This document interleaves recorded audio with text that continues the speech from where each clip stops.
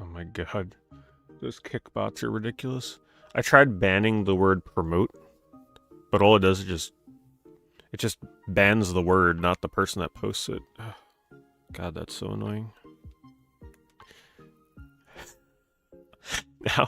Now their message looks so wrong now. Now it just says at PeteDorr, let's blank you. Come in. Oh my god. It used to say hello, let's promote you. Now it says let's. It looks like it's saying like let's, you know,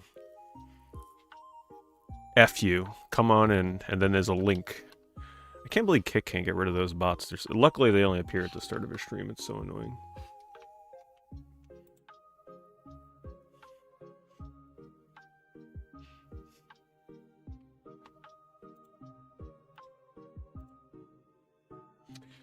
Okay, let me just post on Discord.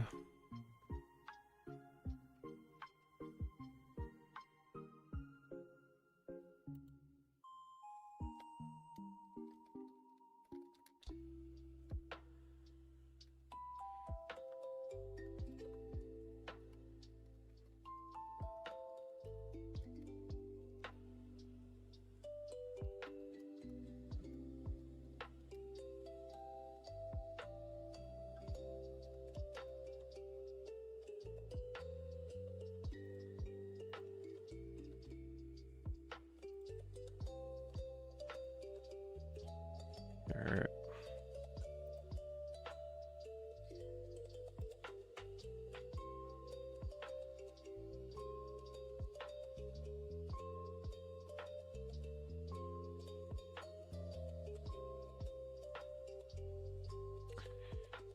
I don't remember him referring me to Darren as Aloha.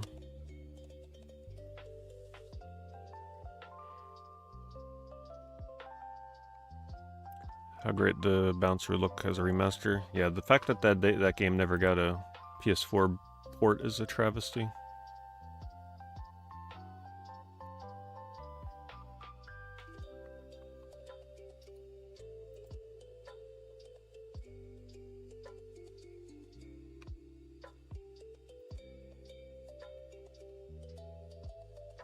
Because it's definitely got the sheen and the shine. The characters still look pretty good in the bouncer.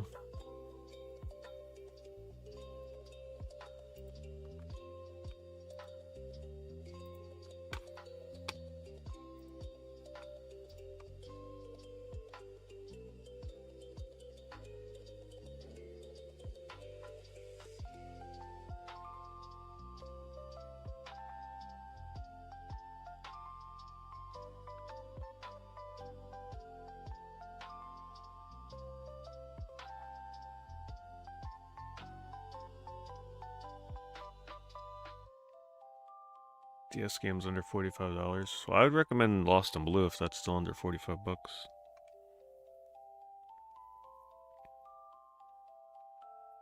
LCSU's Touch and Go.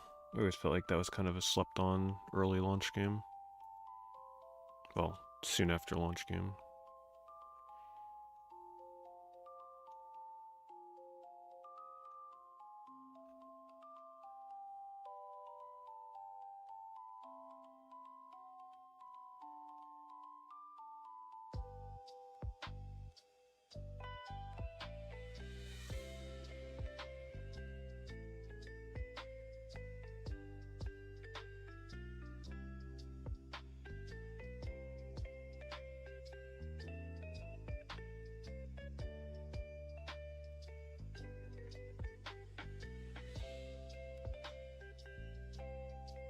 Yeah, it's not surprising 3DS prices went up. It is handheld and portable after all. The Switch is kind of awkward to take around with you.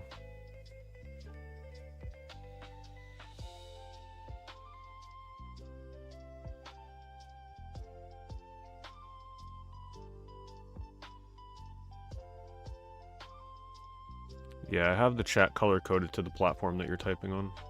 It's just easier for people. So like, for example, if you're on YouTube, you want to keep an eye out for the purple messages and the green messages, because that'll be from Kick and Twitch. So you can actually read the chat that you're not seeing, vice versa. It's just easier on the eyes to see what chat you can see and can't see.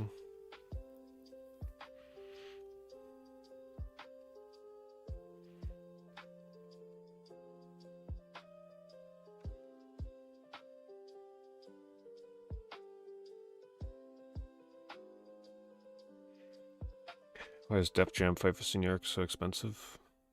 Probably didn't have the biggest print run, but that game kind of hits a few different collector types. People that are into fighting games or like MMA, wrestling, like any of the above, I think are kind of into that game. But it also has a ton of licensed music, and people that are into like that subculture of like that sort of rap style are very into that game because it's very unique. Tons of celebrities in it. So it's kind of hitting on even people that are not necessarily too much into collecting retro games. Probably want that game if they're into some of the artists that are in that game. And it's also a pretty darn good game. That also helps.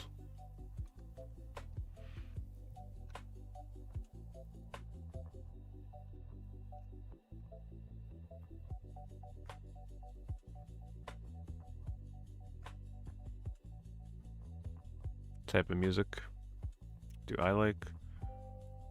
Usually stuff that falls under power metal and like epic sort of melodic power metal kind of stuff.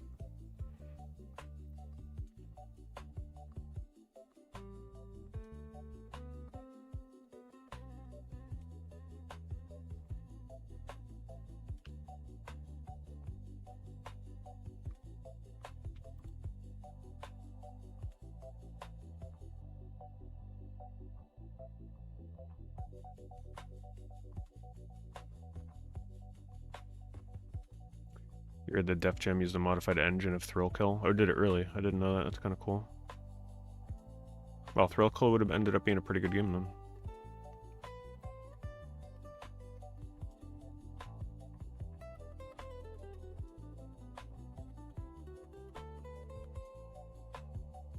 Archspire? I have not heard of Archspire.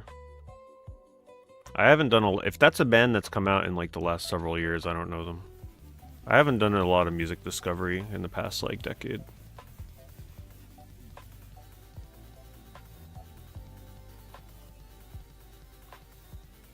Oh wow. This must be a pretty rare game. I know, like, I always see the first Korg game, but not this one. Never again will I play a Korg game on my DS. Because it blew out one of my speakers, my DSi. The pitches and stuff that it was hitting coming out of my speakers, it actually, like, wrecked one of my speakers.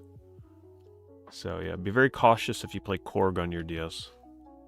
Or 3DS.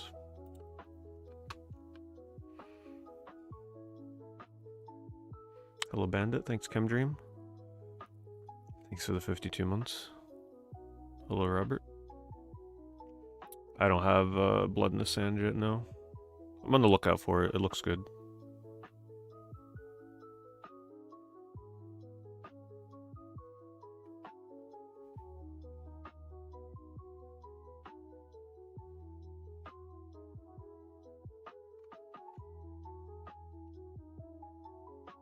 Archspire. I'll have to keep it in mind.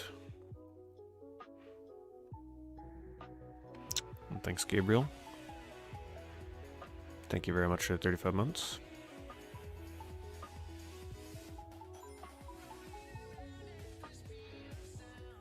Yeah, I've seen the Thrill Kill bootlegs.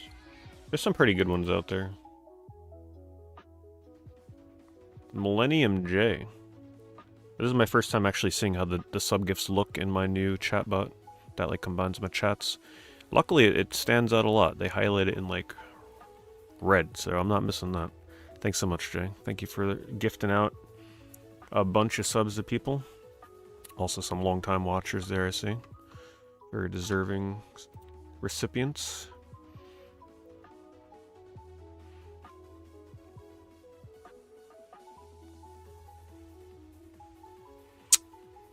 It's actually a pretty nice PSP lot.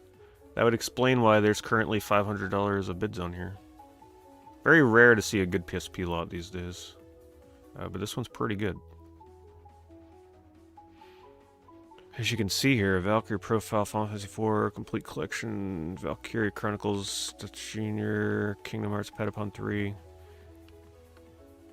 WTF, Classic Heroes. You know, I'm skipping some of them, but Castlevania, Deadhead Fred, 2 copies, 1 Japanese copy. War of the Lions, Dissidia. A lot of these games did receive ports off the PSP, but still good selection. Sungar Rivals 2, Power Stone Collection, Final Fantasy. Yeah, I mean, it's just a good general PSP lot. Good stuff in there. I'll link this if anybody is a PSP collector and looking to flesh out their collection. Link it to the seller. Oh, it's my first eBay stream where I get to take the seller's store link, and if I put it in my chat bot, it sends it to every chat at the same time. I used to have to do it individually. Boom, there it is. Even though apparently, up there it is. Alright, YouTube is a little late, but it sent it through.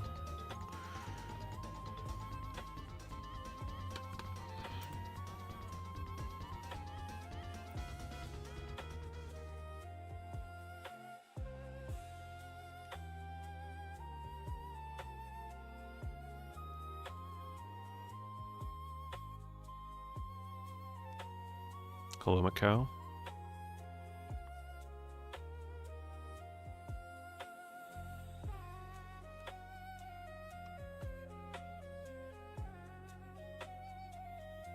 Is the music okay? Is the volume alright?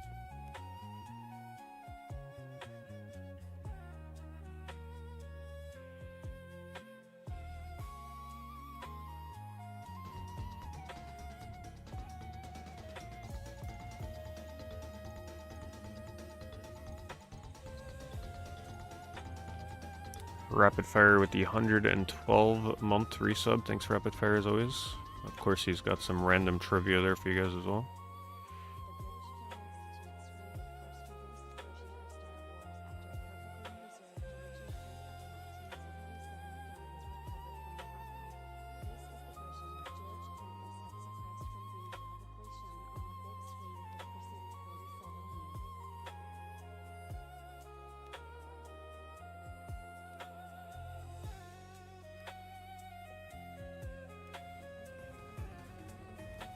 By the way, can you guys do me a favor?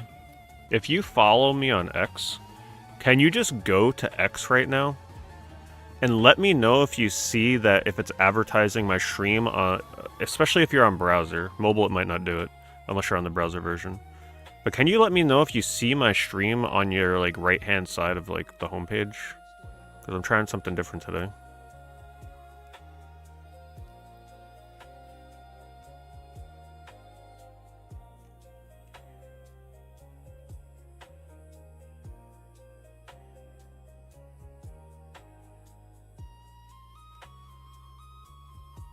Hey, thanks, Bovine. Bovine, just think about that. All those years ago, Bovine subbed 1 month before Rapid Fire. 113 months. I don't know, I just always think about that. I'm like, God, isn't that crazy?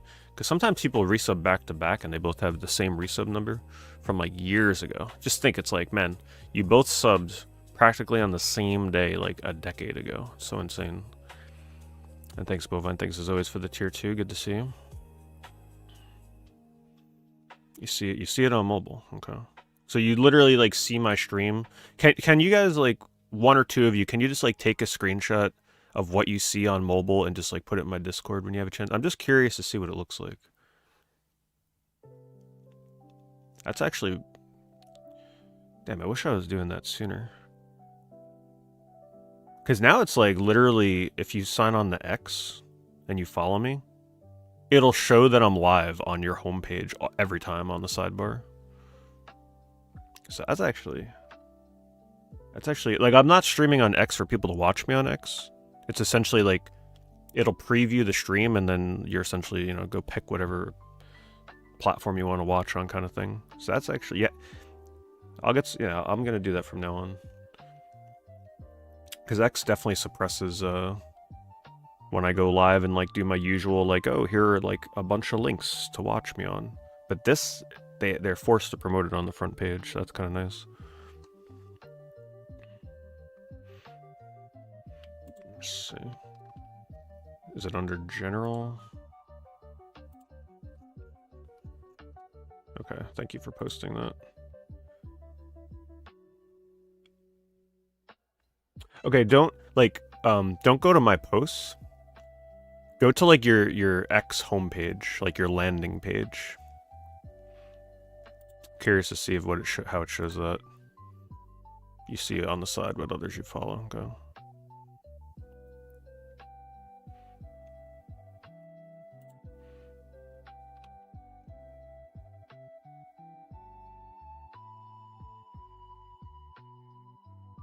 Oh, you picked up Lost in Blue? I'm glad my recommendation was something you weren't aware of yet. It's a great game. There's really no other series quite like Lost in Blue. Personally, I think at least. Hey, thanks, Holybeard. Appreciate the bits very much. When you're on the homepage, you see it on the side as live on X. Damn, that's actually really good. Alright.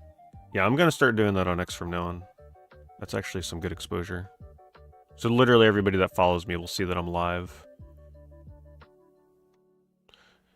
Get some value out of the freaking premium subscription. Because you have to have premium in order to do that, so. That's not what it looks like on desktop.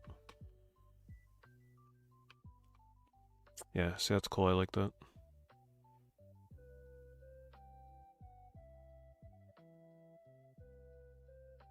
Alright, cool.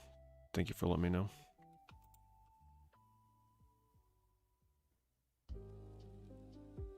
I have not played Disco Elysium. Sadly, I don't really stream games like that. They're just a little too focused on story to really make a good stream. Just too much dialogue.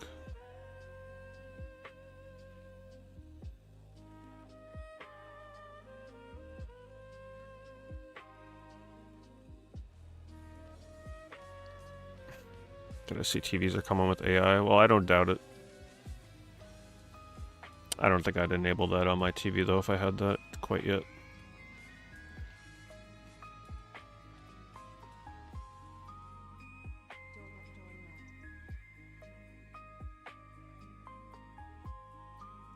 Rocky with the 115. Rocky skipped the 114. We should have had the 112, 113, and then the 114. Thanks, Rocky. Thank you for the 2 big door nuts as well. You're one of the few people with that emote. Yeah, I've heard good things about Disco Elysium.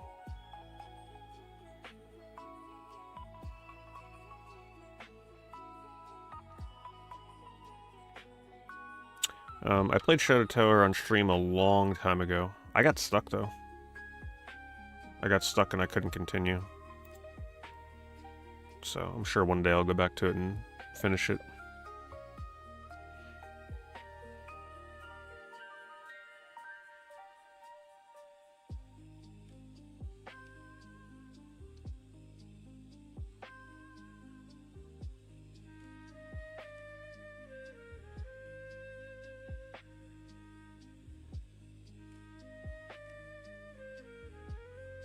How do I decide what games to play?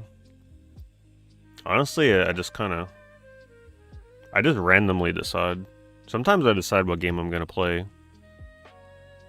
2 minutes before I start my stream. It really depends how I'm feeling. Like, if I'm feeling kind of tired, I'm gonna pick something a little more relaxed where it doesn't need quite as much focus. It also depends how long I'm gonna be streaming for. So it's just really random selection for me. Sometimes if I need an inspiration, I'll just kind of browse through my PlayStation catalog or something.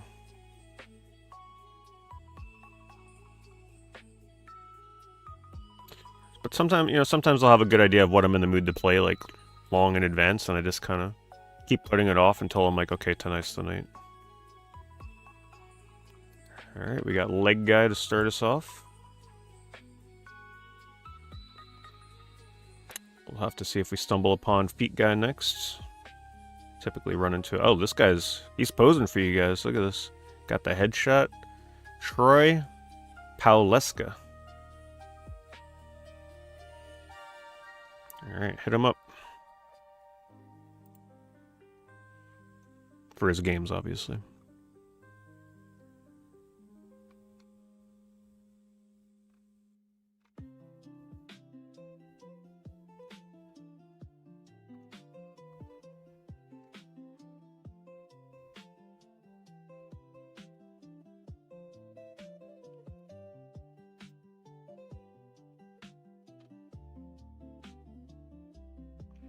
Yeah, no Ash is a creation for me.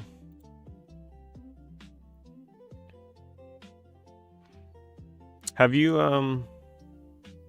looked into Project Gorgon at all over a bit? I don't know, I can't remember if you caught one of my streams of that game.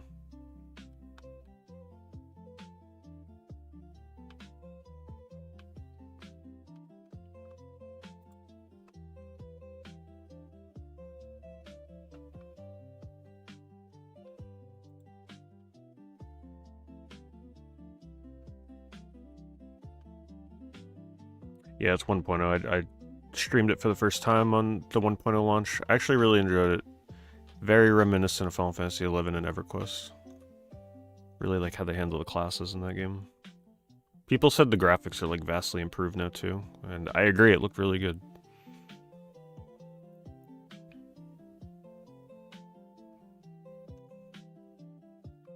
Yeah, I made a Bard, well, I'm Bard Mentalist right now. But it's been a lot of fun. The Bard's awesome. I love the Bard. Haven't played it since I last streamed it, but I'm sure I'll play it again this week. Sadly, with a lot of MMOs these days, I have to take them very casually. So, I tend to fall pretty far behind pretty quickly.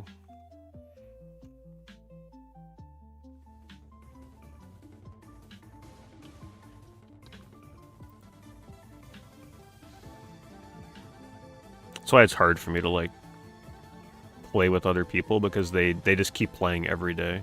And I'm just, like, here playing it once or twice a week. Just can't sustain it, unfortunately. Can't keep up.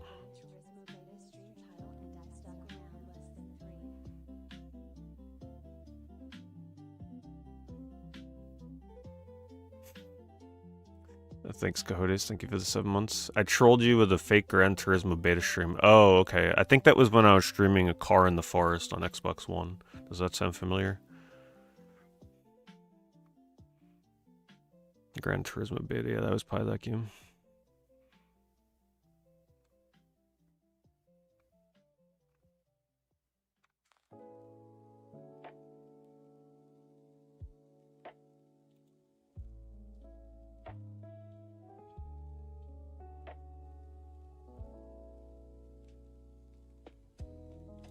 Yeah, I couldn't remember the name. I remember you mentioning it. I tried to look it up. Let me like type this in so I can check that out. I tried to remember what game you told me it was. I'll check that out sometime. Off stream.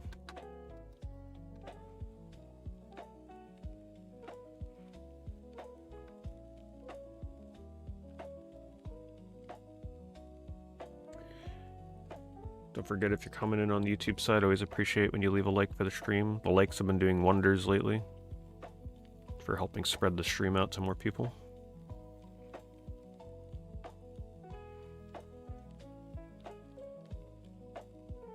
Hello, Tommy.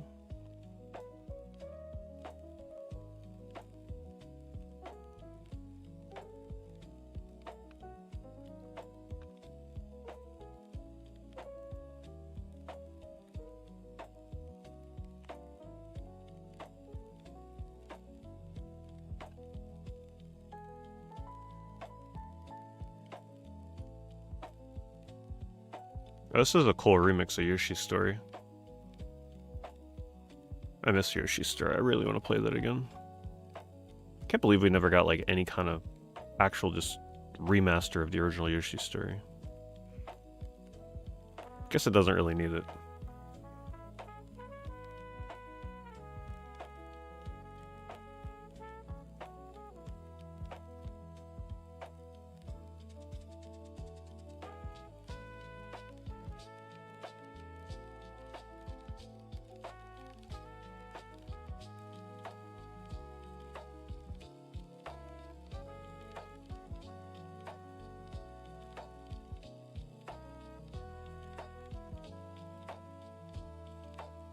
Favorite From Software game that's not Dark Souls or Demon Souls? That would be Eternal Ring. It wouldn't even be close.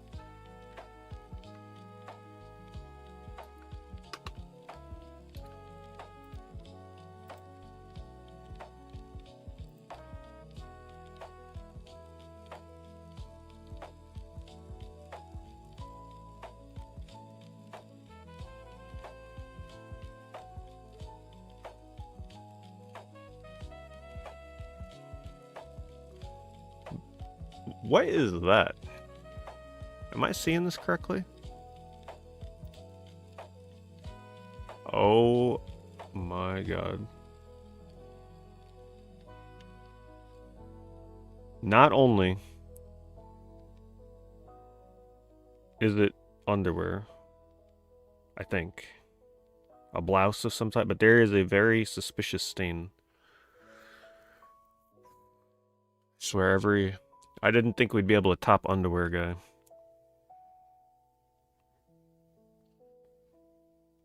Bigos.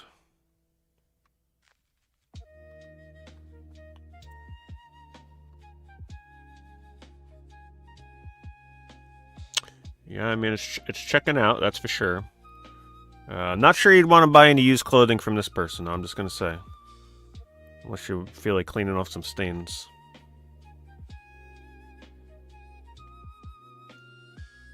Very interesting combination. You can pick up a copy of Battlefield and Sniper Elite and pick up some panties along with it. Very unique store. You know, there comes a time where you may need to open a second eBay store.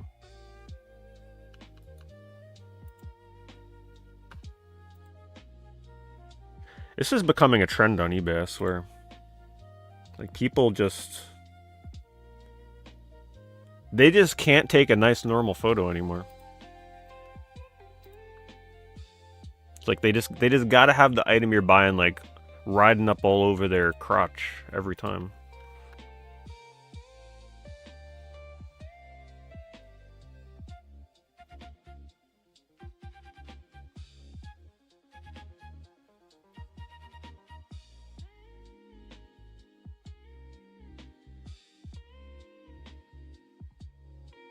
Hello, Matt Rap.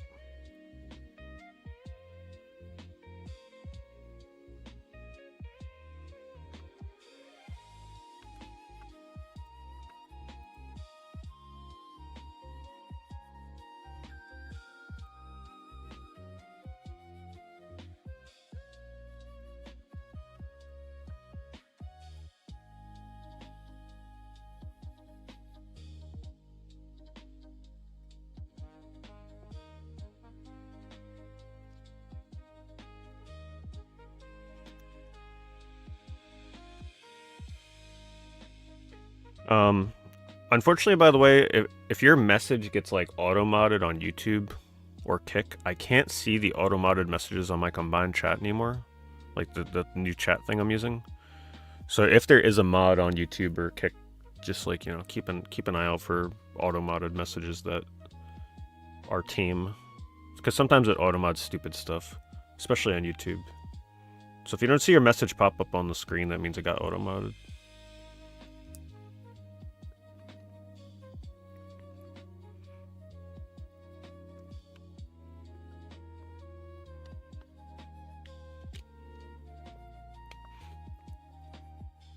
You were wondering ways to save money on games. Somebody gave you a great idea to buy disc only in the case of manual separate. I've done that before, but that really depends on the console. Certain consoles is a lot easier to do that for. Others can be a lot harder. You'll find that with PS1 and PS2, especially PS1, because one time I bought a lot of empty PS1 cases for a really good price, and I tried to fill them out with discs. It is a lot harder than you would think. You have to be very patient and persistent, because believe it or not, you'd be surprised, especially for the non-super rare games. And by non-super rare, I mean a game that complete-wise you can usually pick up for like 15, 20, 30, 40, 50, 60, like something like that.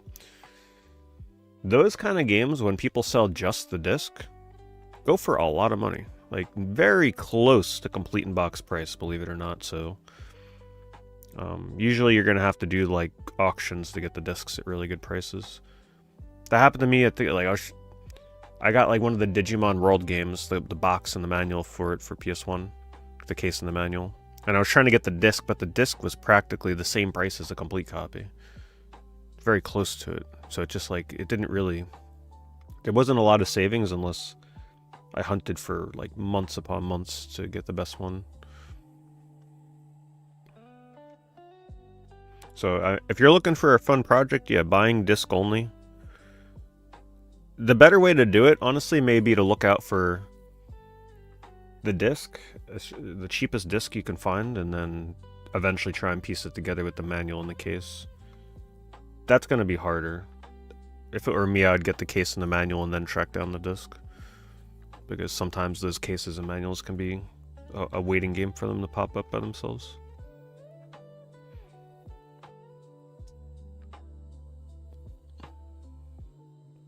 Dragon Quest VII Remaster. Honestly, at this point, I think I'm just going to hold off on it. I'm already playing too many RPGs. I don't think I want to add another one to the list. I'm really not in a rush for that game. And I'd want to wait and see what more of the consensus is from everybody anyway on that game. See if it's like even worth full price. Or just wait for it to be on sale.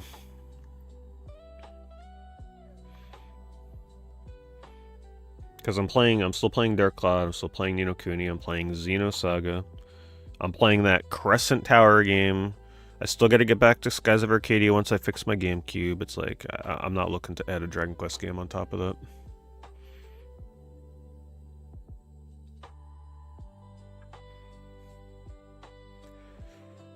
Well, we were talking about that yesterday. You know, a lot of people consider 360 PS3 sort of retro now, the cutoff. I personally, like, someone can call the PS4 360, I mean the PS3 or 360 retro or not retro. I mean, I wouldn't really care. I don't lose sleep over stuff like that. But there comes a point where, you know, there's been so many console generations after the 360 and PS3. At some point you gotta accept that it's kind of like retro. Maybe a bit more modern retro.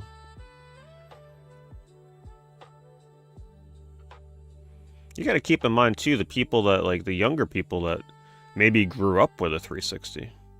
To them, that thing must be feeling, like, ancient at this point. Did I play everything on original hardware? Yes. I don't emulate anything. Unless it's official emulation, meaning, like, a PS2 game that was ported to PS4, kind of thing. Or the Evercade. The Evercade is the closest I come, but those are... Yeah, it's just a fun little arcade cabinet thing with physical carts. Or if it's something on PC. I really try and avoid sloppy emulation.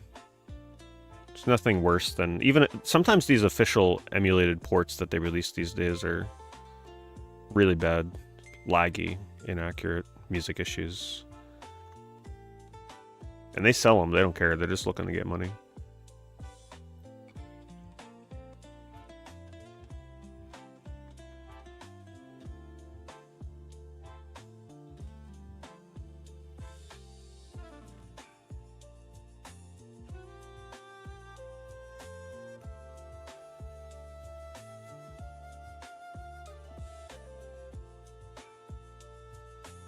Your Halo Xbox recently jumped in price. Original Xboxes are starting to break down more and more, so getting a nice functioning one is gonna become more difficult. Especially if people don't repair them. They're destined to be broken the next time you boot them up. Like mine. My original Xbox leaked, like the capacitor leaked.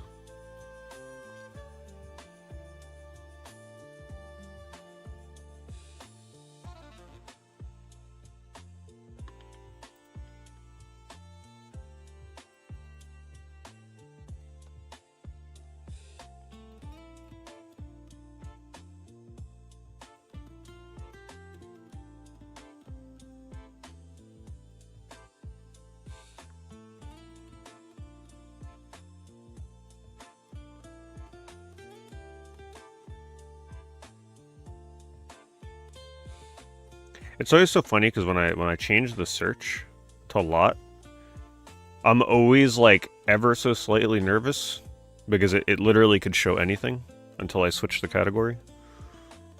And one time, I'm sure some of you remember, someone was selling some naughty things on eBay.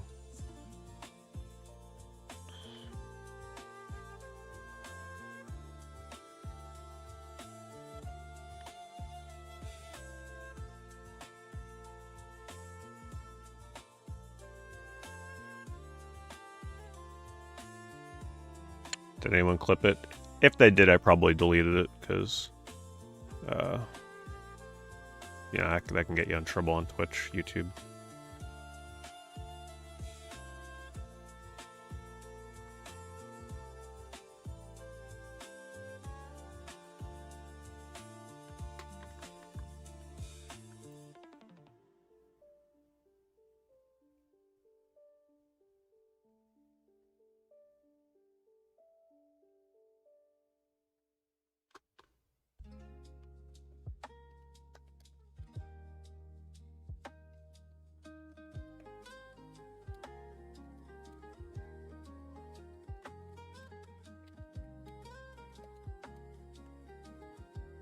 One second.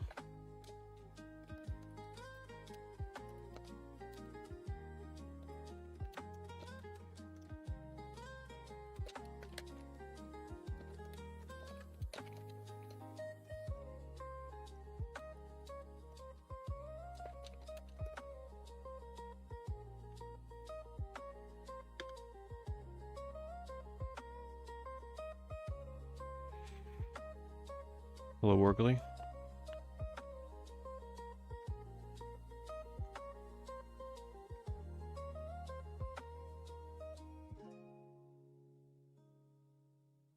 I have no plans to return to High Good. They had their chance to capture my attention at launch, but they were a few days late. Gotta move fast with the AAA games these days.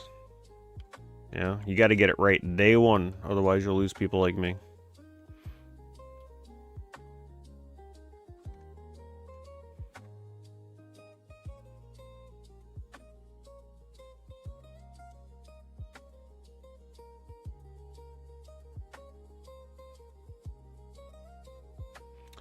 Romancing Saga and Unlimited Saga. That's about right for the both of those. One of these days, Unlimited Saga will have its moment. Though I suspect they're gonna do a HD remaster on that. It seems inevitable, they're porting so many Saga games.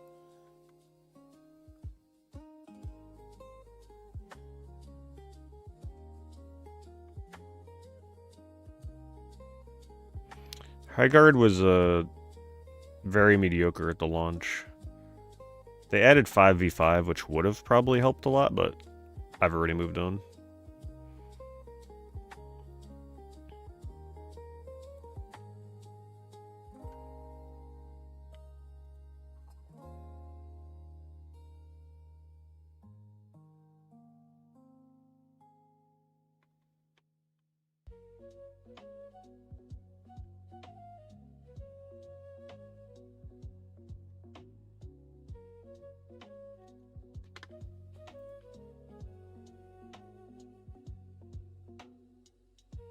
So $10 a game, some of which are $15, $20 games. So actually, it's not bad. The only games that kind of bring it down would be Call of Duty 3. The Hitman game is definitely not too much. But honestly, Sly Cooper, SOCOM also brings it down a little bit. Sly Cooper, Flat Out 2, Silent Scope 2, Solar Reaver 2, Eternal Ring, even the greatest hits at NBA Street. That's not as cheap as you would probably think. Pirates, Legend of Black Cat. It's actually, you know, $100 is kind of like, ooh. But it is a decent selection. Creased cover on Sly Cooper. No manuals. No manuals kind of kills it. Pass on that.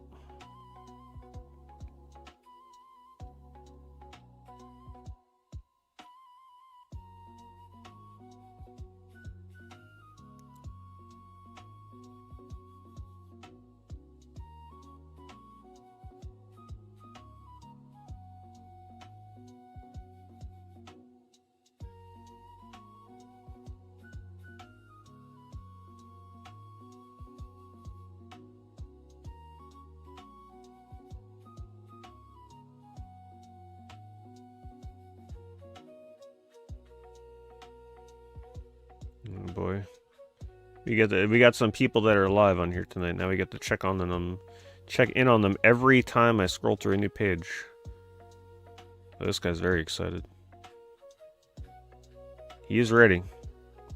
$1 sports, football, and baseball. And then you got jewelry. Picked up at various yard sales and Goodwills. Sold to you at a 500% markup. Probably more like 1,000% markup. Probably make a killing on that stuff.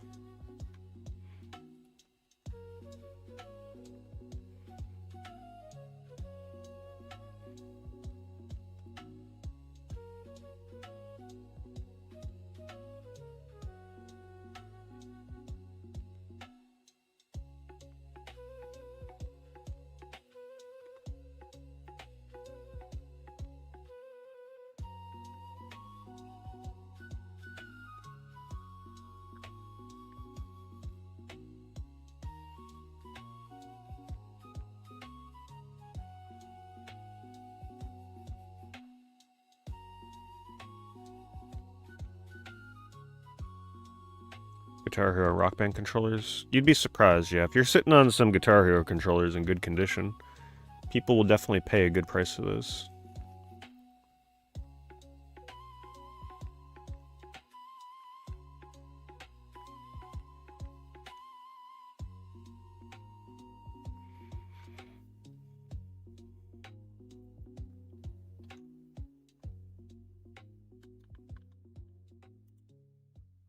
Because there's something called Clone Hero that a lot of people play, and people are always in need of new, like, nice shape Guitar Hero controllers. They go through them like crazy when they play Clone Hero.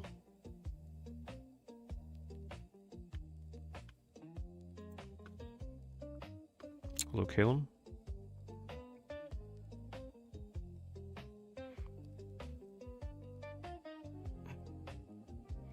Worst packaging ever with the game? I don't know.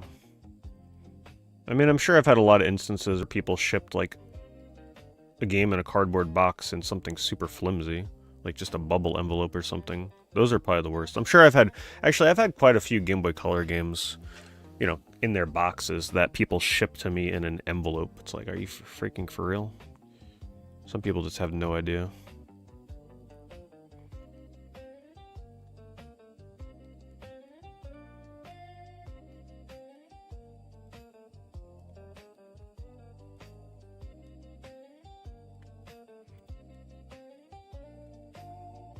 The worst ever, though, was probably when I got my, a very, very rare Last Guardian press kit that was shipped from another country. I don't remember the country, but the person literally, and, you know, this thing was hundreds of dollars, couple $100.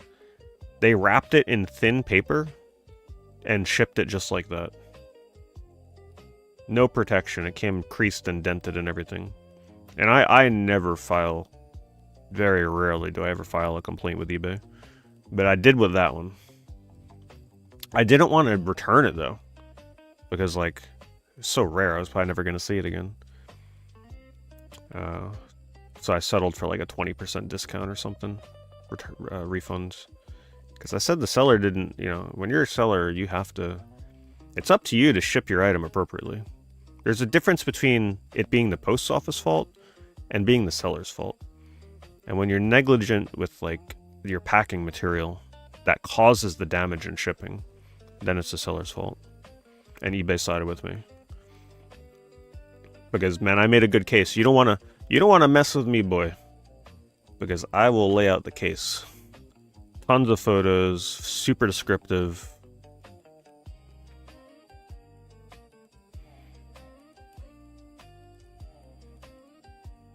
And I know the right wording to use. I feel like I'm typing like a lawyer or something when I wrote that message to eBay, like the case when I opened it up. I research all the keywords to hit on that are like, you know, eBay will practically, you know, they have to side with you.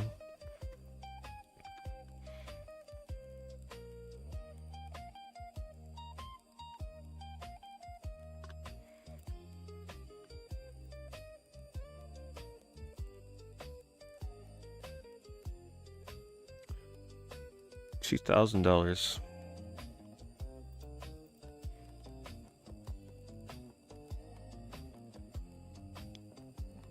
Some good games.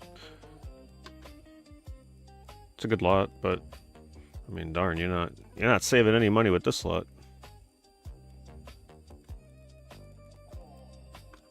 Oh, I almost missed those bits. Sorry, I don't know why I'm not hearing my notifications. I should have heard that. Thank you, Citrus. Appreciate that very much. Let me try refreshing that. I don't know why. Unless it's just so low. I'll have to take a look at the bit notifications.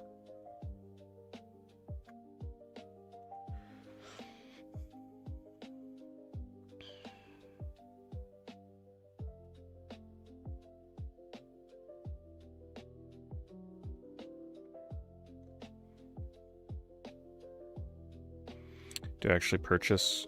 My eBay streams have always pretty much just been chatting streams, and if I find a good deal, I put the link in chat for others to buy. But lately, probably like once a month, I'm gonna do streams for my members, which I've already done a couple times, where I actually I don't end the stream until I buy something. But you gotta pay $1. That way, if someone snipes me, at least they had to pay $1 to do it.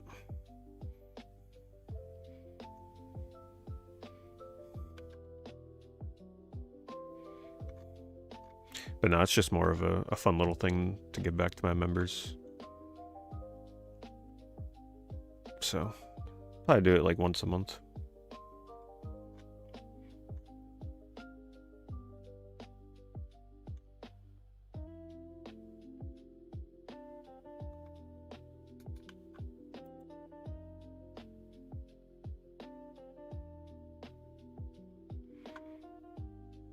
It's actually not bad. Shipping, $7, reasonable. If you actually needed these games, I mean, heck, SSX3, Juiced, and Mad Dash Racing. And of course, the biggest highlight, which is Pocket Bike Racer. I have no idea about this Combat Task Force game, but this actually feels reasonable. All complete.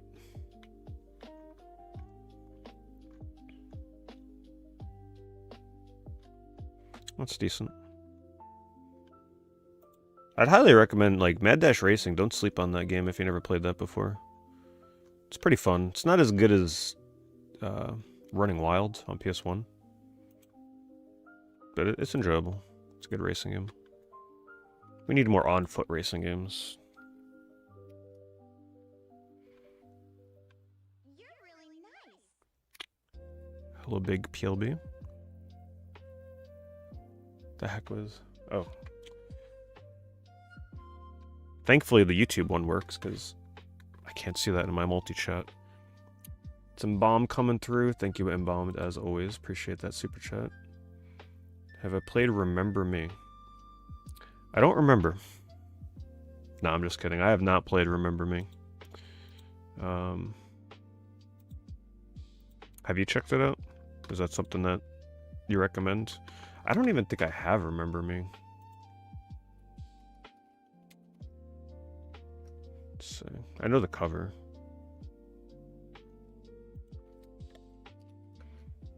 Yeah, I don't think I have that. But if it plays anything like your typical PS3 360 action game, I'd probably be on board. Speaking of which, did you guys hear the best news today? It has been confirmed. Suda51 has said he hates parrying in action games. And Romeo is a Dead Man will not feature a parry. Thank you. Thank you for understanding. Let's bring back the 360 PS3 era of fun hack and slash action games. It's good news. It's already game of the year. Just hearing that. Then, of course, you had all the people that were in the freaking comments like, oh, it's just a skill issue. Oh, that's like such a super important thing in an action game. It's like, man, just go play your Dark Souls games. I'll take My 2-decade-old feeling action game with modern graphics. Thank you very much.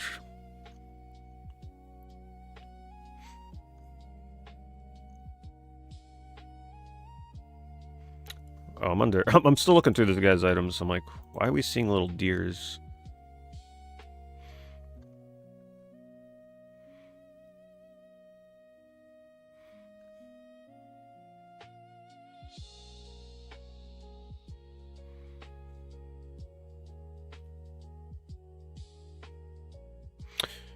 I think the argument for parrying is when parry is in a game, then the gameplay has to be built around parrying. Like, so a lot of times the enemy's attacks are deliberate and slow to a degree to telegraph the attack so that you can parry.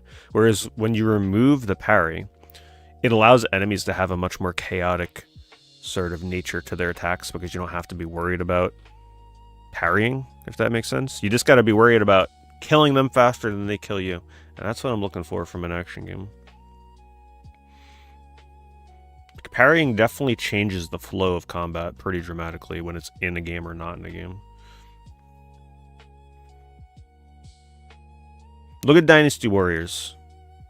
I don't know about the new ones, but the old ones, right? We need more Dynasty Warriors out there. I know we all hate on Dynasty Warriors because every game is practically the same thing. But sometimes you just want to have fun killing stuff in fun, flashy ways.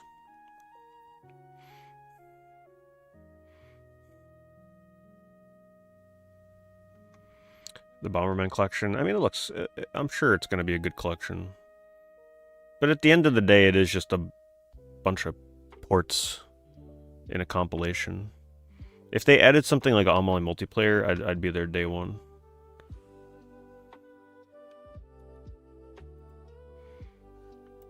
And it's not that hard to play those Bomberman games that never had a US release. So... I mean, it's a cool collection. I like what they're doing with the UI, with the boxes and everything in-game. I think it looks really nice. But I'm not sure that's going to be a day one purchase unless the price is cheap. Definitely not, Tommy. Nope. I'm always excited for the future.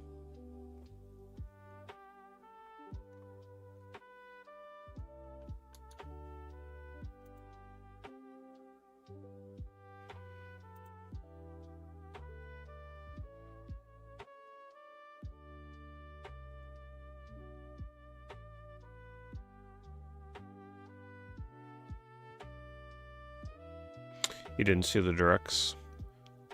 The direct was alright. Some decent updated trailers they showed in there at least.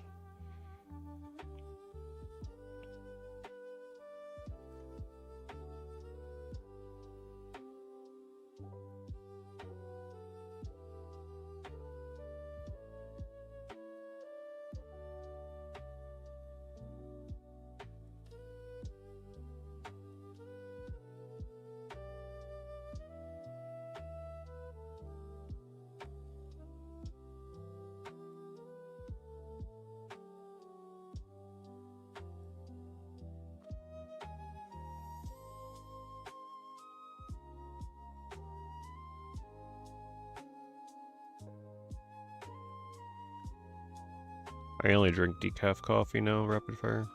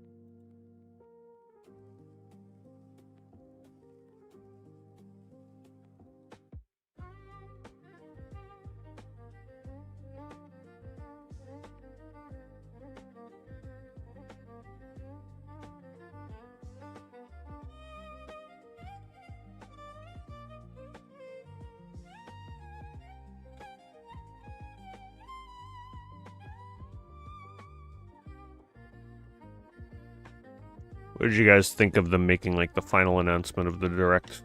The fact that what was it, Starfield and Oblivion and Fallout 4 were coming to Switch too. I mean, it's cool for people that don't have anything but Nintendo consoles. They finally can play Oblivion. Not really a show-stopping finale announcement, though.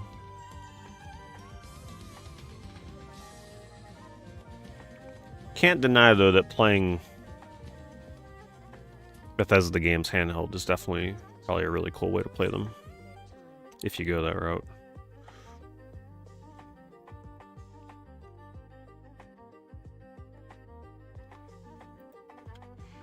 Hey, thanks, Stepmech. Thank you very much for the 72 months, 6 years. Always appreciated. I'm not sure if they mentioned they were keycard. Only Fallout and Oblivion, not Starfield. I could swear that they showed Starfield at the start, but maybe they didn't.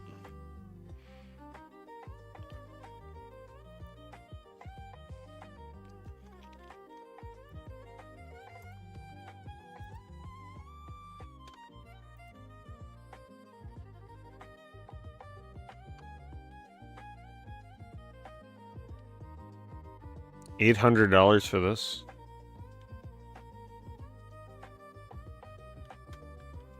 Two Genesis, okay.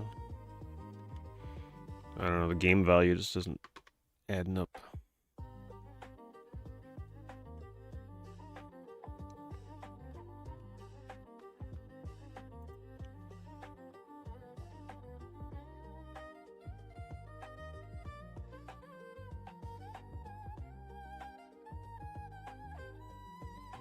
Did I buy any of the mini consoles?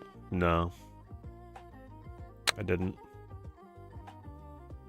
Those things are cool and all, but they're not really made for me. Like, I'm not really the target audience for those.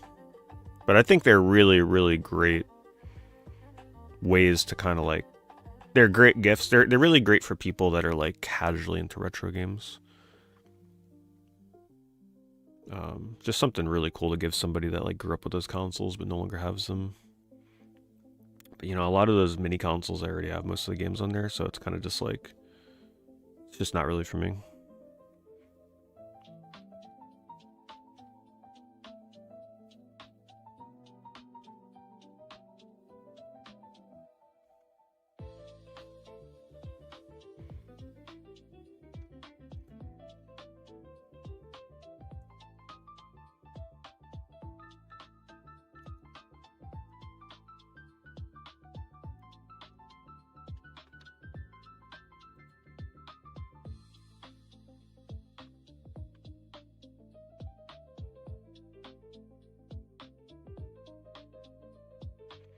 Any good deals tonight? I've linked a few things.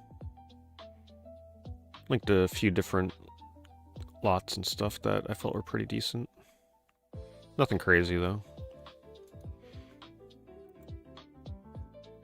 In order to find the crazy deals, you gotta sit there refreshing newly listed over and over and over. But that's no fun for a stream.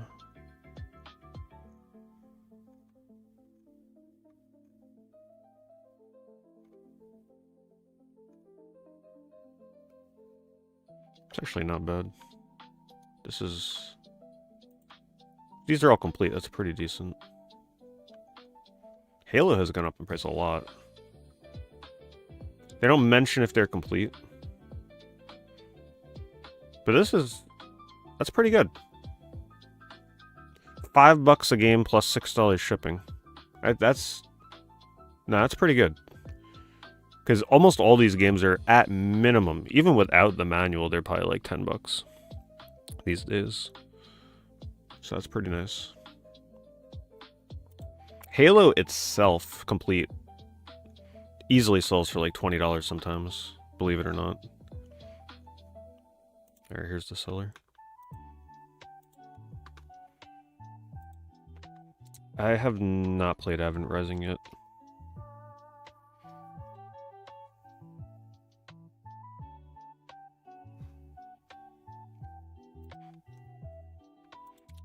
Well, I'm glad you stopped in, Matt. Episode 3 works on Series X as well. I have actually never... I don't think I've played that episode 3 game. That'll be fun to play one day. And I'll definitely play it on Series X.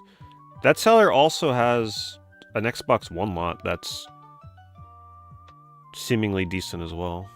It's got Recore in it.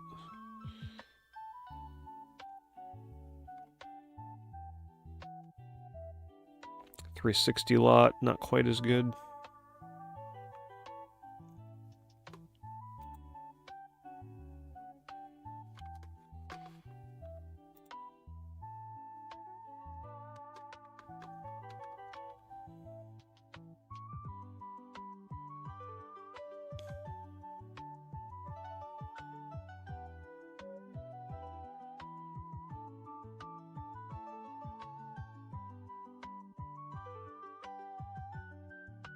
You're having nostalgia for Loading Human Chapter 1. Isn't that a PSVR game?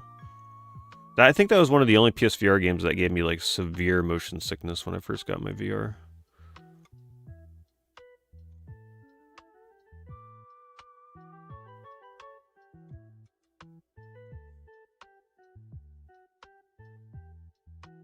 I've barely played Bond games. I think GoldenEye is like one of the only ones I've played to completion.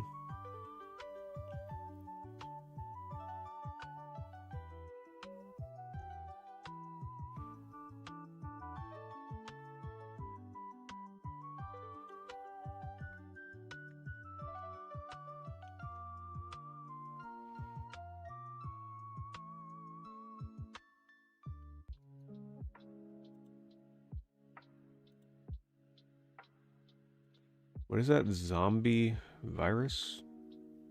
Ragnarok Edition? Never heard of that. Zombie Vikings.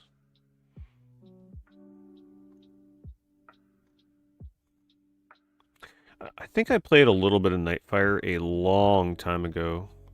So I think someone requested I play it. I think I played it for like an hour, but I don't really remember anything. Unless I might have rented that game too. But yeah, my memory is very shoddy on anything other than GoldenEye.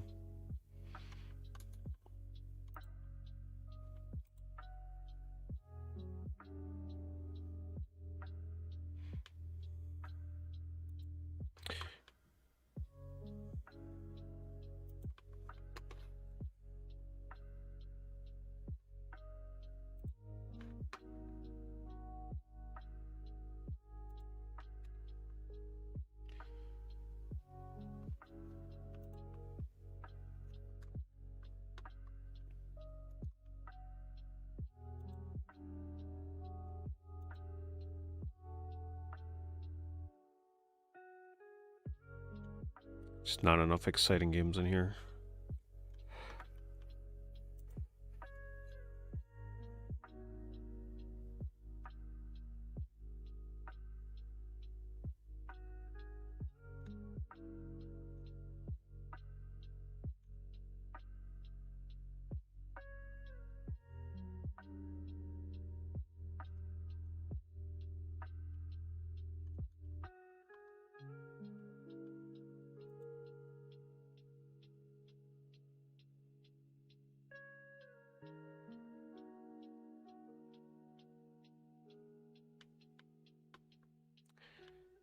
Ooh, man, that's a... Oh my goodness. Jeez. Thing looks like some kind of science experiment growing its own hair. Let's put that thing out of its misery.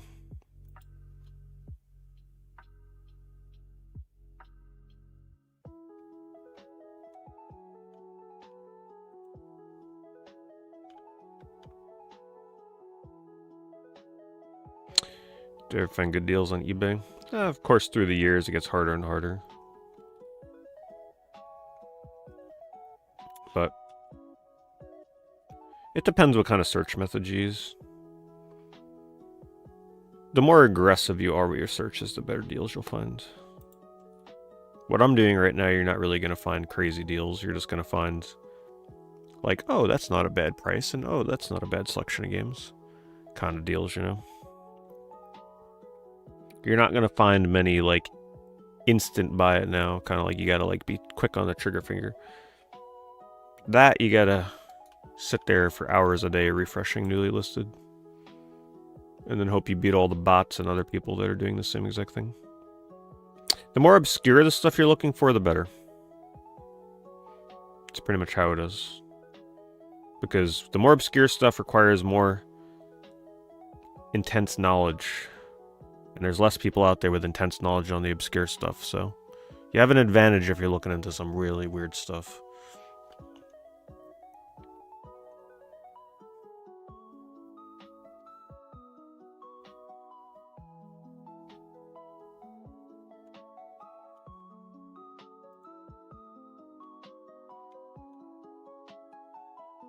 For GameCube standards, probably a reasonable price. 4 games for $50 free shipping. Doesn't matter what the heck the game is, it's gonna have a GameCube tax.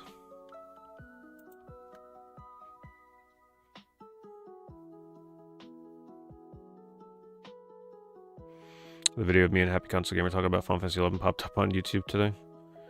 Yeah, it's a good video. To know the full lore on that, though, Overbit, you have to... I'm pretty sure it's on YouTube. Otherwise, you'd have to find the original episode it was on. But I'm pretty sure it was clipped on YouTube somewhere. But that discussion is actually a continuation from like 10 years ago. That we did on my old podcast. We were talking about Final Fantasy 11 for like a half an hour. But our 2 other co-hosts don't play Final Fantasy 11 or MMOs, so... We were interrupted and had to cut it short. Or rather, we were interrupted and asked to cut it short, and we just kept going. And then eventually gave in.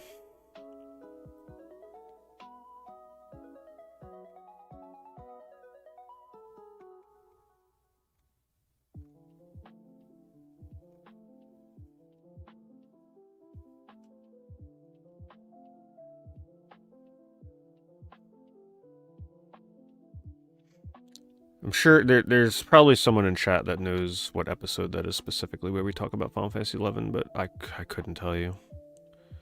I mean, it's like well over a decade ago at this point.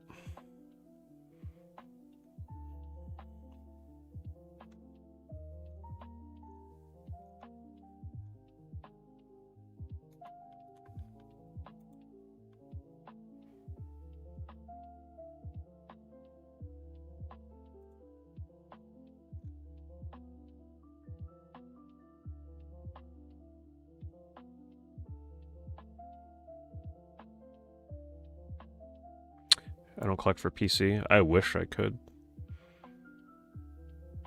I would be all over older big box PC stuff, but I'm not super knowledgeable on like PC stuff in general, so me ending up with a game that I can't get working would drive me nuts. I did it years ago where I picked up Wizardry 8 physical while that was like... Back in the day, the only way you can play Wizardry 8 was literally a physical PC version of the game. It wasn't on Steam, wasn't on GOG. But it had compatibility issues and I couldn't get it to run after spending like $70 on that thing. And I never bought older PC games after that.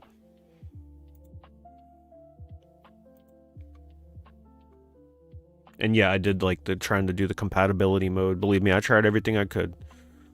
It was a nightmare. Honestly, the ideal thing for me is if I had a separate like retro PC with like Windows XP or whatever the hell you'd have to run in there, Windows 95. If I just had a dedicated old Windows PC, I'd stream off of that. I'd just literally take a webcam and point it at the damn thing. Forget the screen capture. Just literally take a webcam, boom, right on the monitor. That's how I'd do it. And believe me, if I had that, and I knew that like the games I was picking up would work absolutely fine, yeah, I'd play a lot of stuff on that.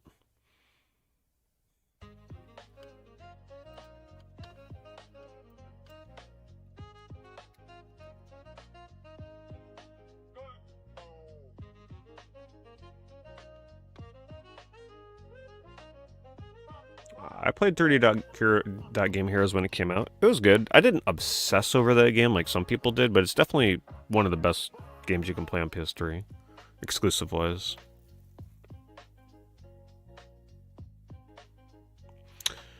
Bunch of the first game was $60. Oh, Crash Bandicoot 1 has been expensive for a while. Believe it or not, Crash Bandicoot 1 on eBay, black label in good condition, that can easily sell for $100.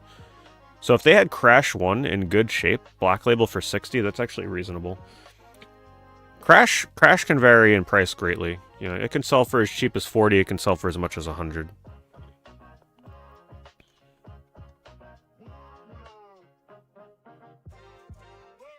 I've discussed why that is, but like in summary, in a nutshell, the reason why a game like Crash Bandicoot can be $50 in one auction and $100 in another, and they both sell, is that it's one of those games that's so popular and just synonymous with the nostalgia of growing up with a PlayStation, is that it targets everybody.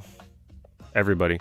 So the reason why games like Crash Bandicoot can sell for $100 is because the unknowledgeable, sort of like casual, like, oh, I grew up with a PlayStation, I had Tomb Raider, I had Crash, you know, those kind of people, they come on the eBay wanting to get nostalgic and pick up games from their childhood.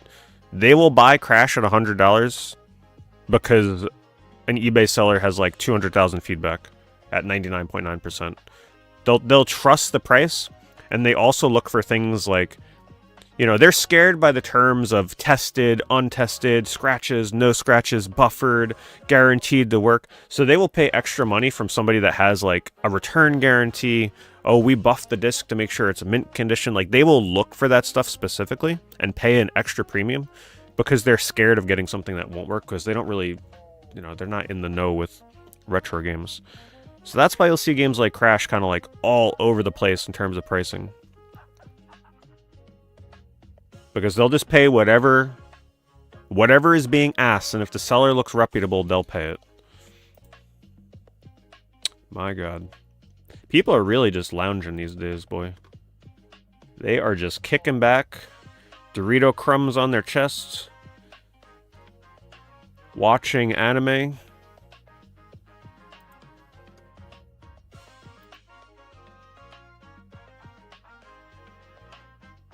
This time they took a Tempur-Pedic pillow, at least, with some black mold on it. Oh, a little bit of black mold for good measure, never hurt anybody. At least they thought to cover up their legs. Must have got cold for these photos.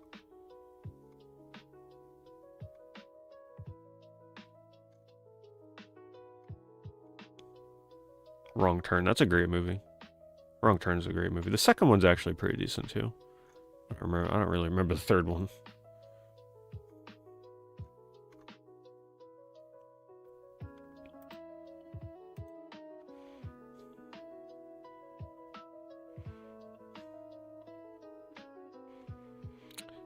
Do I delve into game soundtracks? Here and there. I used to be very into collecting gaming CD soundtracks. But now it's like very rarely will I ever pick something up.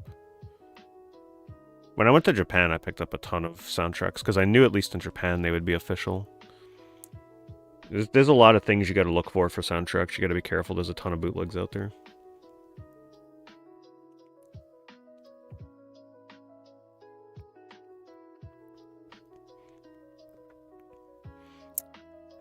Do I do slasher films?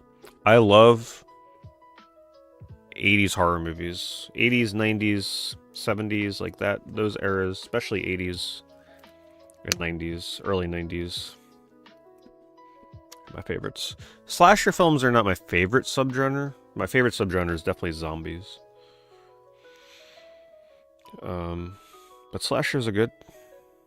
I enjoy slasher movies.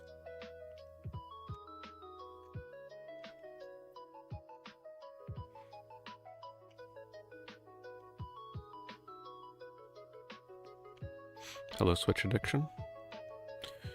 Alien's still your favorite movie of all time. Alien's a great one.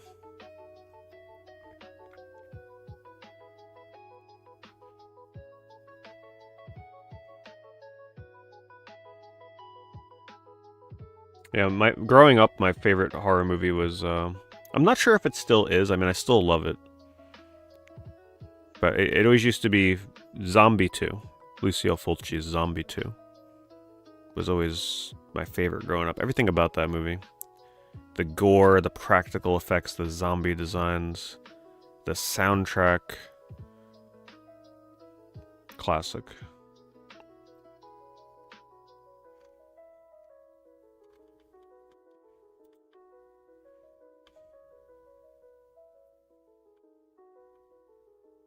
Hello, Ostia. Yeah, I used to be obsessed with all of Fulci's movies. The Beyond, stuff like that. But Zombie was always the top of the top for me.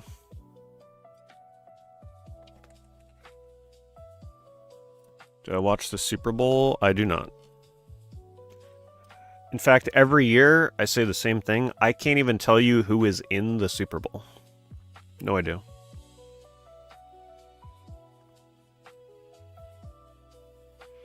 Like, you can hold a gun to my head right now and say, name the 2 teams that are going to be in the Super Bowl, I'd be dead. Couldn't even tell you one.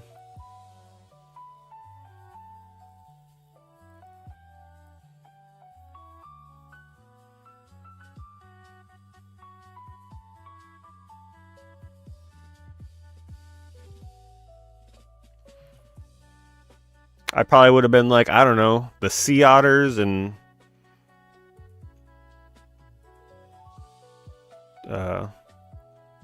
platypuses or something.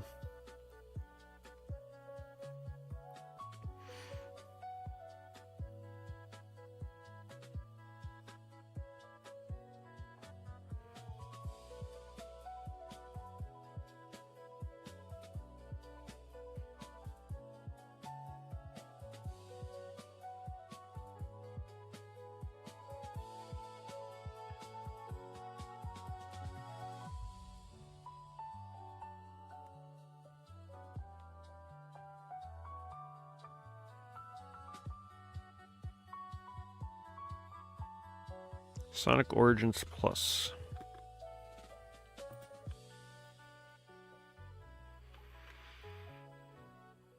Ooh, got ran over by a tire.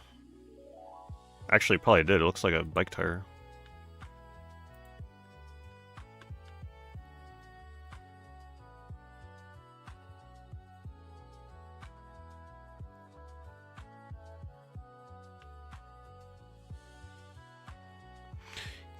Yeah, the only time I have fun watching a sport, honestly, the Olympics can be fun sometimes.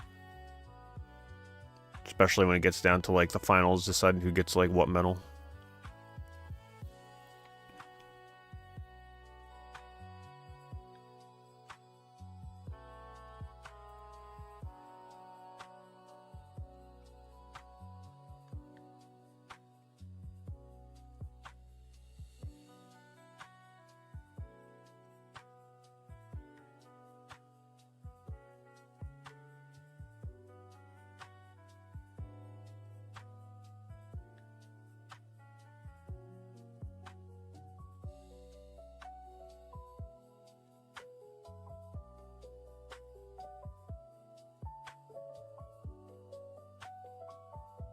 It's a very minimalistic Wii sign.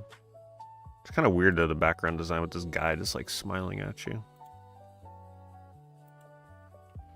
I have a feeling that's not official though. I don't know. I feel like Nintendo would not put their logo in black. It would always be white.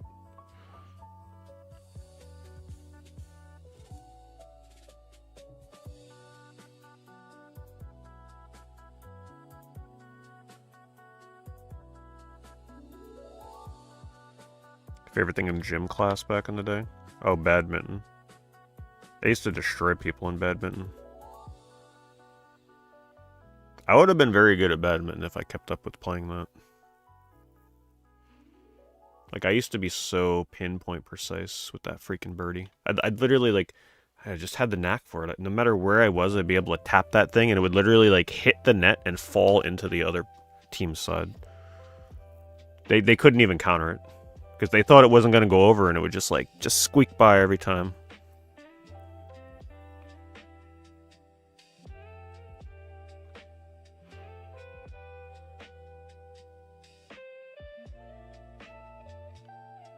This looks like one of those, like, so bad it's probably good games.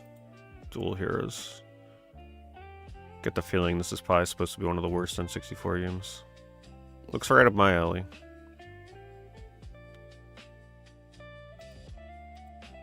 Oh yeah. Yeah, you can tell just by looking at the screenshots. Virtual Gamers Challenge in a hot battle. Yeah, that looks good.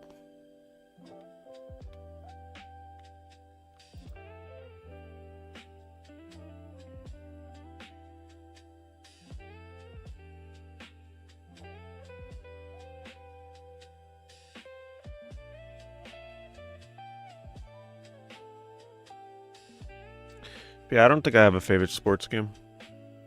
The only sports games I end up liking are the, like, extreme sports games. Normal sports games, yeah, not for me. Res shirt. I made my own res shirt. Gotta find it. I don't know what I did with that.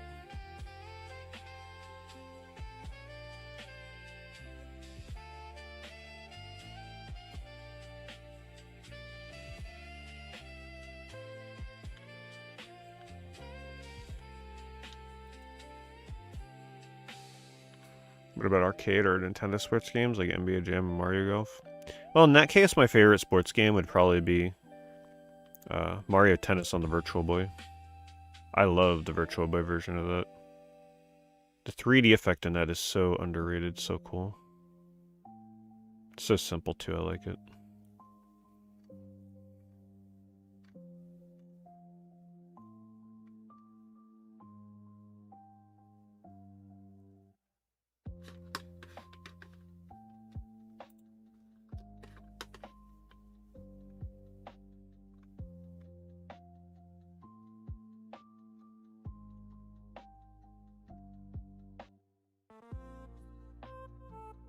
Spyro mug.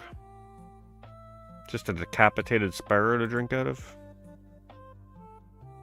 It's a weird design.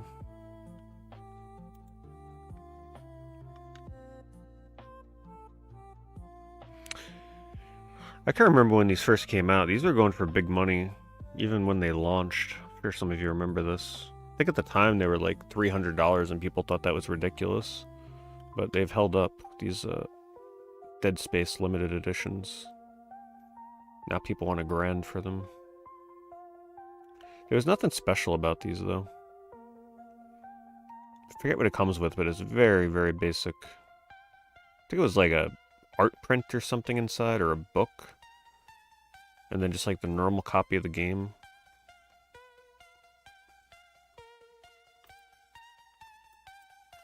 However, at the time, it was very rare to see an actual limited edition version on like a 360 game. Around this time, a lot of the limited editions were like super mass printed.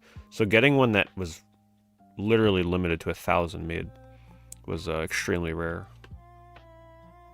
So people went crazy for it. And I don't think you can... I forget how you had to get that. I think you had to... Man, I don't remember. But the process of actually getting one legit when it first came out was very convoluted.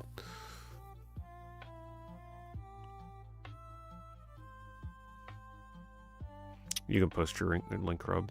It might block it, though.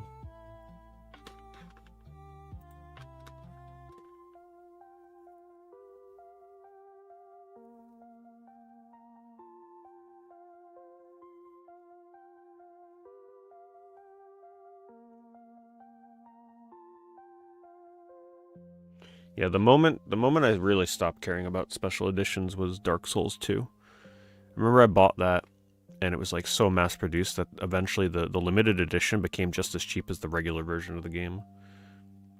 So that was like that was like putting the nail in the coffin, and then hammering the nail in was Ni no Kuni 2, because I had it on pre-order, and like 2 days before it came out, I canceled the pre-order on it. Because I looked at the limited edition, I'm like, I'm just getting scammed. The stuff they were giving you in there for whatever it was, $200, absolute scam. Ever since then, I never looked back. Life without limited editions is so amazing.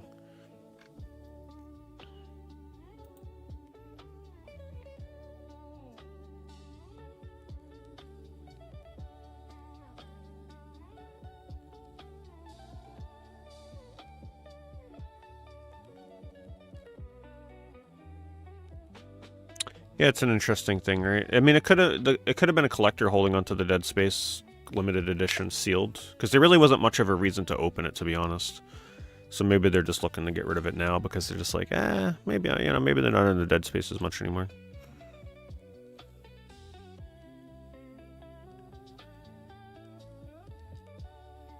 Any interest in a new Mario Tennis? I wouldn't say that I'm not interested in it. I'm open to playing it because I've always liked Mario Tennis games. But I'm not like super well versed in Mario Tennis games, you know? So it actually would be kind of fun for me because I haven't played like the last couple that they released. So I'd actually probably be into it. I'm not opposed to it. Dr. Crocs. Thanks, Dr. Crocs. Appreciate that. Thank you for the Prime sub. Enjoy your emotes that come along with that.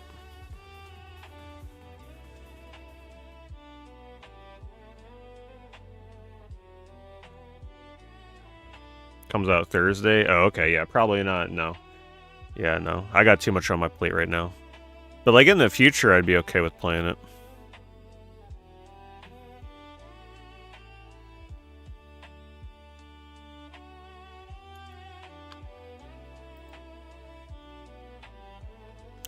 Have I played Eartheon yet? I had Eartheon on my top 10 games of last year. I really loved it.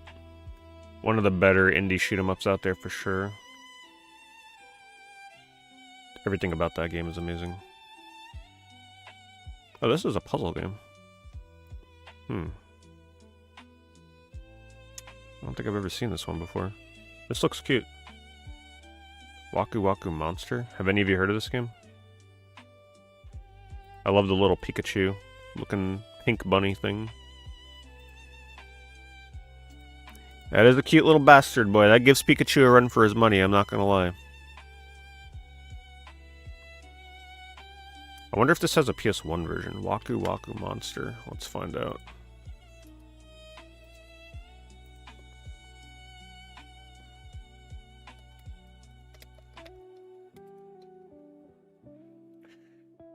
It does not, sadly.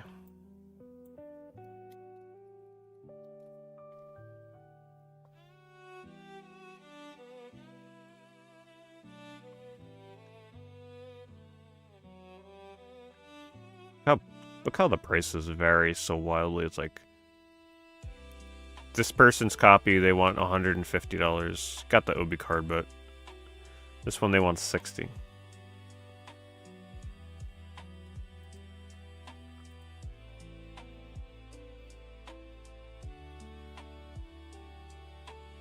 Hello, Geometry.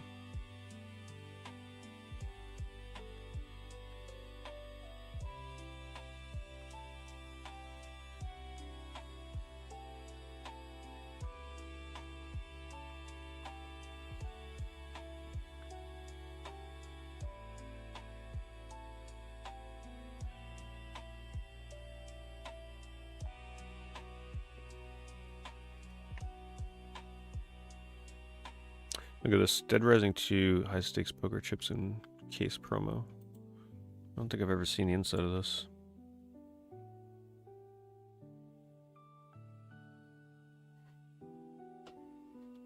It looks like one of those kind of collector's editions where you're either going to open it and use it and have fun with it as a practical poker chip kind of thing, or it's just going to remain sealed and untouched for 2 decades.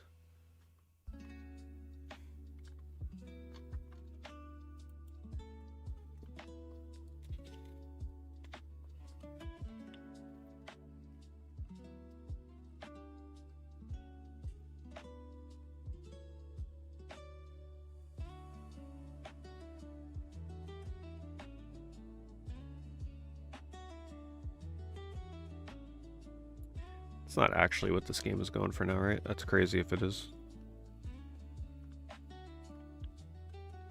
Muppet Monster Adventure. Gotta double check this.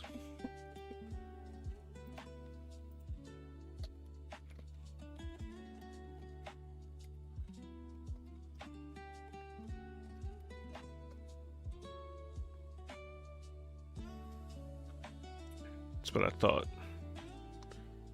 Yeah, not 350. I don't know where that person's getting that price from. I guess because they have a mint disc, but still. Is that worth more than double the price of another listing?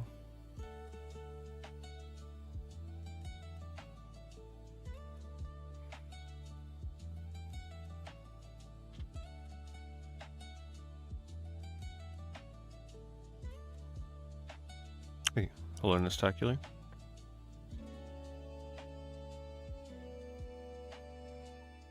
Thank you for watching. Since 1998. Well, at least you were collecting during the best time to collect, right? I'm sure you got a lot of great deals on games that are not a great deal any longer. Especially judging by your name, you probably collected a lot of NES games.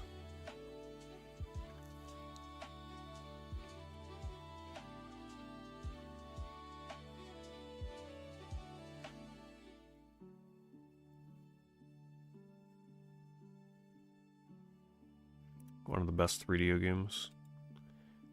Draw, always one of my favorites. Super fun. This game never gets boring to go through. Like once every 5 or 6 years or something, you pick this game up. It's one of those fun FMV games. Way easier than something like Dragon's Lair. It's a very simple game. Very straightforward. Plus the animation's cool. It's more like an 80s anime kind of thing. Muppet Monster Adventure is a 3D platformer. It's pretty good.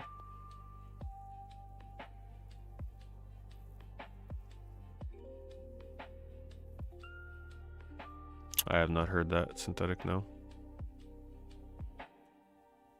Did I pre-order Wind Waker to get the free pre-order bonus of Master Quest? I don't think I did, because I don't think I got Master Quest. I honestly don't remember how I went about getting Wind Waker. I think I got it day one, but I don't think I pre-ordered.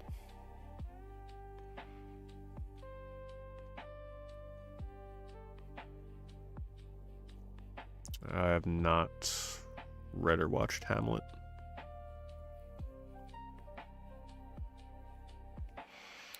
Azure Dreams. I haven't played too much Azure Dreams, but what I did play, I enjoyed. Yeah. But I never got too far into that game. I did a stream of that game, like, man, it's probably 8 or 9 years ago at this point.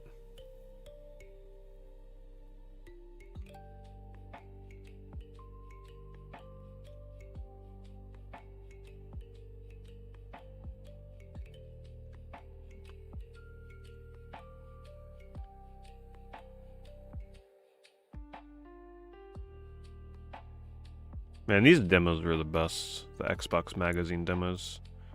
It made getting this magazine just like so amazing. I used to get all these demo discs. Half-Life 2, Painkiller, Stubbs the Zombie. Oh, they were giving you Xbox and 360 demos in here? Oh, thanks, Linguini. Appreciate that very much. Thanks for the raid. Hope you had a good stream.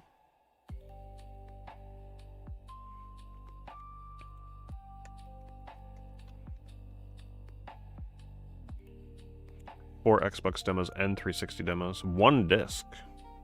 That was cool. I didn't even realize they did that.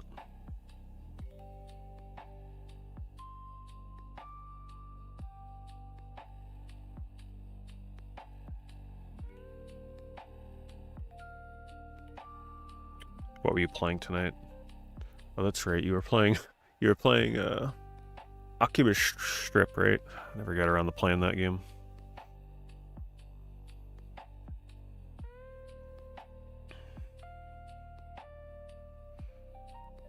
You had Xbox Magazine back in the day. I loved the Xbox Magazine.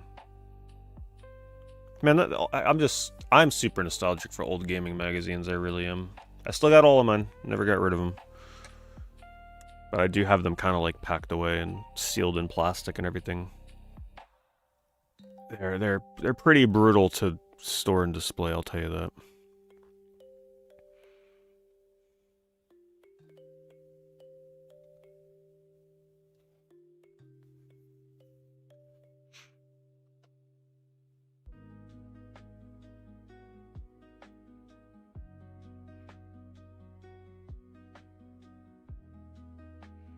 You never went back to Xbox after the Red Ring of Death. Yeah, I don't think anybody blames you on that. That was pretty... Especially if you got hit with Red Ring of Death and then like immediately after you got hit with another Red Ring of Death. Ooh. I have a few of these. I don't have that one. But I'll tell you right now, I'm not buying it for $200. But these things are really cool. Check out the foil effect on that.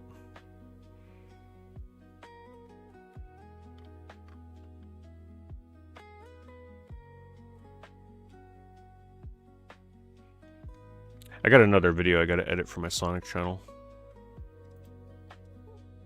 Something I want to do on that channel is like, when I go out to the stores, I film looking for like Sonic stuff in the stores.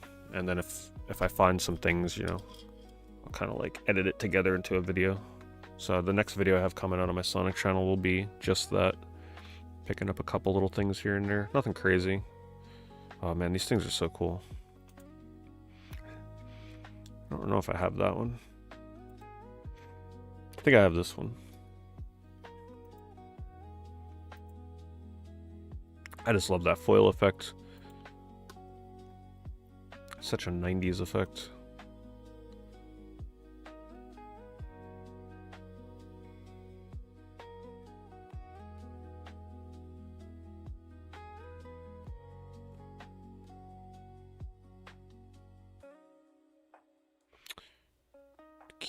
Game Informer, I think, was just resurrected, but it's no longer under GameStop.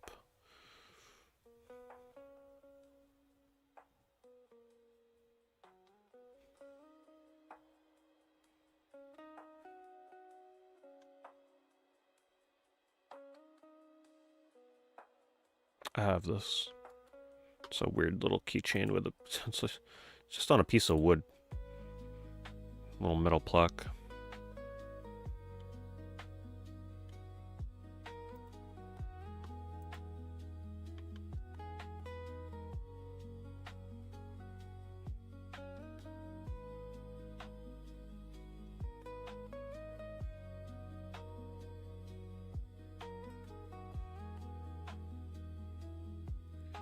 Sonic Soap Edition?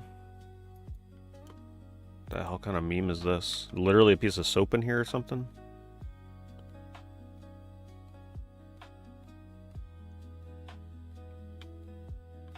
That's pretty wild.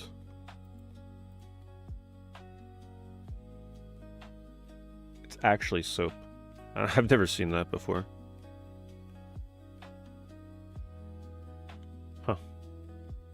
Wonder how you originally got that. I have this. This is pretty cool because this is one of the very few things that is a piece of merch for the Sega Sonic the Arcade game. You know, the one with the trackball. So that's kind of a cool little piece. I have this pencil case. Alright, can we like... This is official, by the way. Sega actually had this on their shop. I didn't buy one. But they had a Sonic mug. At the end of the day, I mean, it is just like a screen-printed mug, so that's why I didn't buy it at the time. I'm also not the biggest fan of Sonic stuff. Right? Like, I'm not into that side of the Sonic fandom. I dislike Sonic. I'm not into all that weird shit.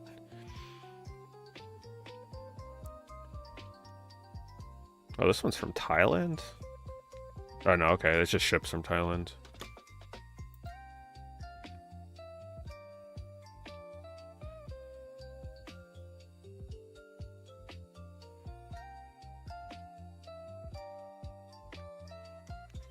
Oh my god, the amount of Sonic stuff on here right now. I know this seller. They were hardcore collecting Sonic stuff when I was. I am very aware of this seller. They have a great collection. But they always collected to sell. Like, they had ulterior motives when they were collecting. I was collecting to collect. They were collecting to flip for a profit. And apparently still are. But their collection's very impressive.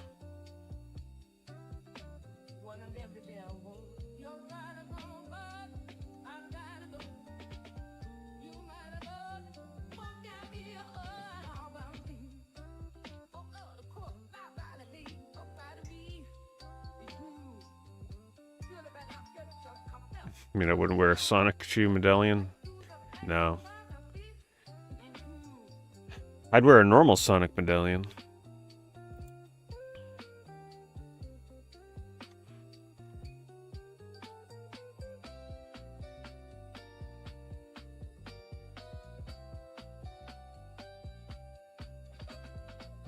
How much is the Sonic Arcade?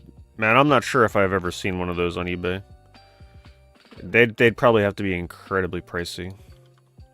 That's like my holy grail. If I ever was able to get an arcade machine of that boy.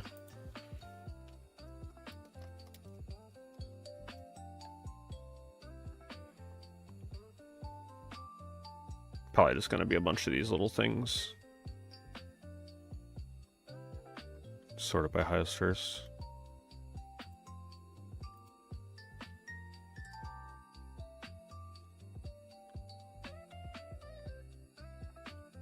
Yeah, there's not a lot of those machines in the US.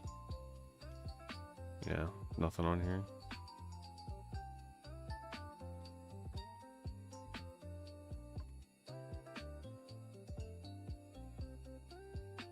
I've never played Sega Sonic the Arcade, no. No, because I don't want to play it like... I want to play it with a trackball. So if I'm not playing that game with a trackball, I don't want to touch it. The best way to do it would be to emulate it and get a trackball controller for the PC. It's pretty much how you got to do it.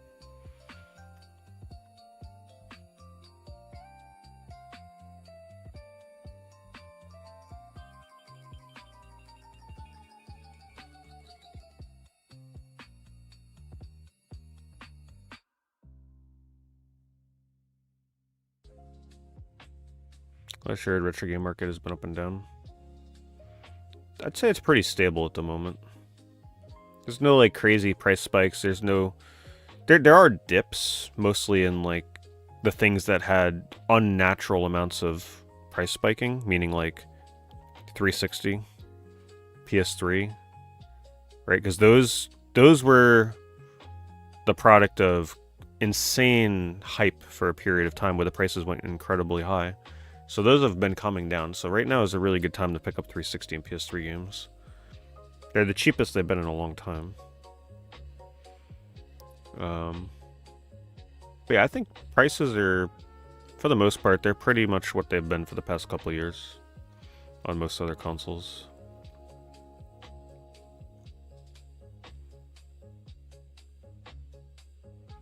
It's a pretty... I've seen so many of these throughout the years on eBay. It is official. It's one of the earliest Mario statues that stores used. It's a really good condition one. I wouldn't even doubt it if that was refurbished. That looks too good to be true. These are usually much worse condition.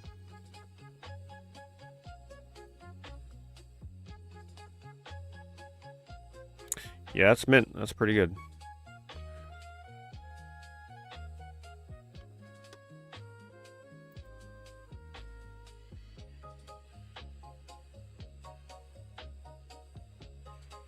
Do I collect Pokemon cards? I do. I haven't been buying any trading card game stuff for like the past 2 months. On a hiatus from that. But I only collect vintage Pokemon, really. It's like Wizards of the Coast.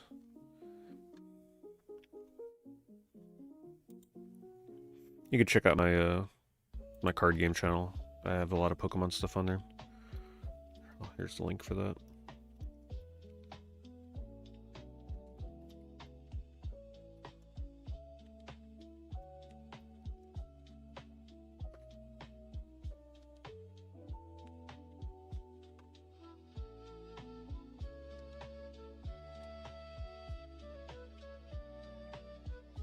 Barbie. Deep down, one of the hardest final levels ever in a video game. If you've played this game, you know. You know what I'm talking about.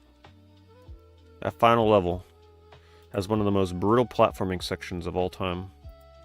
You have to nail a jump that's nearly pixel perfect on like this little tiny block that's like 2 pixels wide. And if you fail it, there's a like a moving platform that brings you all the way back to the beginning.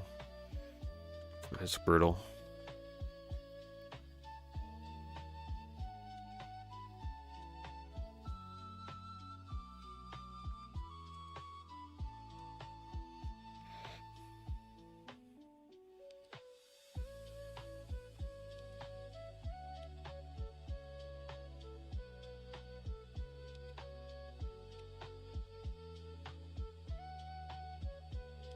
Would I go to the Pokemon Kanto theme park in Japan? I mean, if I was in the area, sure, but I wouldn't go all the way there to go to it.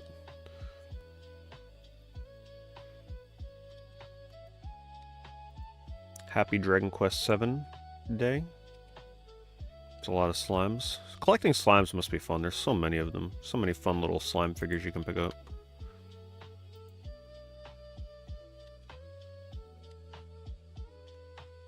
So many colors and variants. This is the original King K. Rool plush, in case you're wondering why he looks so derpy. Personally, I love him. That design is so great. This is the first one they ever came out with.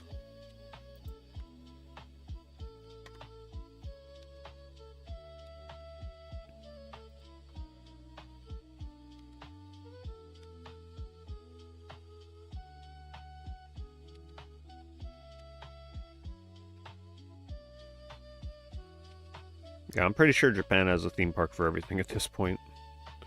Dragon Quest theme park? Sure, they probably got it. Do I think a Sonic MMORPG would work?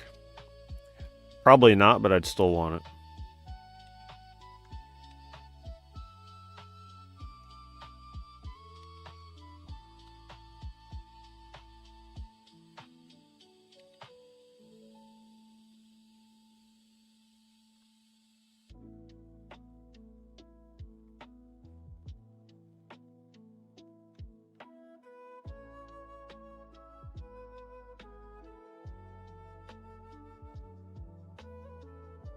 This is a Goomba plush from Mario 64, one of the more coveted plush lines from Mario in Japan. This is the plush series. You gotta admit, he looks very much like an N64 Goomba, right? I love the design on this guy, very unique. This is the plush line where it has like Metal Mario and Koopa the Quick and King Babam, all that kind of fun stuff.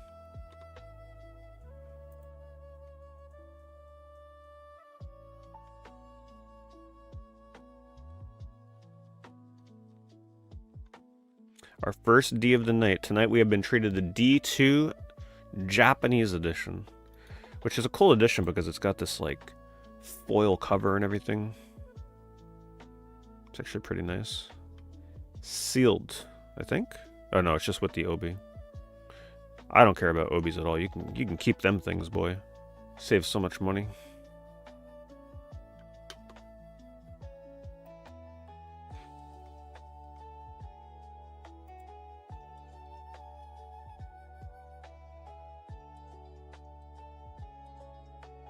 Overall, do I like plushies or statues more? I like plushes more because they tend to be smaller and easier to display. Statues are giant.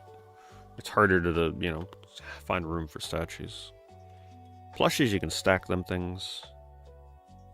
I also feel like plushies have more personality because a statue, the proper artist can sculpt that thing to look like one for one. Whereas a plush, sometimes it takes some creative effort to make those things look like you want them to look. So sometimes they end up looking a little silly and weird, but in a way it adds a lot of personality. And that's what makes them unique.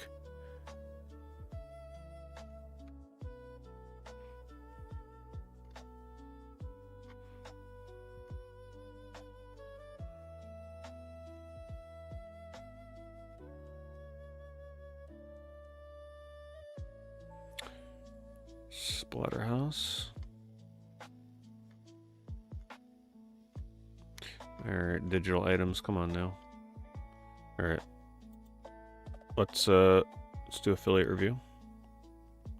What have I been playing lately? Just what I've been playing on stream. Ni no Kuni, Dark Cloud, started a game called Crescent Tower. Project Gorgon. It's like an old school MMO. How much is Kuon? People want like 1,500 for it now. Alright, so this affiliate review is going to be for between the dates of January 25th to January 31st. If you're not sure what we're looking at, this is essentially a list of things people bought with my affiliate link. We see what they bought, what they paid, how good was the deal, so forth, so on. Here, let me make it a little... That way you can actually like see the prices so it doesn't overlap with the chat. But then that's kind of small for me to read. Let's do that. Starting us off, somebody picked up an Arrow OEM quality beam wristband.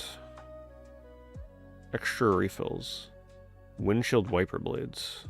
It's exciting. Pirates Legend of the Black Cat manual only. Man, that's a lot of money for the manual for that game. But someone's having fun piecing together games. The last couple affiliates, they've been piecing together copies of games with manuals and cases and discs. Coraline, new 4K Ultra HD Blu-ray slipcase. Haven't watched that movie since it released on Blu-ray. Somebody playing Monsters and Memories some time ago. They're getting ready to release a closed beta for a few months, and then right after that ends, they'll be going into alpha. Early access not too long after that, middle of the year. Awesome correction card from N64 Zelda Majora's Mask Collector. Correction card. What the heck? We gotta see what this is.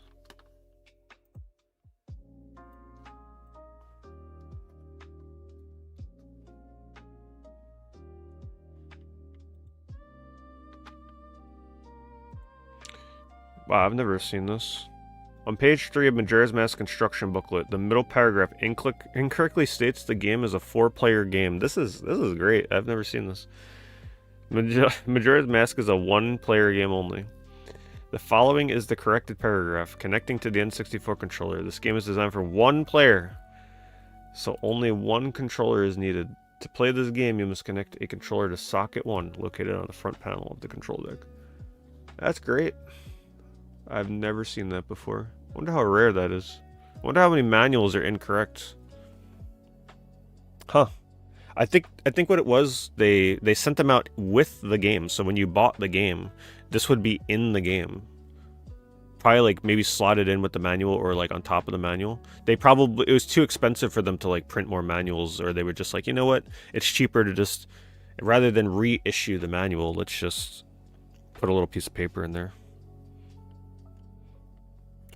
That's neat. I never knew that was a thing. Currently, I'm planning on passing on Dragon Quest VII Remake right now, I think. I'm just playing a lot of RPGs at the moment. Terry Brooks, The Elfstones of Shannara. File photo.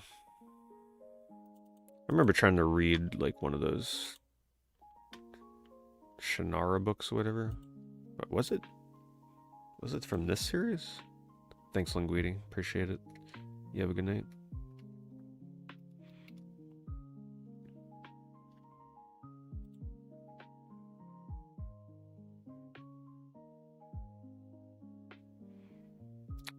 File photo.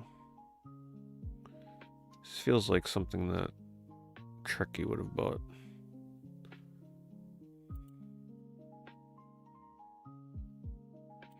Somebody bought Ephemeral Fantasia in amazing shape. Now we're talking.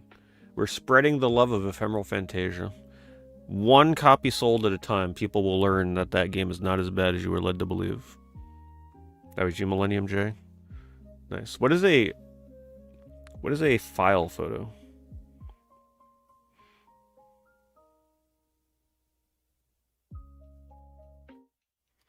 Star Fox Adventures for the GameCube complete in box, $45.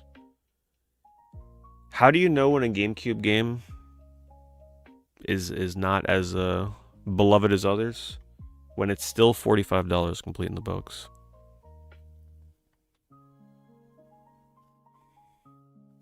Pokemon TCG Shining Legends Pikachu Reverse Non-Holo.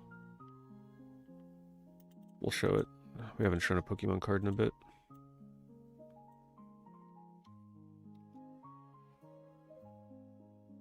Oh, that card. Yeah, that's a nice card. I actually really like that. That's a $20... No, there's no way that's a $20 card. Shining Legends Reverse Non-Holo, 28 to 73. But this one here is 5. Why was the other one 20? Must be something weird. Maybe they bought 4 of them.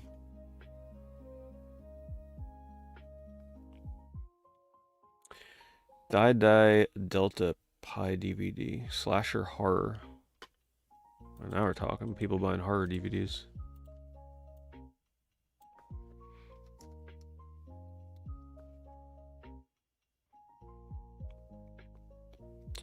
Yeah, she got slashed, alright. It's Pledge Week, and the girls of Delta Pi are just rushing to die. You gotta love the 80s horror covers. What determines whether I earn a commission? As long as you see it on this list, that means I earned a commission. That means that it tracked. Some things probably just don't earn a commission, so they don't get tracked, or something, some kind of handover in the transaction is preventing the thing from tracking. Be it the way that you checked out. Mobile is very finicky. It's usually not going to work unless you take specific steps. Ad blockers can like confuse the redirect. If you have any of those extensions of like the coupon stuff, you know, those extensions where like, I don't know, there's like extensions out there that people have typically in like Chrome when they go shopping online. That stuff can mess it up. Pokemon Studio game with transfer pack, $78. I guess that's about right for Pokemon Stadium. If I play Pokemon Stadium, I really want to do a playthrough of Pokemon Yellow. And then transfer my Pokemon in the stadium to play with that.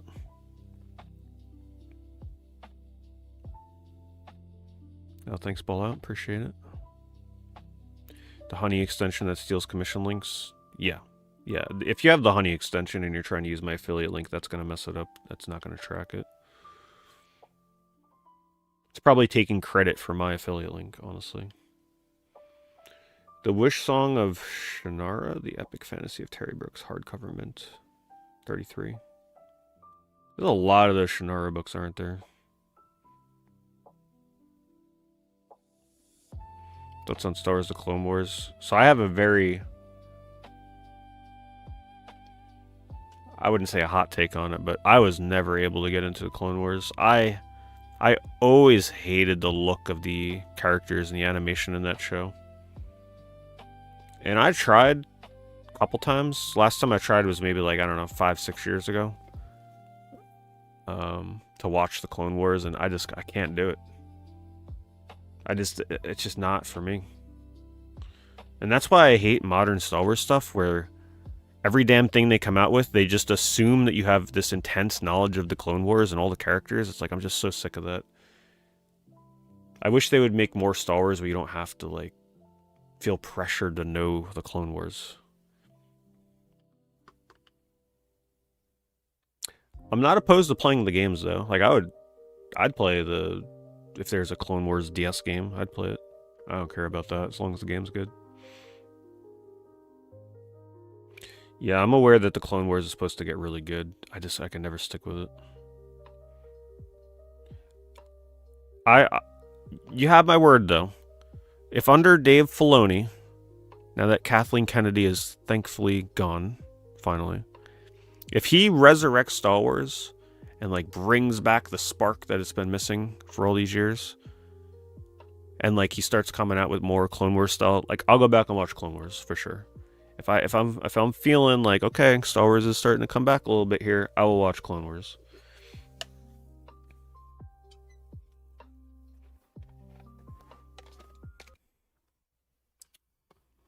I think I just hit the mute button on this by mistake. Hold on.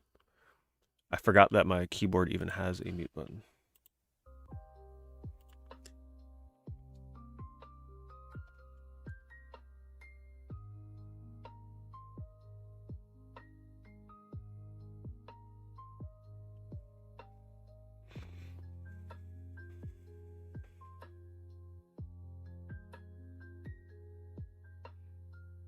I don't even remember that. I'm not even sure if I've seen that video real change. And he called me Darren when I sent him an El Shaddai poster. I don't even remember sending him an El Shaddai poster, but I probably did. Because I got some El Shaddai stuff from one of the PAX events I went to.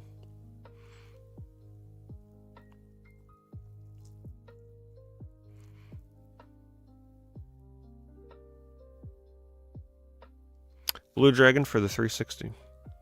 Complete in box for 25. Sounds about right. Sounds about right.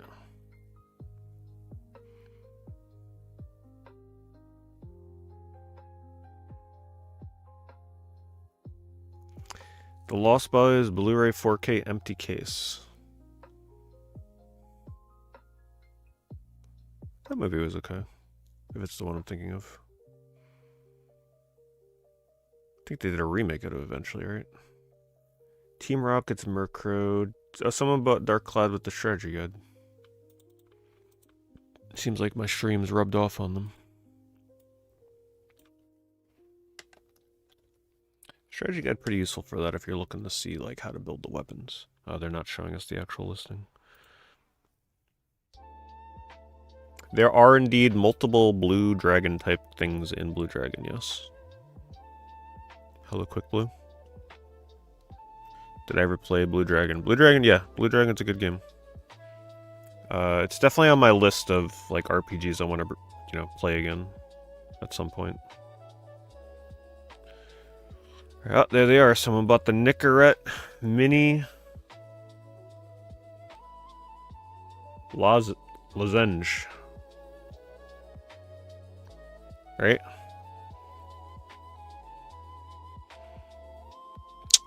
Decoys DVD. Not sure what movie that is. Art book illustration.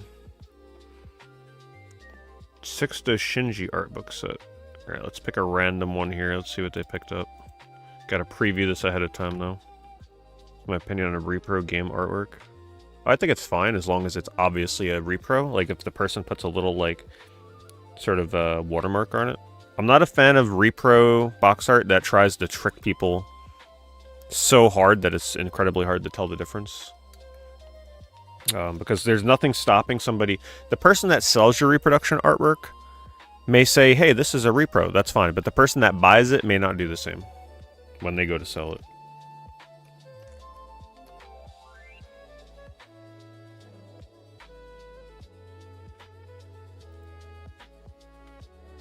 Alright. This one's for all the anime lovers out there. Here you go.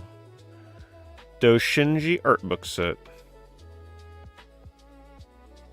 Nice little variety.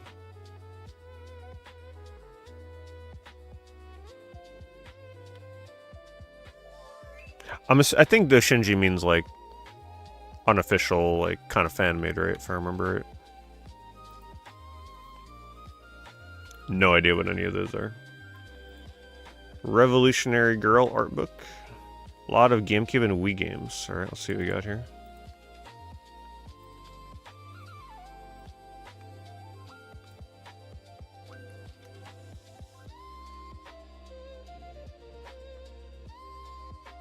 Sonic Superstars for PS5 is $15 on Amazon. That game is worth playing for $15, yes.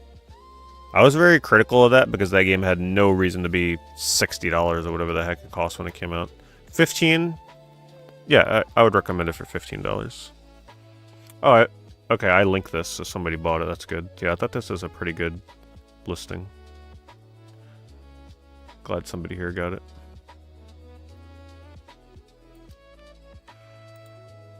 PSA now, Pokemon Go Radiant Charizard for $30. Pokemon Go cards are always pretty affordable. 8 popular PS2 games. Oh, these are going to be fun to look at. Somebody picked up a boatload of PS2 games from the same seller. It looks like for bidding. Let's see what we got in here.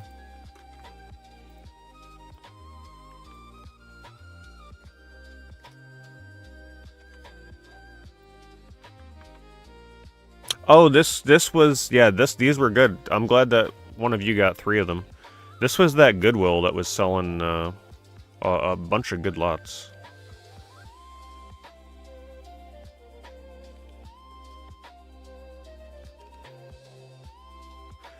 This is a decent price. Because you got to keep in mind, games like Path and Neo, that's like, I think that's a $25, $30 game. Blade 2 is probably like 25-ish. I'm not 100%, but I think it's, it's not dirt cheap. Dark Cloud 2 is apparently like 40 to 50 now. Psychonauts PS2, that's probably like 20 to 30. Black Label God of War is a $20+ game now, so greatest hits is probably 10 to 15. I don't know about this Naruto game, probably like 15, 20 bucks. So not a bad price, but they're also combining shipping, right? So like they bought all these lots and got one shipping price, so that calculates into the deal, because I'm sure some people were not bidding on multiple of these lots, so they were factoring the shipping price into the price they were paying. So you're able to bid a little higher when you're getting the combined shipping on 3 lots. 133. 30.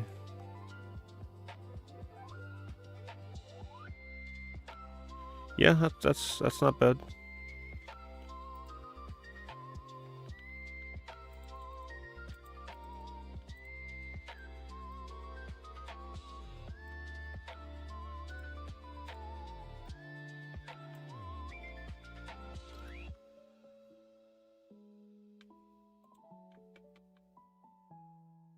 Do I still buy Blu-rays? I haven't bought a Blu-ray in a very long time.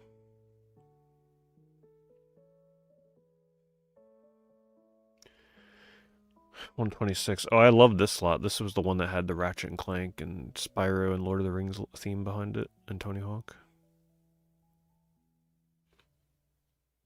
Yeah, that's a fun one. Well, I'm glad one of you got all 3 of those. That's nice. The Hazing 2004 DVD. Not familiar with that one. X-Men Origins Wolverine Uncaged for $360 for $50. It's a good price for that. Yeah, if you're gonna pick up that Wolverine game, Origins Wolverine, you're probably best off doing it sooner, before the new Wolverine comes out. I plan on getting Romeo. Yeah, I plan on getting Romeo. Shame it's digital only, but I think that'll be one of my first pickups of the year. Yeah. Wii Bomberman Land. I'm not sure if I ever played Bomberman Land. I'm actually kind of surprised that's going for $22. It's more expensive than I would have thought.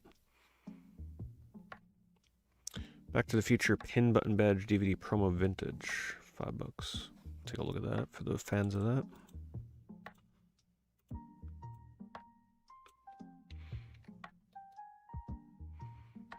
Oh, okay, so you just get the... It's like the pins, it's the style of the pins that they would do for PS2 games. Pins can be really fun to collect.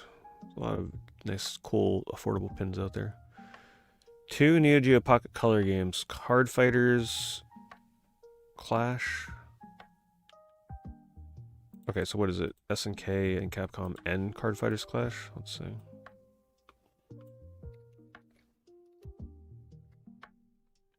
Oh, both complete. It's hard to go wrong on the Neo Geo Pocket Color. Pretty much every game on here is fun. Like, even the bad games are good. It's hard to hate a Neo Geo Pocket Color game. Playing these in Japanese might be a little challenging though. Especially the card game.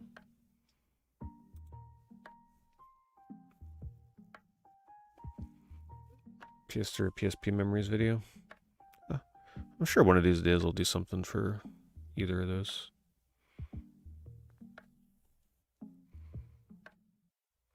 Quest 64 complete in box for $75. I know there's like a new version of Quest that you can play where like people made it into this crazy HD version that you can play in widescreen now and everything, but sometimes it's just nice to play the original version. Lag and fog and all. And it's nice to be able to get an N64 game, especially an RPG, for $75 complete in box. Somebody picked up a monochrome laser printer. And then another one of those Delta DVD sorority horror movies. And then one more Nicorette flavored mint gum, which was somehow sold under ink cartridges, oddly enough. So purchase of the week, I think I'm going to say it's got to go to the person that picked up all 3 Goodwill lots. Good combo. Neo Geo Pocket Color's yours. I figured that, Chem Dream. I figured that. Are you collecting for Pocket Color now, or are you just kind of like dabbling in the the Japanese games for it. Thank you to everybody that used the affiliate link. Once again, my affiliate link on YouTube is in every one of my video and stream descriptions, in the description of any of those. The US link. If you need the international links, you got to go to my link tree or my Twitch page in the About section. Just want a few for the Analog Pocket. Oh yeah, that makes sense.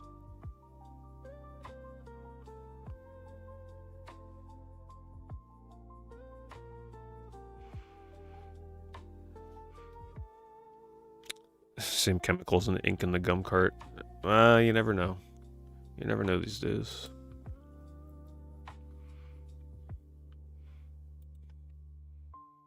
What has someone asked me to look up before?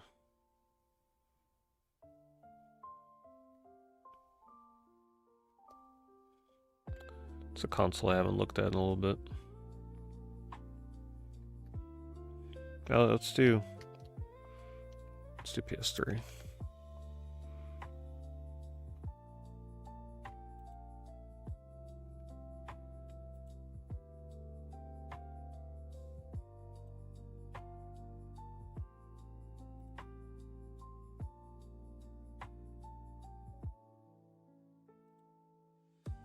Hello, Reg.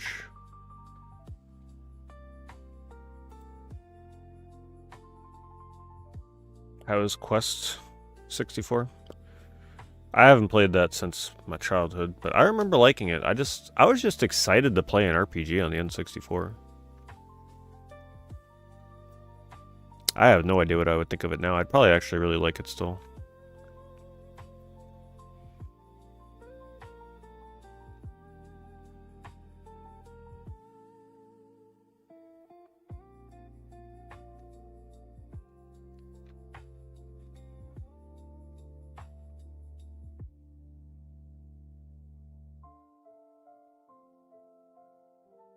Quest 64 speedrun's pretty chill. I think I've like casually kind of like half watched Quest 64 speedruns here or there. Yeah, they look pretty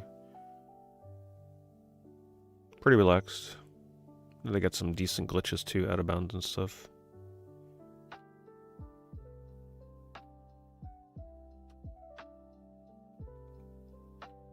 I wish the N64 had more RPGs.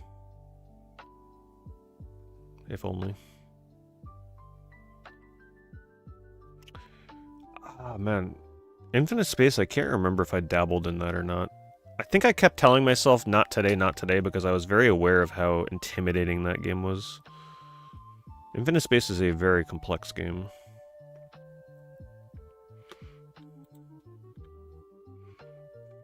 You gotta really be in the mood for something like that.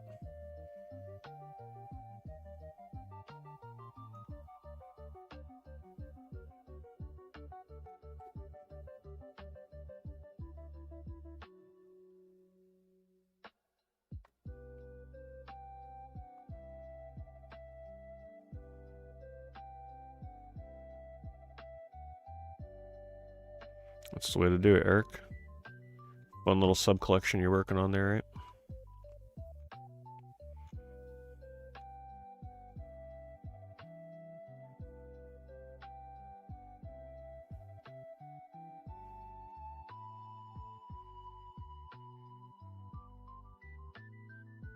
What the heck?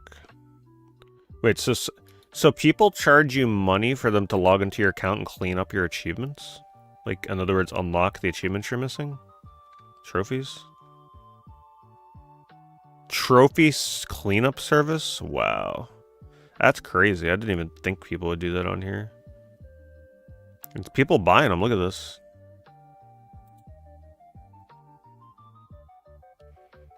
Is that for Silent Hill F? Oh my god. This person paid somebody to get the platinum trophy for them. That is crazy. Alright, you know what? I got a new appreciation for platinum hunters, because at least they're hunting their own platinums and not paying someone else to do it. This is a whole new level of depravity. Imagine being that desperate and insecure that you gotta pay somebody to finish your trophies. That's crazy. Death Stranding, Metal Gear Solid Master Collection. Super Meat Boy. Metal Gear Solid 5, Dead Rising 2. I wonder how they're doing this. Are they actually playing the game for them though, or I wonder if they're like hacking the trophies? I can't imagine they're actually playing these games for these people. Infamous Dead Rising 2, 13-2 on the PS3. Both platinums, thank you, good service. For Tomb Raider Anniversary. That is like, what? Wow.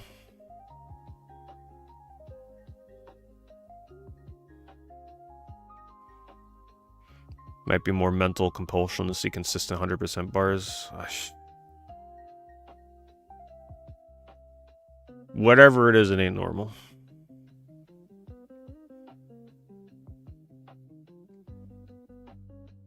Because I thought the whole point of trophies was like personal satisfaction, knowing that you earned that. So if I want the platinum, what are they gonna do? How are they gonna charge you for the platinum? It's definitely not $1. Oh, okay, so trophy cleanup must be just like bronze. If you want the platinum in Dead Rising 2, $110. Assassin's Creed Brotherhood and Revelations, $200. This is crazy. $300 for Metal Gear Solid 1 and 2 Sons of Liberty. Alright, starting today, I'm a trophy hunter. If you want me to log into your account and unlock trophies, I'm open for business. Let's do it. Yeah, you want me to replay Silent Hill 2 Remake? Absolutely. But my price? $300. $300. Last Guardian? $500. Life of Black Tiger? I'll give you a deal on that one, $100. And you know, the wildest thing is people are buying these. That's something, boy. You know what this person probably does? It's genius. The games that they're in the mood to play, they'll list it for sale on here, and then they'll just play the game and have fun playing the game, and then get paid to do it. Right? Like, my guess is if they were to sell Final Fantasy VII, right? And they get the trophy for somebody, they probably wouldn't sell this again for like 5 years. That way they can like have fun playing it again another time.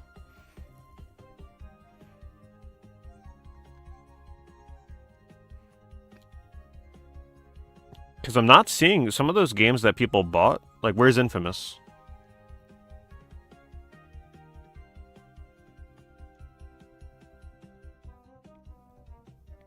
The Evil Within 1 and 2. Damn, $450. $450 to get the platinums in that. Crash Bandicoot Insane Trilogy. $465. Final Fantasy 13. Now that we've seen... Oh my god, $900 if you want Tomb Raider 4, 5, and 6 remastered platinums. Now that you see the prices they're charging, let's take one more look at that feedback. Positive feedback. 448 feedback. This person's making money, boy. That's crazy.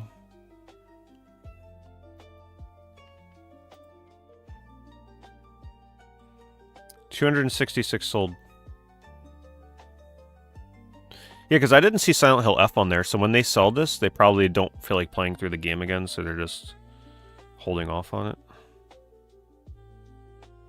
Needed some help with 4 of the most time-consuming trophies to platinum the game, and the seller completed them in less than 2 days. Seller was reasonable about the price, and also friendly with great communication, reliable and trustworthy, highly recommended to others.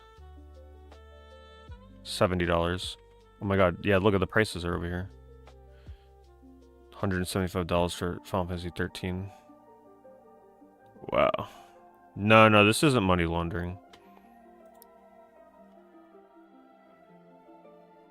Someone paid $300 for Tomb Raider Remastered Platinum. All 100 trophies in 5 days and 8 hours.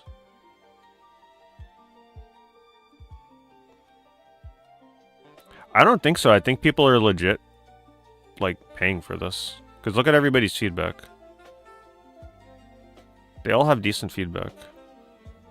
They're showing photos of the trophies.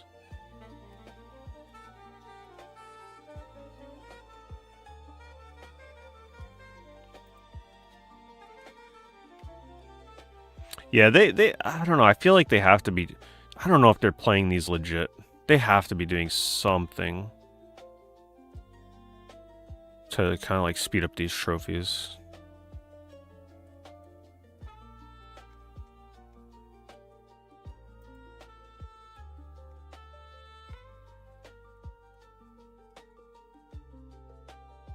You have a good night, Pai Pai.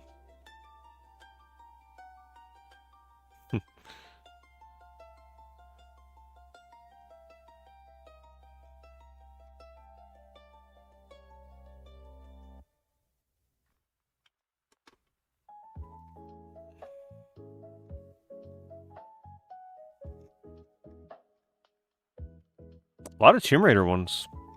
A lot of Tomb Raider services.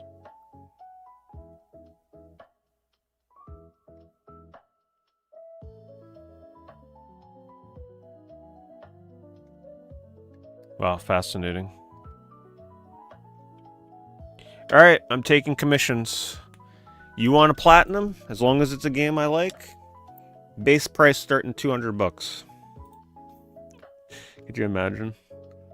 It almost feels wrong. Like I couldn't imagine charging that much money. But I mean, I just never thought there would be people out there that would pay somebody to get trophies for them. That's crazy.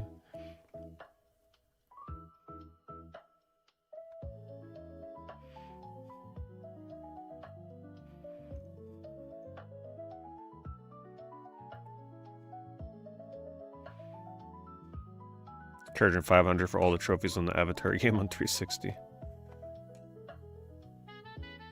Very, yeah, that's something.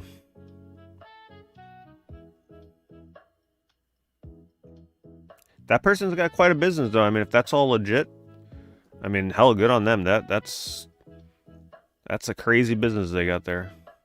That's like being paid $300. It's like, oh, do you want to beat Final Fantasy 13 for $175? Sure. What I want to know is what happens if they get like 20 orders at the same time? What do they do? Well, they probably don't get them that frequently.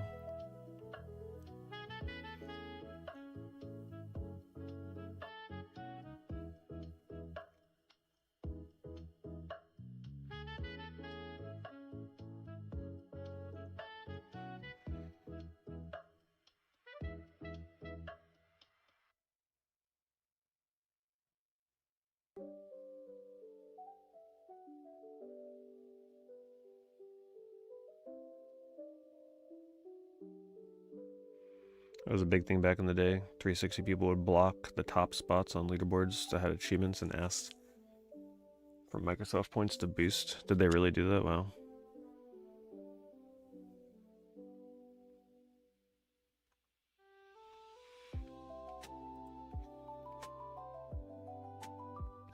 So what's an example of that? How would you block a top achievement?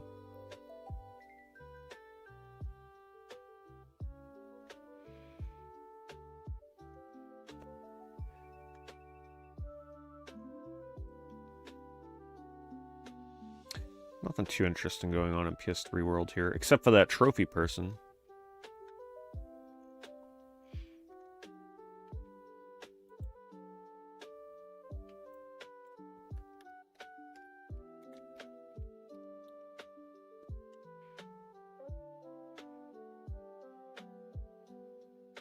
Well, I didn't even know who was in the Super Bowl until tonight, Ralph, so I can't even pick one.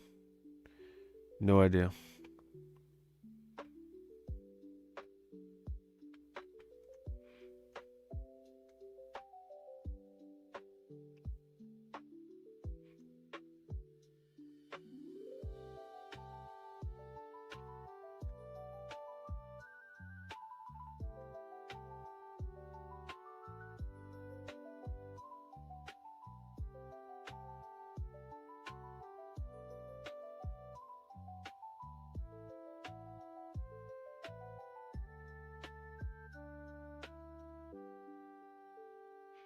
This is a game I look forward to playing again. My only complaint with this game was it was just a little long towards the end. Other than that, Lords of Shadow was really fun. I think I'm gonna really, like, I think this game's gonna age spectacularly. Because this is the kind of action game I want these days. Free downloadable version of Symphony of the Night. Code included with game. Yeah, I don't remember mine coming with that little sticker.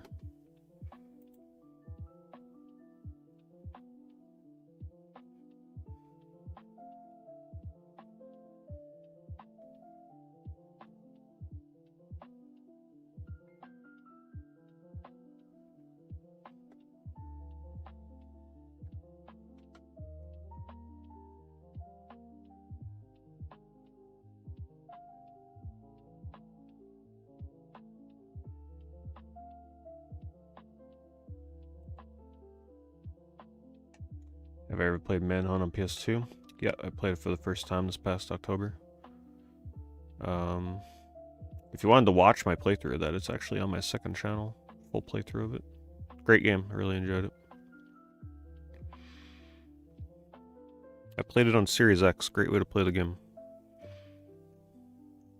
Looks amazing.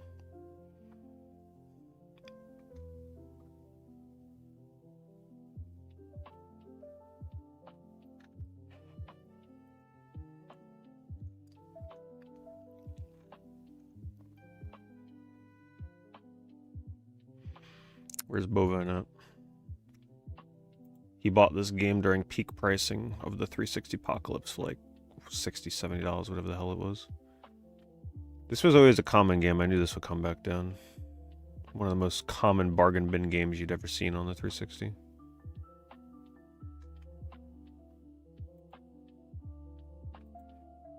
It's not as cheap as it once was. There was a time where Wartech, you couldn't even get rid of that game for $5. It was pretty much treated like a Madden game, which is crazy. It's a shoot 'em up fighting game, so it shouldn't be that way, but it's just how it was. Very overprinted, sold very few copies. I have not played Madness Returns, nope. Wow, look at how expensive Need for Speed Most Wanted is. Is that actually what most people want for this game right now? I know it's been going up and up, but I wasn't aware that it was cracking $120.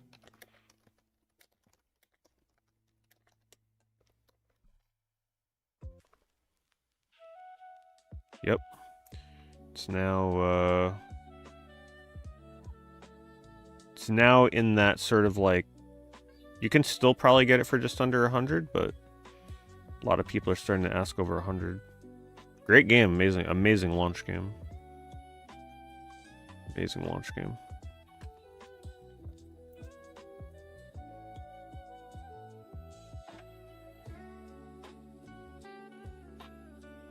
Yep, that's it, Reg. Yeah, if you search my streams on there, you got to go to the live tab. You'll see a lot of the horror games I did. The first week is on my main channel, and then I switched it over to my second channel. You'll see a bunch of horror streams in there from October.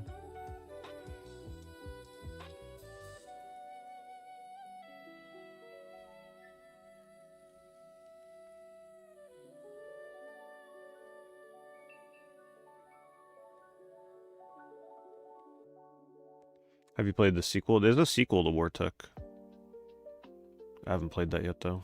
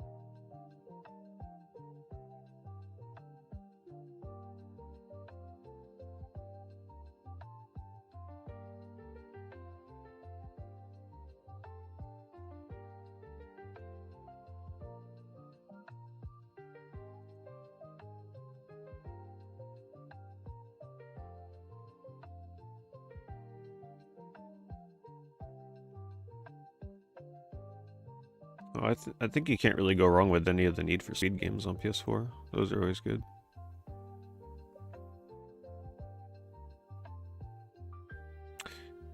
The original, it's called Vortex Cinco no Ronde. I forget what the sequel is called. I'm pretty sure they have Cinco no Ronde in the title. So probably like Cinco no Ronde 2 or something. Kind of came out of nowhere. One day I was just browsing PSN and saw it. I was like, whoa. Didn't know they had a sequel. Enchanted Arms. I'd like to try that game again one day. Very unique grid-based combat in that.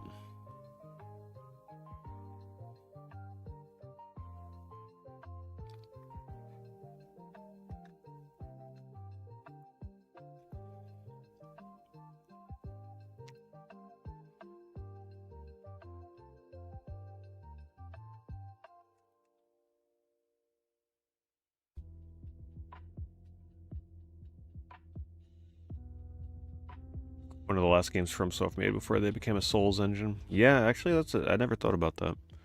One of the last games they made before they were shoehorned into forever making Souls games. Didn't think about that.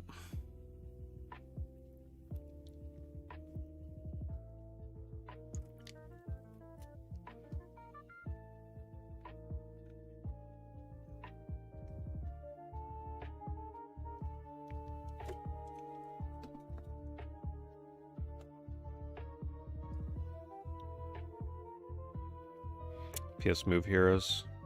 Nah, I'm good. I'll pass on that. This is a great game.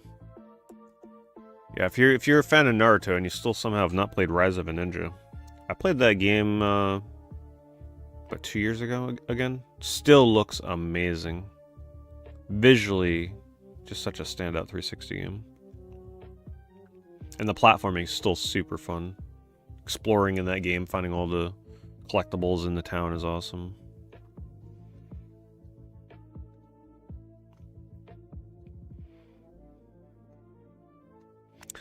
Yeah, Improved Honor Challenge has always been a pretty hard to find 360 game. Even not too long after that game came out, used copies on eBay were like $40, which was pretty unusual at the time for something like that. I couldn't get into it. The controls are just too weird for me. Maybe I'd feel different about it now, but yeah. I rented it, I think, from Gamefly. Did not care for it. It would be amazing if you could just play Chrome Hounds again in an official capacity. I remember all my SOCOM buddies played that for a bit. I never got into it. Kind of disappointed myself that I never tried it.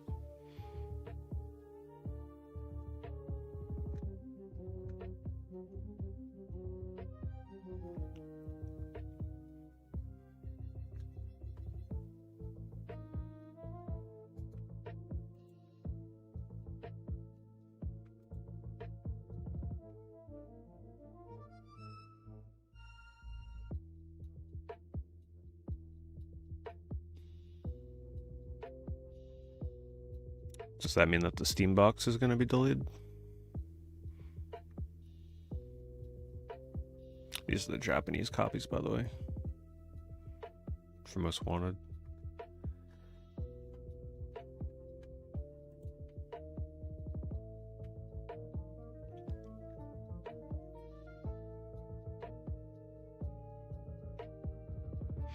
They deleted the announcement of the price date and release date and price information. That's fine. I'm in no rush.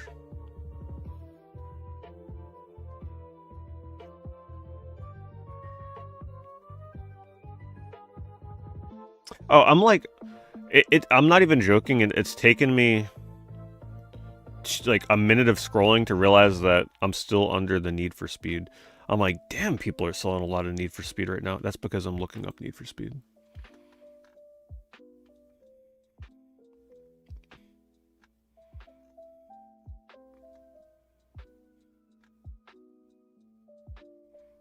Sometimes you just keep scrolling. The doom scroll on eBay. Two Worlds Collector's Edition.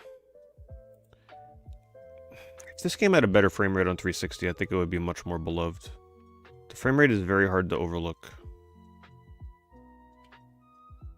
But when I last played this, I really was able to overlook the frame rate, and I think this game's a blast. This is a very fun... If you passed on Two Worlds, and you don't have the ability to play the PC version, and the only version you can play is the 360, you really should... If you're into Euro jank style, like a Temu version of Elder Scrolls, it's actually pretty fun. The exploration's great, the combat's great. It's really just the world exploration is really well done. You get the original soundtrack, webkit, and more with a world map. 48-hour Xbox Live trial. Oh, that's right, yeah, I forgot. You can connect online and play with other players.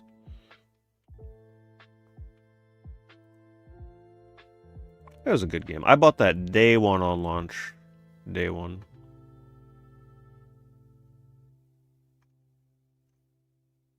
I wasn't disappointed by it.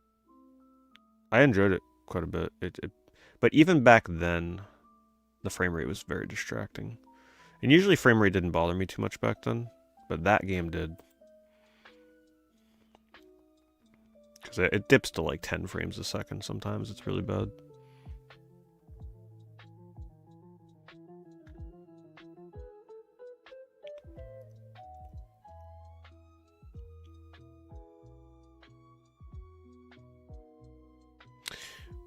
Two Worlds has a lot of meme videos now, so like if you've watched a YouTube video on it or something, like they massacre the game, I'm sure, because there's a lot of like glitches and like the character faces aren't the best, so it's very easy to make fun of Two Worlds.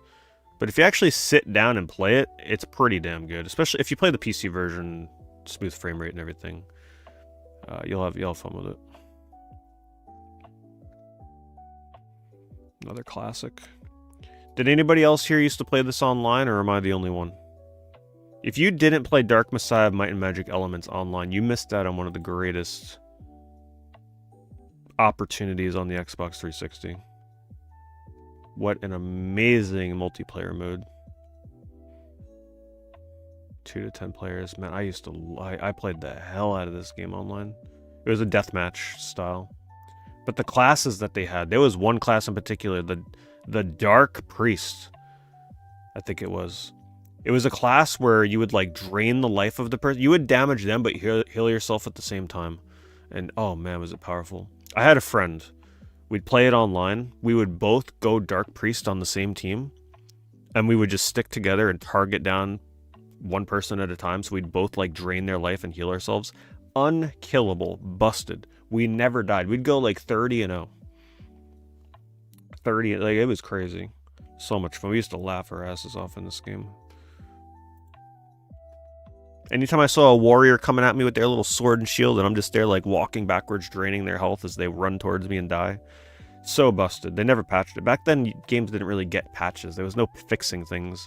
No balance patches. However that game shipped is pretty much how it lasted. Man, it was good. So none of you here played Dark Messiah online, for real? You really... Like, this version in particular. That's a shame. If you did, you probably played with me. If you played that game on launch, you played with me for sure.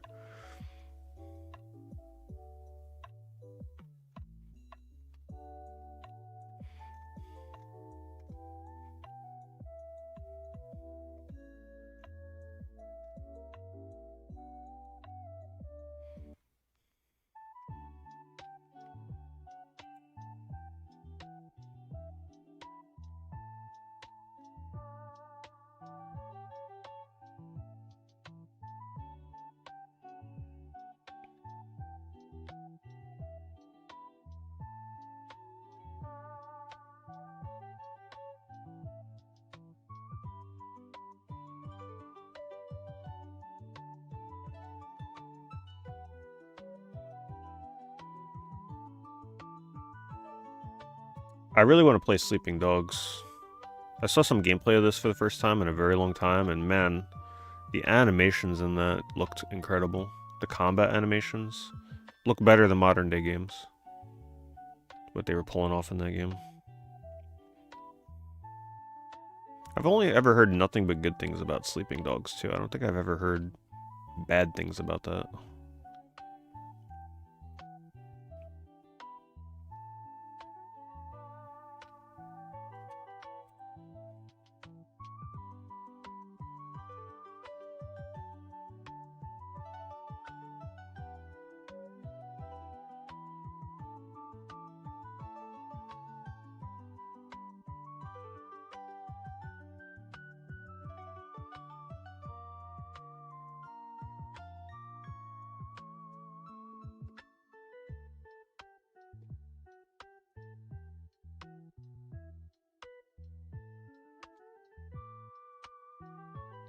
Yeah, what was the name of that new game?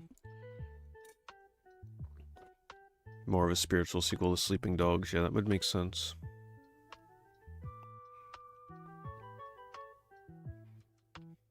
Do I like Dark Souls 1? I loved Dark Souls 1 when I played it, yeah. I mean, I may not be into playing Dark Souls games these days, but like I'm not denying the fact that Dark Souls was an absolutely amazing game. I just choose not to really play those kind of games much anymore.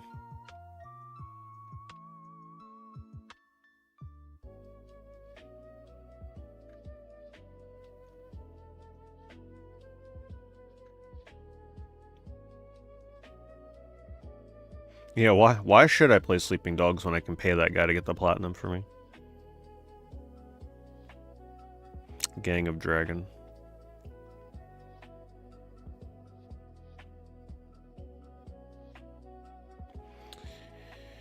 Wild to see me in here.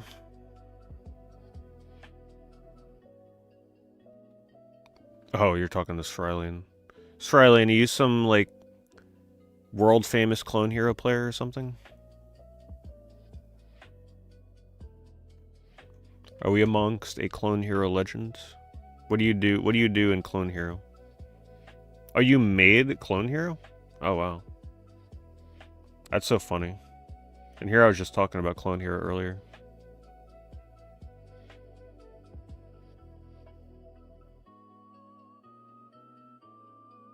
I guess you are pretty famous then. A lot of people play Clone Hero.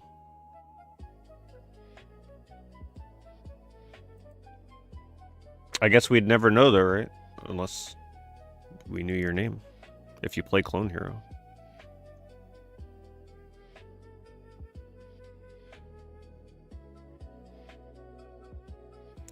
Probably better off getting the physical. Oh, I would definitely get the physical, yeah.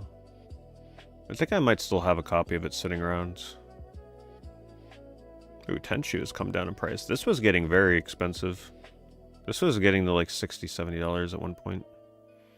But Tenchu was never a rare game on 360, so no way that price would hold.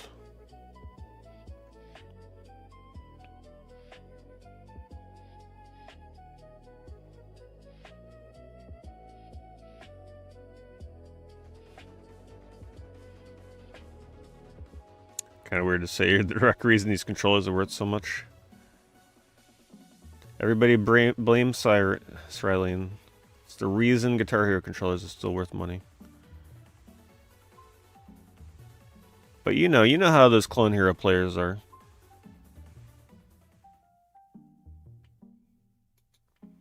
You know they shred those controllers. Go through them like crazy. Oh, thanks Snorlax. Thanks for the Prime.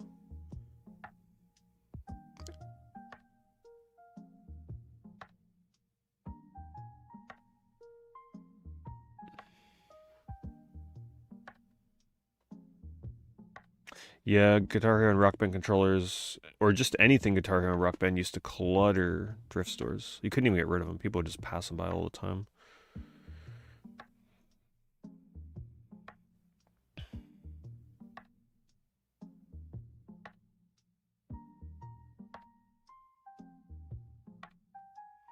I wish I can play stuff like Guitar Hero and Clone Hero, but I get that terrible tunnel vision from those games.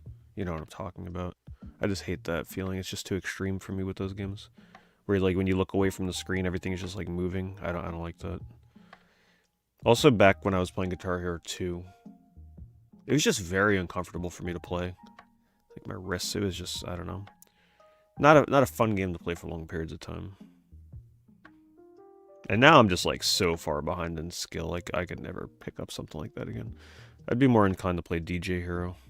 Because at least that, not many people can judge you. Because not as many people play a DJ Hero. Am I a fan of the Ace Combat games? So the only Ace Combat game I've played is Ace Combat 4. And I played that a few years ago and really enjoyed it. I was surprised by how good it was, production value. I want to play more Ace Combat games, especially the newer ones. Change the search. I haven't played Taiko no Tatsujin games in a while now.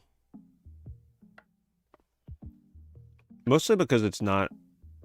Streaming music rhythm games is not the most entertaining thing for people, so I don't really like play music rhythm as much anymore. And the game that I used to train my eye-hand coordination on is like unplayable. I used to play Juke Beat on my iPad all the time, practically daily. And that game is really good for training like eye-hand coordination, but the servers died on that years ago, and I can't re-download the songs that I bought. I have them on an old iPad, but my iPad doesn't charge anymore, and the screen is cracked. So it's like, it's my only option to play that.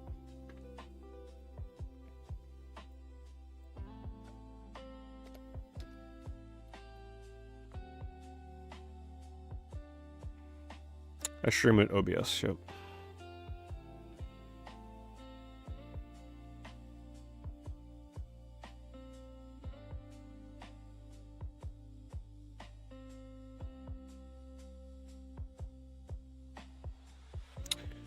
Player highways longer or changing note speeds. Oh yeah, I'm sure Clone Hero does something to help with that tunnel vision.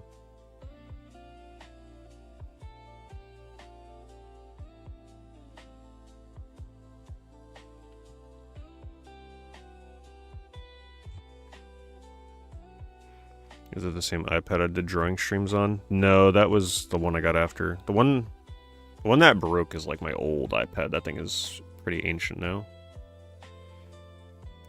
Tell this Forsaken Lands. Let's see what this is going for complete. I know it's not as cheap as it used to be.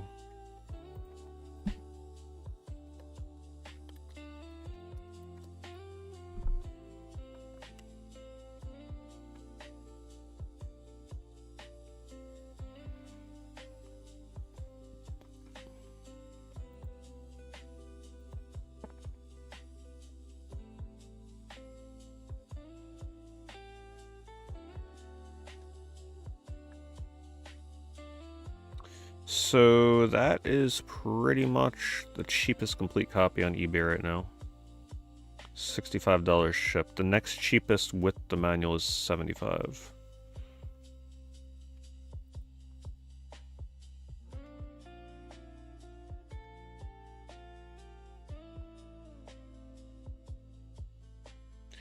Cheapest complete copies that have been selling back in January and December, about $50.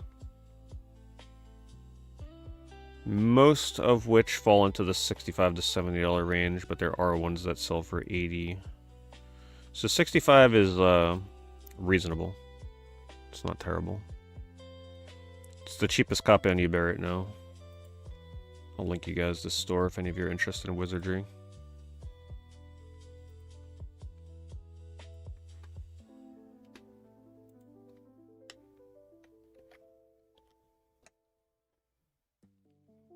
What else I got? Tenkaichi 3. Read. So there must be something wrong with that. Because that's pretty cheap for Tenkaichi 3.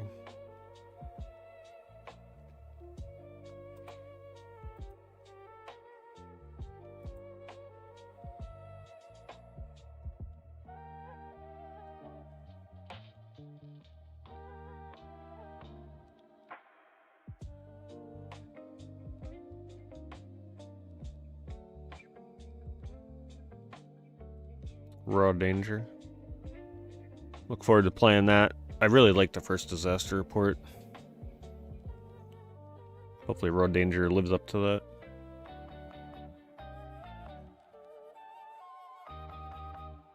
Oh look, the one that started it all. Frequency. Thank you, Frequency. Without you, we wouldn't have Clone Hero.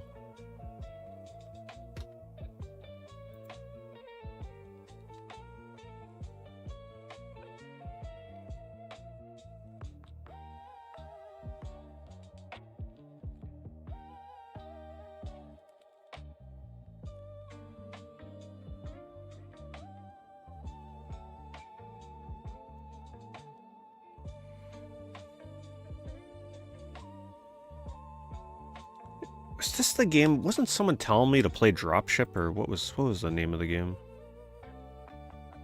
Was it this game? I forget. Someone keeps telling me to play a certain PS2 game. Was it Dropship? No, if I see it, I'll remember it. I don't think it was that.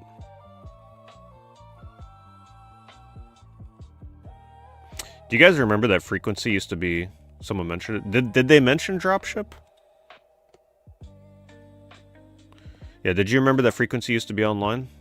You could play Frequency online. You would have had to have played for a demo disc thing that came with a network adapter. They definitely said Dropship. Always gotta check Eco, make sure it's not a rental variant. Is this game really that good?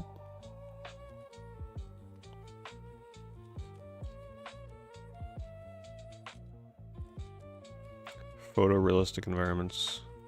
I don't usually play those kind of games, but I'll try and add that one at some point.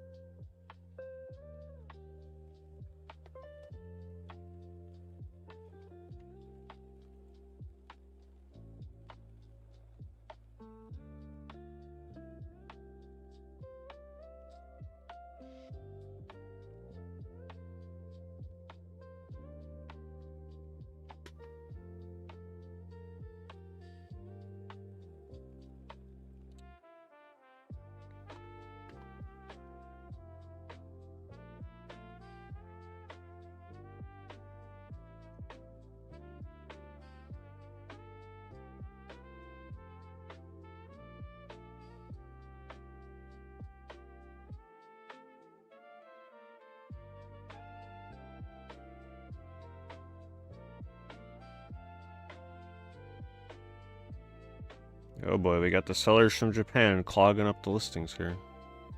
They're not even bothering to put pictures in anymore.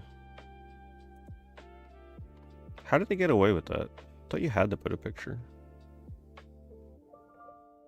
This game. This is the last game I streamed on my Japanese PS2 before it started breaking. Great game. You guys remember this? Played this a couple times now. Battle Gear 3. If you're a fan of like Gran Turismo, Rally Racer, almost like Ridge Racer combination, I don't know how you describe it. It's very arcadey, but it's also very simulator-esque at the same time. But if you like drifting around turns with a really fun mechanic, this is probably one of the best looking PS2 games out there, and I'm not even joking. Battle Gear 3. This game looks incredible. The reflections on the cars are some of the best on the console. Rivals Gran Turismo. And the environments are super good looking. So, there's a little bit of weird stuff with this game though, where they have... If you buy this, don't panic, because there's a bypass system where you gotta use these numbers. So if you buy this, make sure it has the manual with these numbers. You need that to play the game. They do a check, even if you're playing offline, to get into the game. Like some kind of copy protection.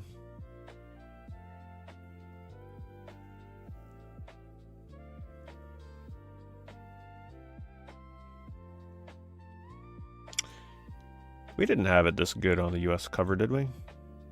I don't think we did. Let's do a comparison.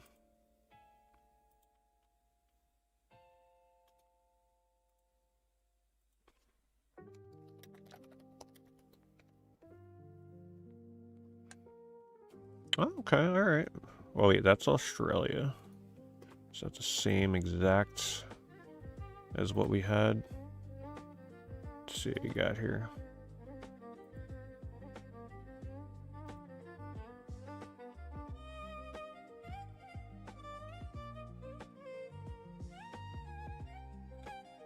Australia looks the same.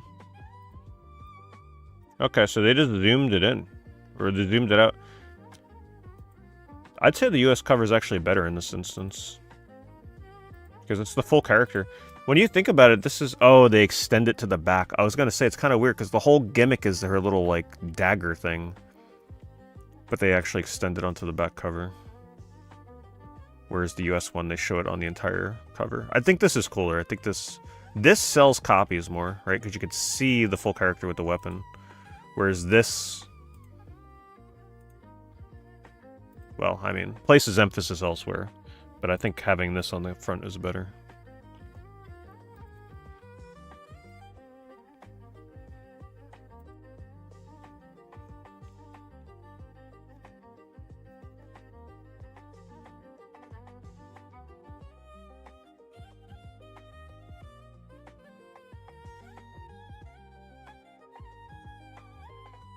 Xenosaga Premium Box. Made good progress in my last Xenosaga stream. We got through a 40-minute cutscene that was so long that it put a save screen in the middle of the cutscene. You gotta love Xenosaga. This is a fun game. Is it worth $175? No. But it's a fun little party minigame compilation. One of the weirdest PS2 games for sure.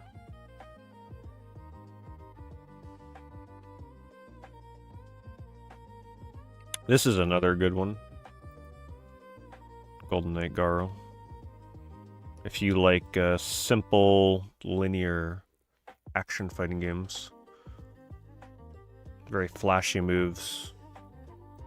Is it worth $185? No. But if you can play it, it's worth playing.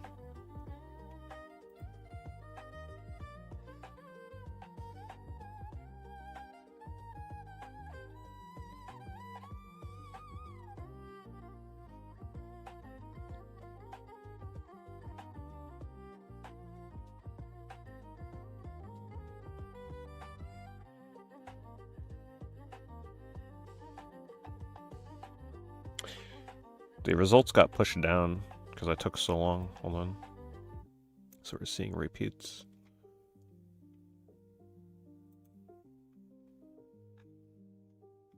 I think we're caught up.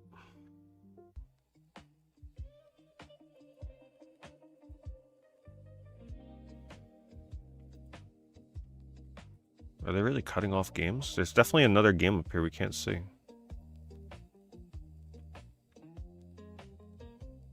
There's definitely something up there you can't tell what game it is.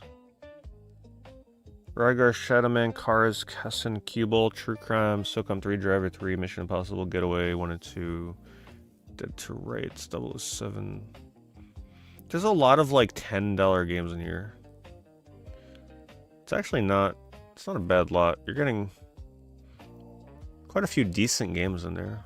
$6 shipping, boy, they're gonna regret that.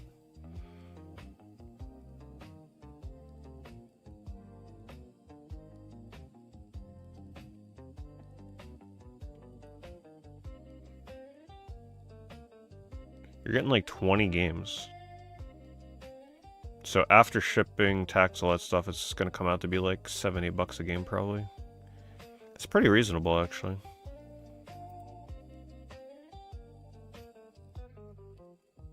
I'll link the seller.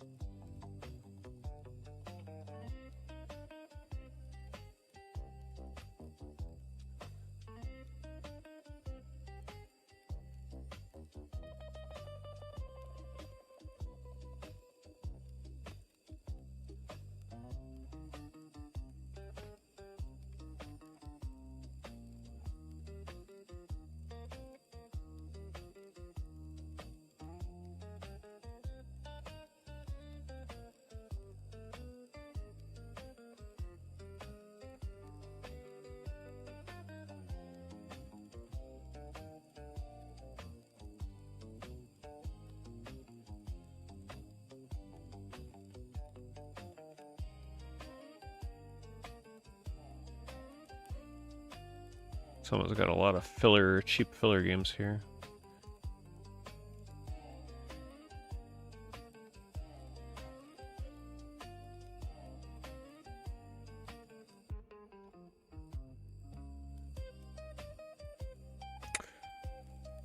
Changed the search to PS1. Not a good lot, at least PS2. Oh, hold on, what do we got here? Astro Boy, Carmen Sandiego, Echo, Garfield, and Power Rangers. The shipping kind of kills that deal. $16.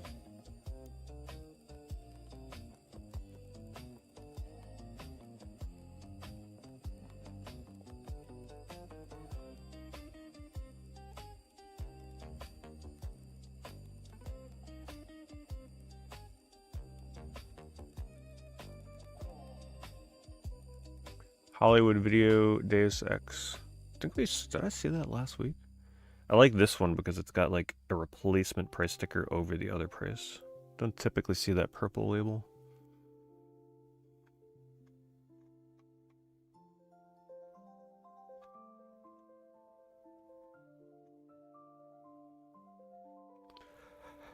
Yeah, I haven't played the PS2 Echo.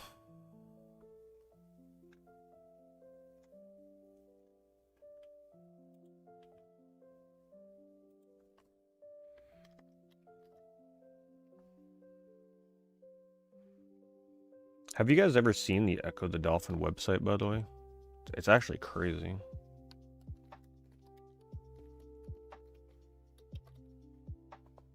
Let's see if I can find it.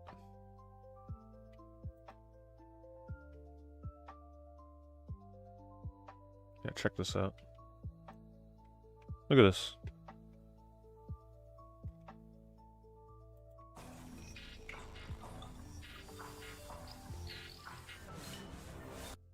Turn that off because I don't want that conflicting with copyright.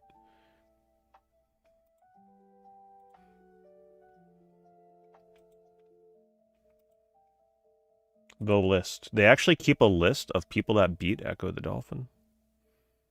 So if you beat Echo the Dolphin and can prove that you did it, you can get your name on here. Isn't that cool? Game's hard as hell, by the way. Good luck.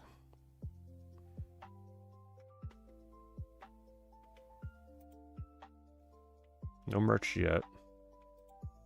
That's a really clean, cool... Look at that transition, boy. That is... Man. That's a cool website.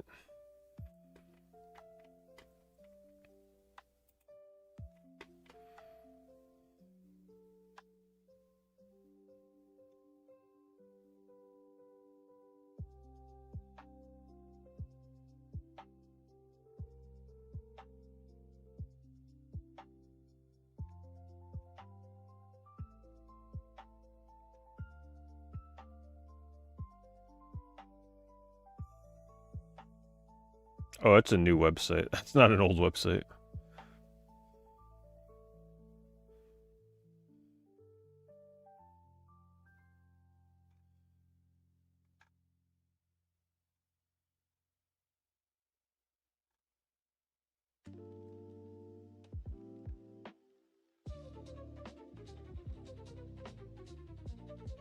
Yeah, it's the original version of Echo.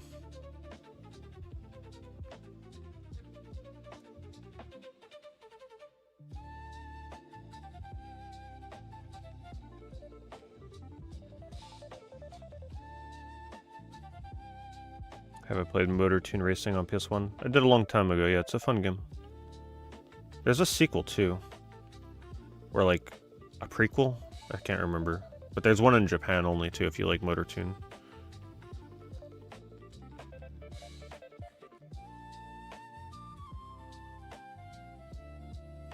Warranty card and 8-page advert.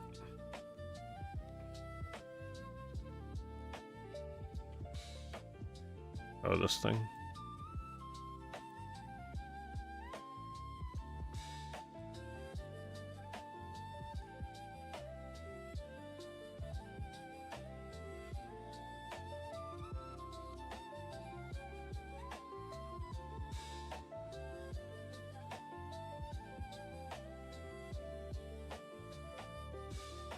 I don't remember I don't remember a music rhythm game coming with my iPod. Maybe I didn't get the right one. I never played Magic Carpet, no. I hear that game is very difficult.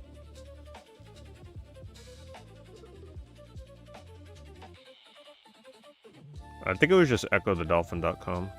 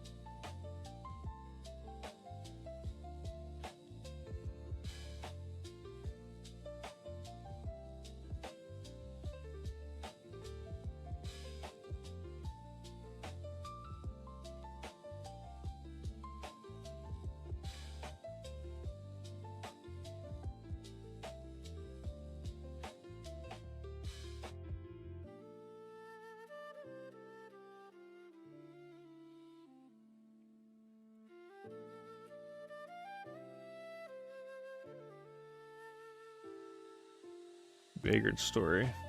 One of the RPGs that I owe, like, the biggest, I need to try this game again a second time kind of thing, because I remember playing that.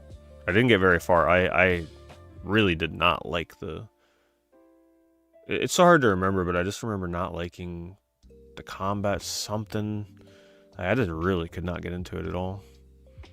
But something tells me if I give it another shot, I might like it.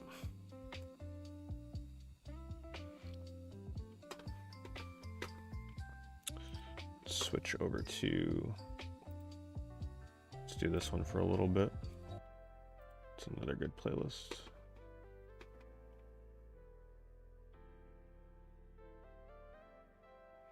Hooters Road Trip.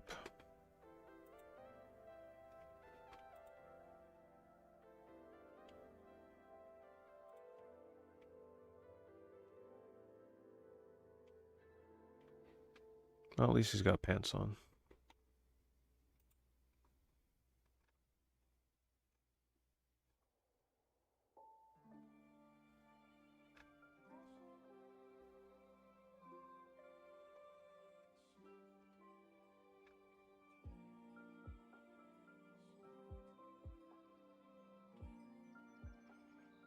You spent many hours on Wizard's Tale of the Forsaken Land. Yeah, it's a good game.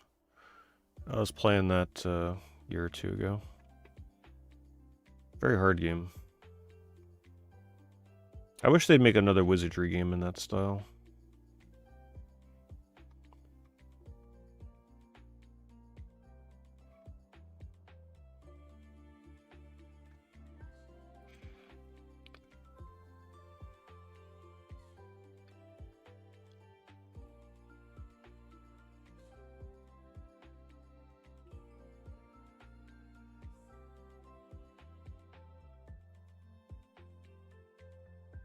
Steel Harbinger, classic. Well, at least in my eyes. I grew up with this game. Nothing like growing up on a game with a cannibalistic stripper-looking girl that like blows her enemies up and then eats the corpse and the body parts. It was a pretty good game. I wish it was just a little easier.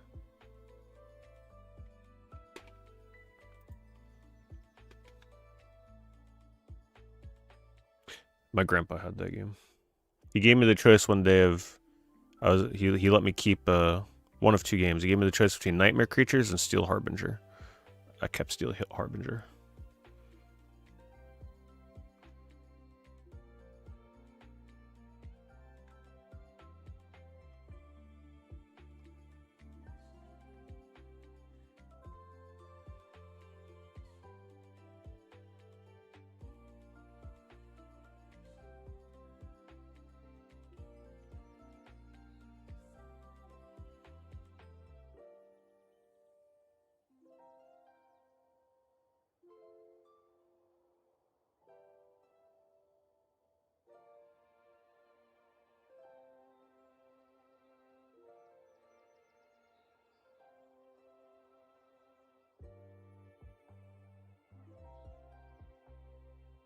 It's got to be like one of the cheapest long box games on PS1.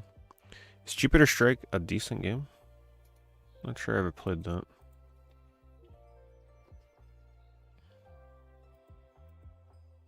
Actually looks like something I'd enjoy.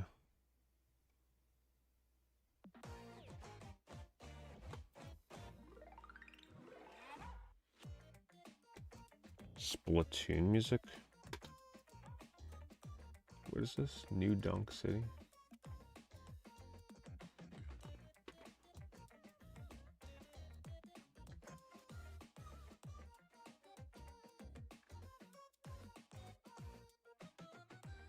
Make sure you play Galarians, by the way, if you consider yourself a survival horror fan. It's very easy to overlook Galarians, because it doesn't appear like a survival horror game at first glance, and especially in the first hour or two.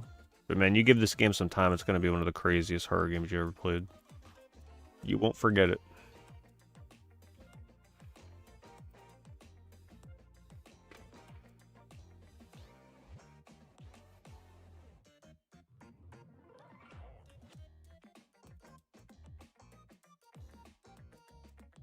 Check auctions that are ending. It's been definitely long enough to check those.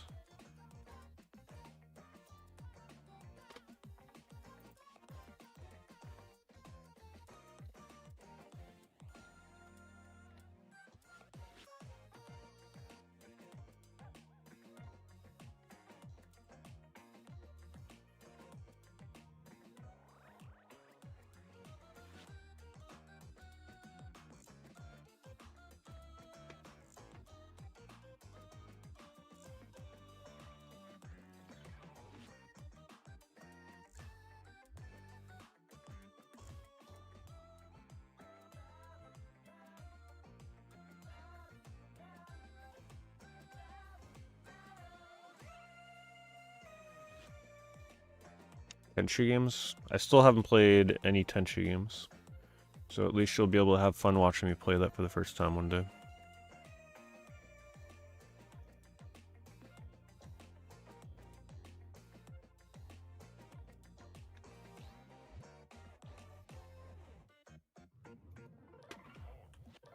Alert. Wholesale out of 25 resurface games.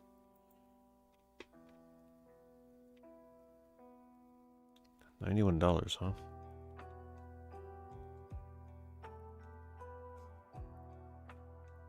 I guess there's enough like $5 to $10 games in here. Someone would want that.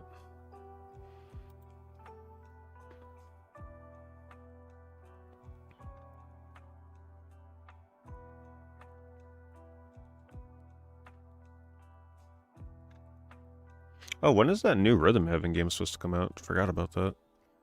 If that's coming out this year, it's definitely one of my most anticipated games for this year. I don't think they've given a date or anything though, huh?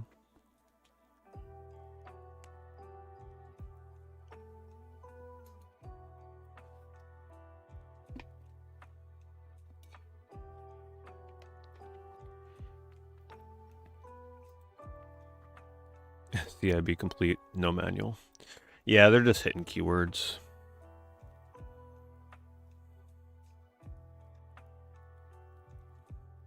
Complete with the box, but no manual.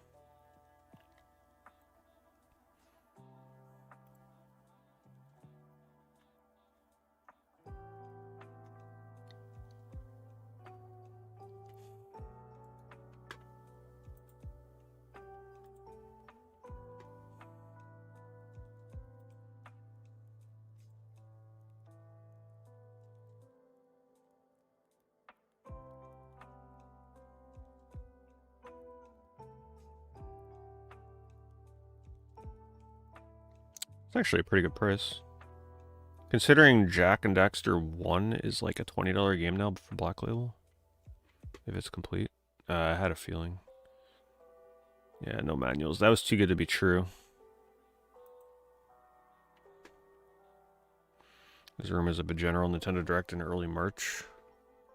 Man, we need that right now, boy. But they're not going to give it to us right after this one.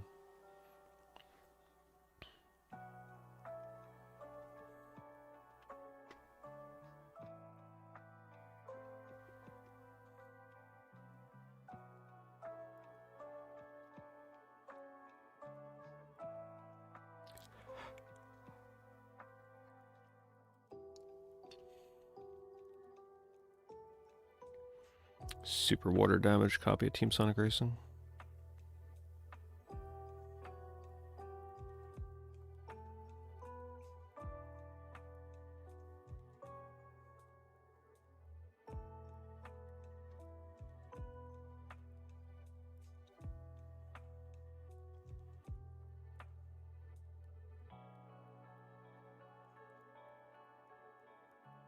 Sometime this month, supposedly.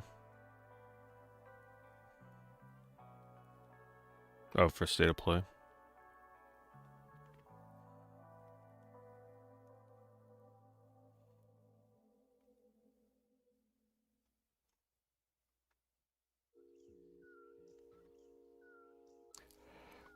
I don't even watch the Xbox ones anymore.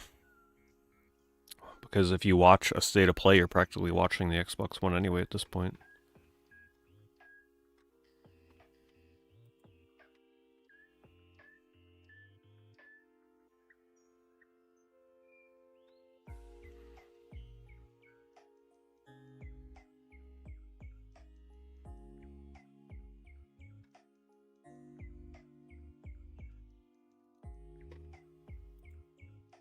Anybody need some DS and 3DS games from a pet-free home? Laying on top of the iPad. Just waiting to pounce on that power outlet.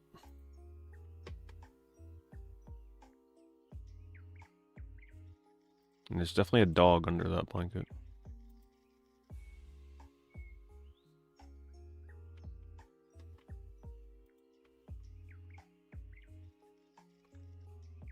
Well, I'd rather have a cat in the photo than someone's underwear and feet.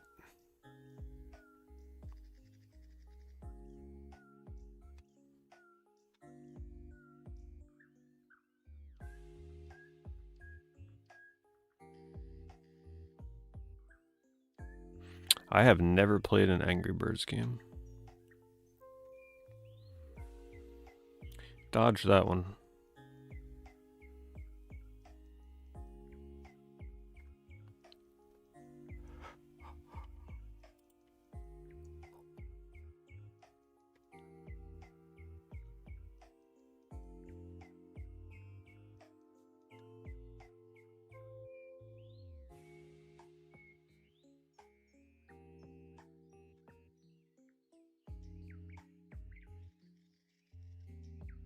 Oh, I'm sure Angry Birds was fun. Just never appealed to me. Art style and all that stuff. Never played it.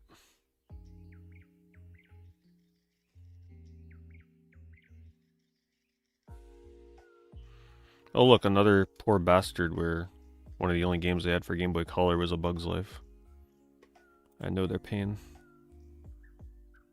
I still don't understand. I just don't understand why I bought that. I don't even know. Was there really nothing else at KB Toys? I mean, I can't remember. It had to be one of the only games they had in stock.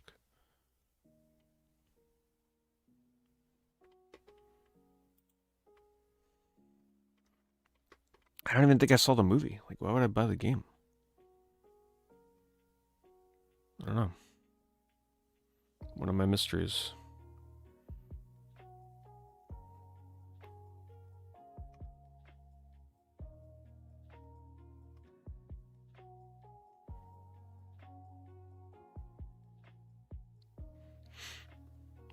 Finally got Einhander this week. It is a great game.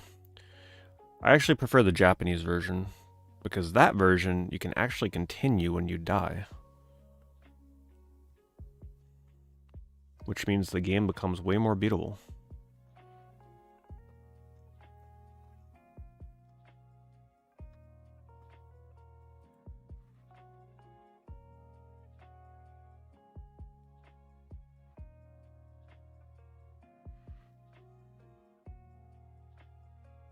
Well, what happened was this was after my, what was it?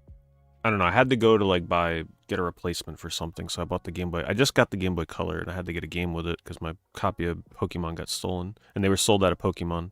Yeah, because my Game Boy in school got stolen, and I had to go get, at least the Game Boy Color was out, so I was able to get the Game Boy Color, but they were sold out of Pokemon because it was still like peak craze for Pokemon. And then for some dumb reason, I bought A Bug's Life with my Game Boy Color. They must have just had like no other Game Boy Color games in stock. I'm not sure. So I don't know why.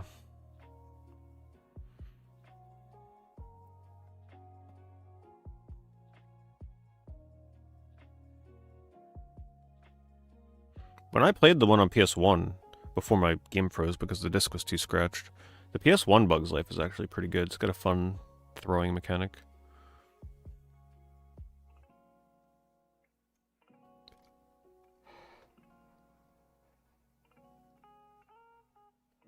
Anybody need 100 million blood echoes? I'm assuming that's like Bloodborne or something.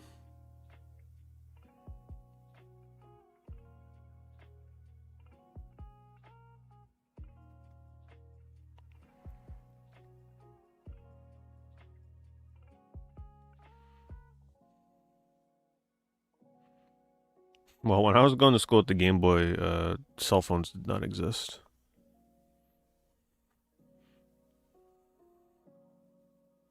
It was just something that kids played during lunch. We didn't play it during class. We weren't that mischievous.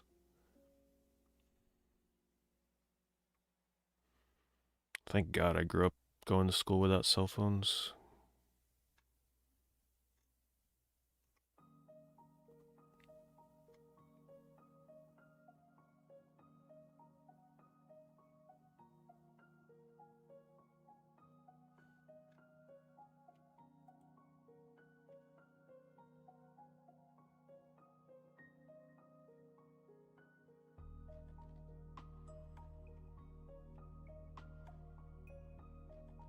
What's good online?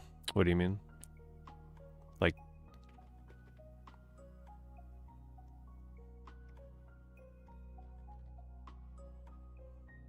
deal-wise or something?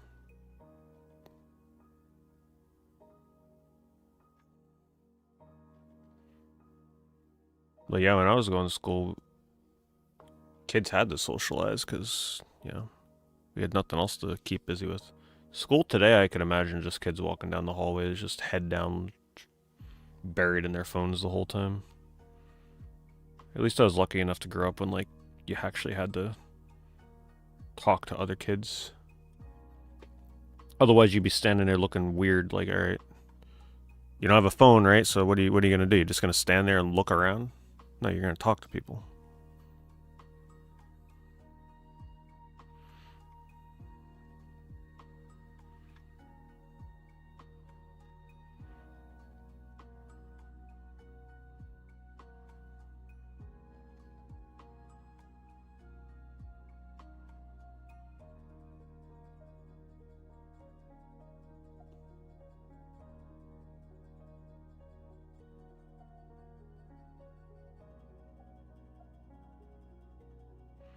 Yeah, we used to, in my high school, we had, we were in the gamer, like, nerd kind of clique. High school, they had all the cliques and everything. But all the cliques got along. I was fortunate enough where, like, there was really no bullying, none of that kind of stuff. Everybody just kind of stuck with their friend group, and that was that. But, like, there was no, like, animosity. But, we were part of the gamer group, so we'd all meet up half an hour before school in the school and just hang out and talk about games. That's all we did. Talk about what games we were playing, like playing our Game Boys, whatever the hell we were playing at the time. Game Boy Advances, whatever the heck, I don't even remember.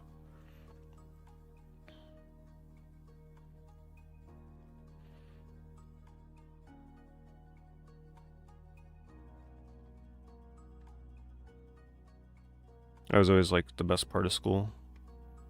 The morning meetings. Just hang out and talk about games before classes.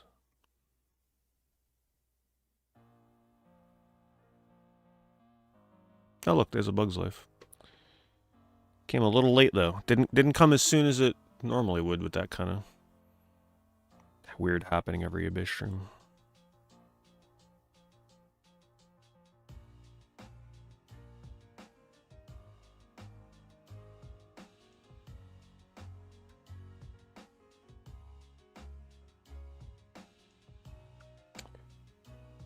Just looking for interesting listings. The odd good deal here or there. These are just the auctions right now. One of the better places you're going to find a decently priced game on here these days. Especially these ones that start ending at like 2:30 in the morning. If someone's dumb enough to list something good at that time.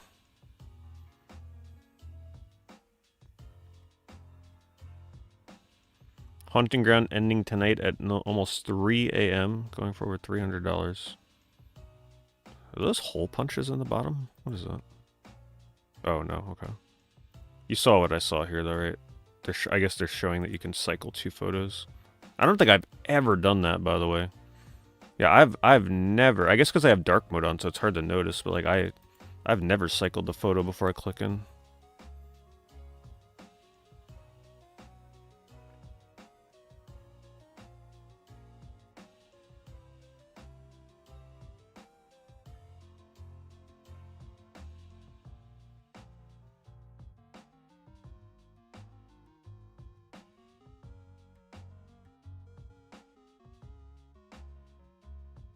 What is this? San Diego Comic-Con exclusive Atari Pac-Man Gold Edition double feature. What is it? Oh my god. Imagine selling like a crazy looking physical copy like this, and then they're like, oh, by the way, it may need an update from your console.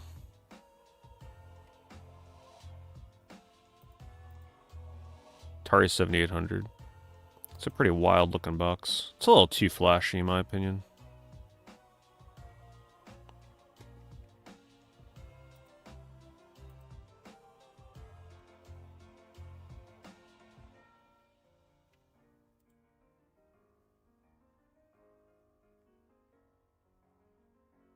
Hello, Pardeep.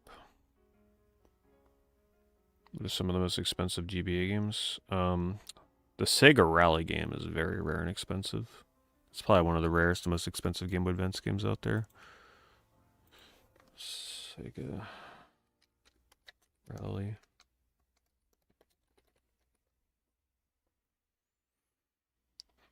This game here, you can see the cart. People want quite a bit for it. I don't even know. There's usually not even a complete copy up for sale, as you can see.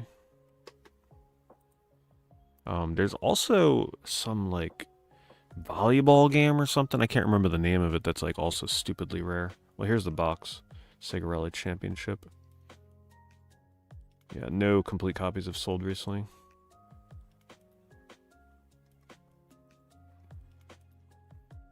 This Game Boy Advance I'm going to collect for. It's a little late to collect Game Boy Advance at this point. If you're going cart only, you can probably still get some pretty good prices, though. Great games on there. Really good games. The nice thing about Game Boy Advance is it really hits all the genres. There's just something for everybody on there. Especially if you like RPGs and platformers.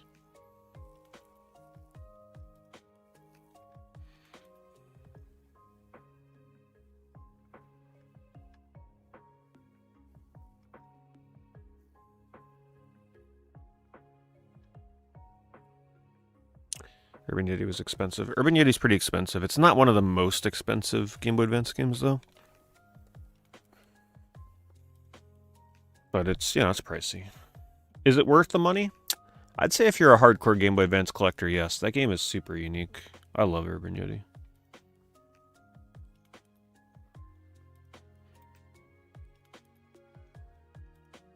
But, you know, I'm pretty biased with Urban Yeti, obviously.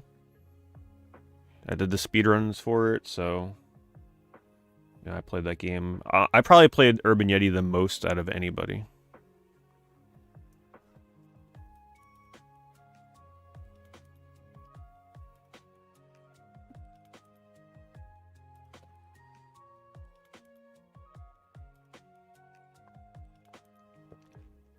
Oh, is that speedrun the origins of you finding the channel Video Gamer? The GDQ speedrun for that? You really want Golden Sun? Yeah, if you haven't played Golden Sun yet, essential, not just essential Game Boy Advance game, but like an essential RPG. just still one of the most perfect looking and sounding normal RPG battle systems out there. I'm still blown away by the way Golden Sun looks on Game Boy Advance. I'm just such a sucker for that like fake 3D camera rotation on there.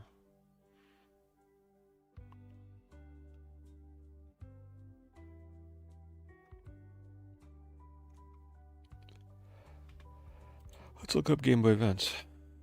It's been a little bit since I looked up Game Boy Advance.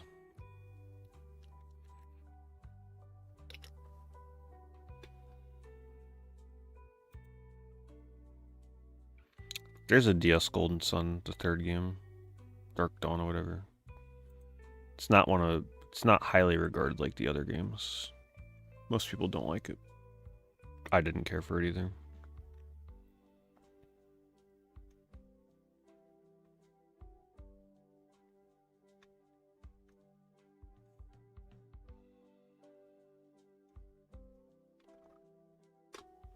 Oh, I had this guide. Nintendo Power Advance. It came out really early with the Game Boy Advance. Premiere issue. I don't think it lasted that long. If I remember right. They were gonna do like Nintendo Power Advance, only like covering Game Boy Advance stuff.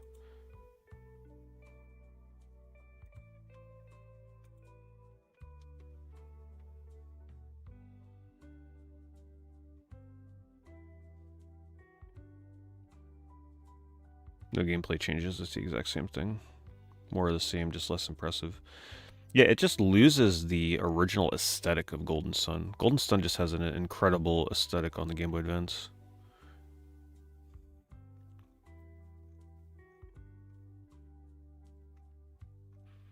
Alright, let's look for complete bucks. I don't feel like trying to read these carts.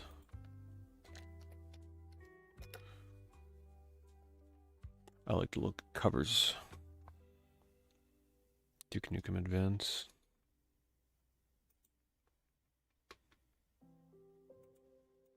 It's always impressive seeing these games running on Game Boy Advance. Some of the more expensive Game Boy Advance games now, these first-person games. You hardly got any in the UK. I didn't think about that. Well, the nice thing is they're easily importable.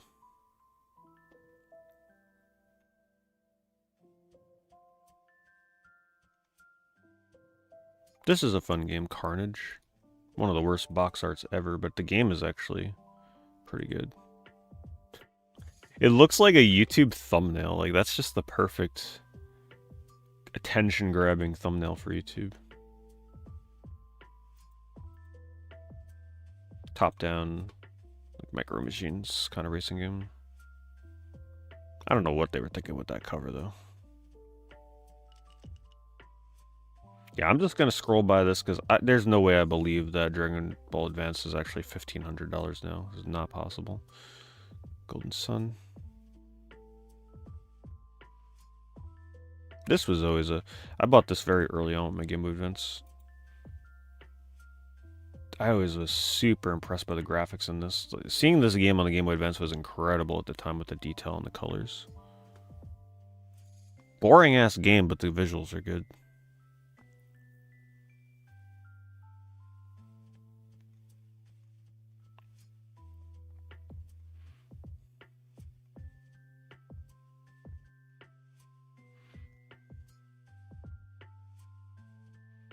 It's another good one, Racing Gears.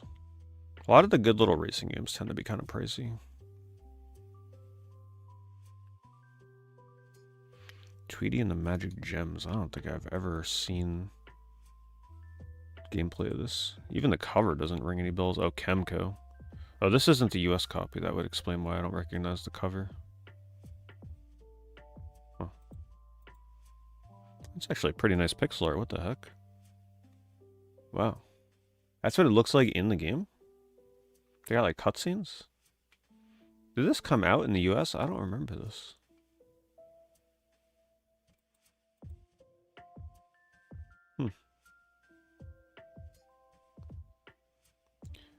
Let's see if I can read upside down. One day, Tweety found a strange box in the woods. When he opened it, a mysterious cloud of smoke engulfed his little body, transforming his tiny toes into stone. Tweety will turn to stone unless we quickly find 5 magical gems. Granny expedited. Speed. That one's hard to read upside down. Explains. I'm like, look at this. I'm like, that is a crazy word upside down. Explain to the Looney Tunes characters. I'm counting on all of you to save my precious little birdie. Doesn't really explain the game, but the lore, it sets up the lore.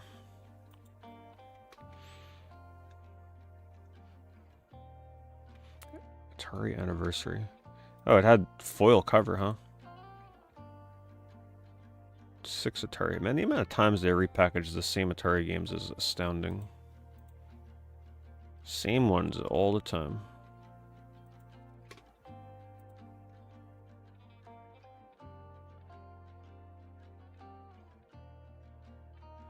I do not own a PSP Go. I wish. My biggest regret is not buying a PSP Go before they shut down the store for the PlayStation mini games, like those little bite-sized games that you can pick up exclusively on the go. I would have loved to have picked those up. But that thing just came out at the wrong time. Nobody wanted a digital-only PSP. It was just wrong place, wrong time.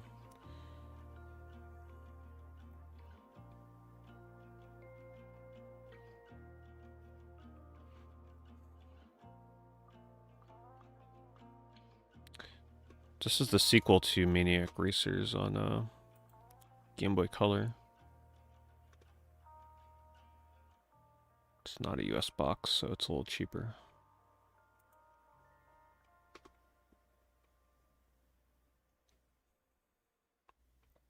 This game, I bought this day one, super disappointed. This is one of the laggiest RPGs I've ever played. Battles are almost unplayable. Like 5 frames a second, I'm not even joking. Nearly unplayable. I'm sure some of you know what I'm talking about with this one. Tales of Fantasia.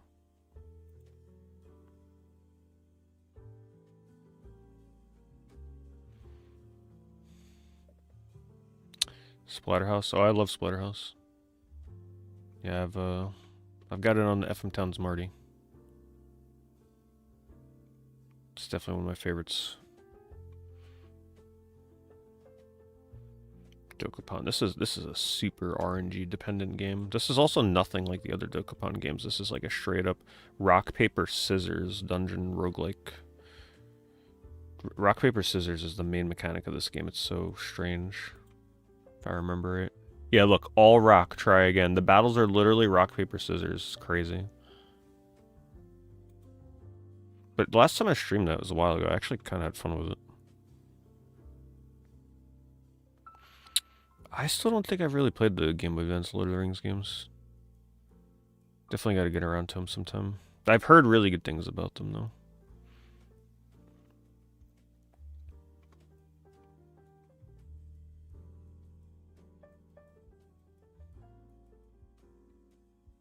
Mike Tyson's boxing. $400. Wow. Come to think of it, I don't think I've ever seen this game.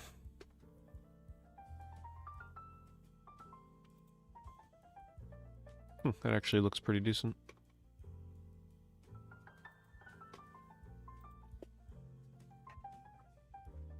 I have not played the Demi Kids games yet. They're definitely like up there for Game Boy Advance games I'd love to play the most.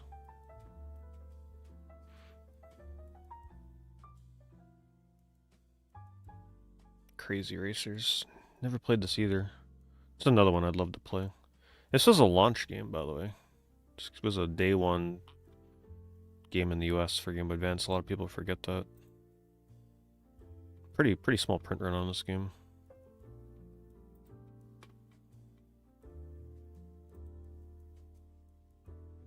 Oh man, I always forget there's a Space Channel 5 game. I love the cover on this. It's so colorful. Look at that. Ooh la la's Cosmic Attack. Man, this is gonna put me back on the Game Boy Advance looking at all these games. And the graphics actually look pretty good.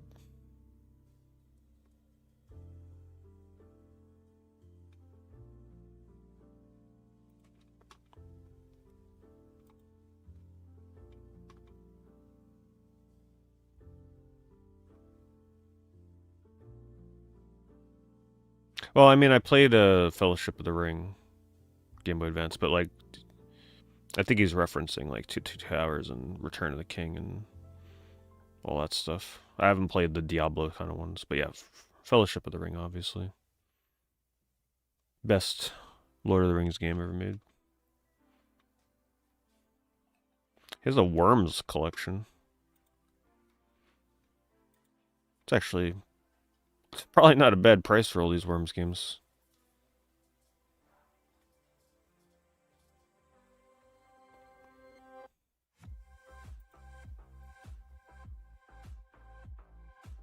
Yeah, there's a Jet Set Radio or Jet Grind Radio game on Game Boy Advance as well that looks really neat. That one runs on the Tony Hawk engine.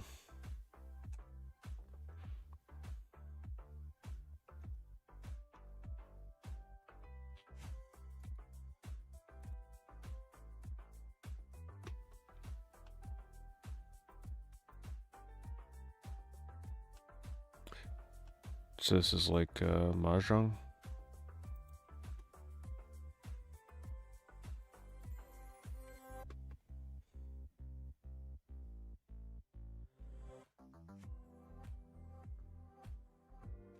Good night, Blizzard. Oh, Star X. That was a fun one. It's got some pretty cool advanced graphics for Game Boy Advance. For a shoot 'em up. Got that like fake 3D look to it. Kind of looks like a very primitive Jaguar game or something when you play it.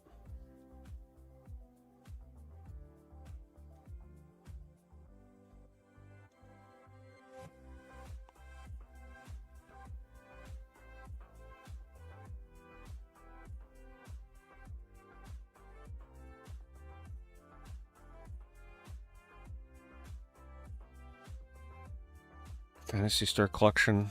I think this was considered one of the worst ways to play Phantasy Star. I don't remember why.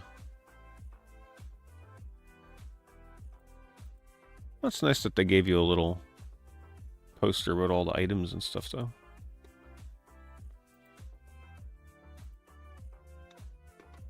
So many better ways. If you're going to play Phantasy Star now, just play the Sega Ages version. It's a good way to play.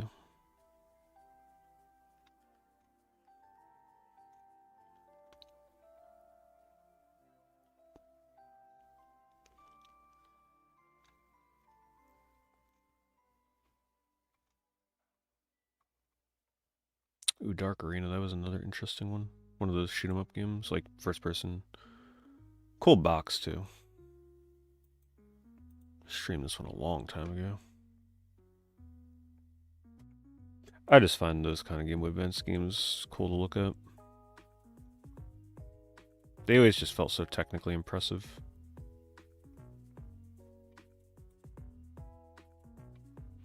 Wario Land 4. I don't think I ever gave a fair chance to playing that game. The only Wario Land I played a ton of were the Virtual Boy one and, you know, the original one on Game Boy. Yeah, here it is, Jet Grind Radio. Pretty expensive these days.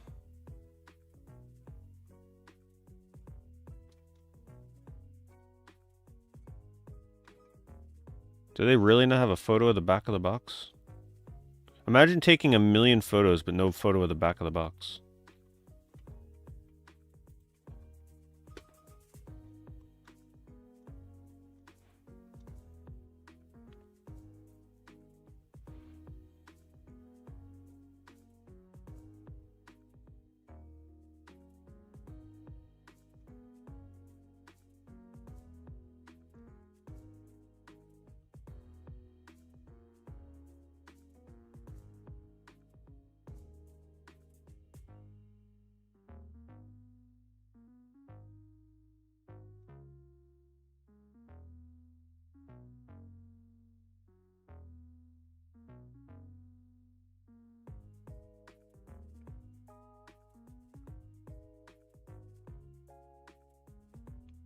pretty sure I got a copy of Warland 4 sitting around. Sure, one of these days I'll check it out. Game Boy Advance Variety Stream or something.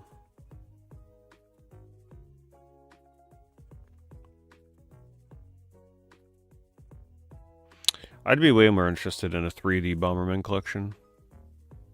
Yeah, I'm more of a fan of the 3D Bomberman games.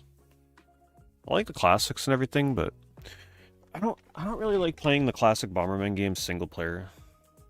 I don't mind playing the 3D Bomberman single player because it just, you know, those games typically have a much more robust single player mode. So I enjoy those a lot more.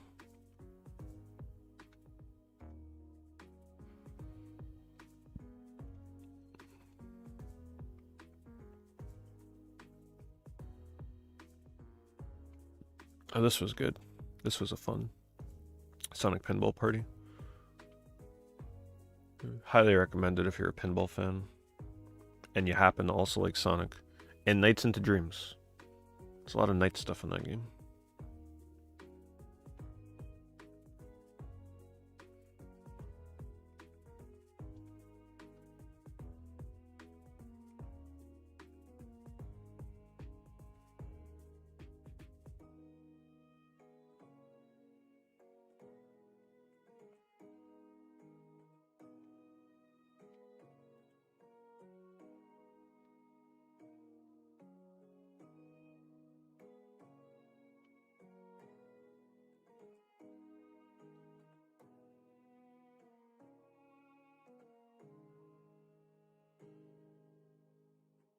Can't believe how expensive this Justice League game is. It's pretty bad.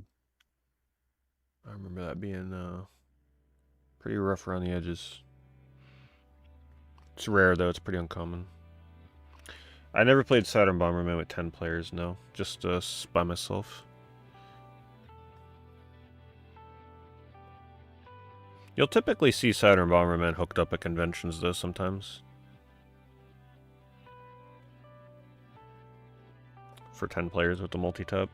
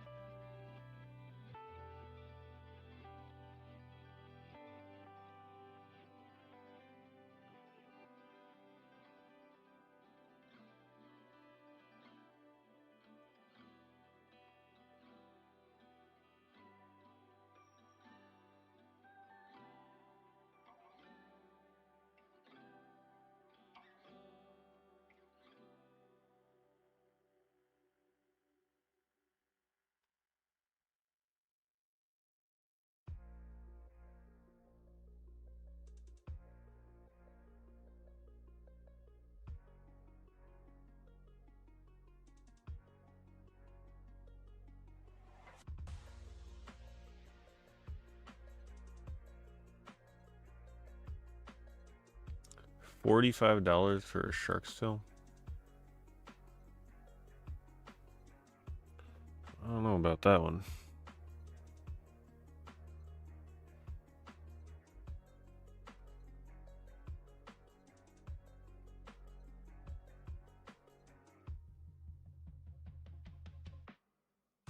$1,000 for Winx Club. Guess that's got to be one of the rare ones. I remember that. I now it is kind of jogging my memory. So if you're looking for a complete Game Boy Advance collection, that's going to be one of the ones you got to go for. Okay, yeah, no, this seller, there's no, oh, sealed. This box is actually pretty rare. The Anthology box. Sealed up for 3,000 is crazy.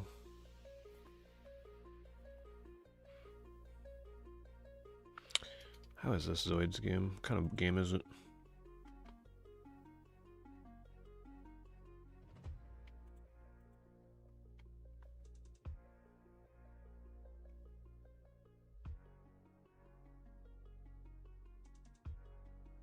It's a little hard to tell.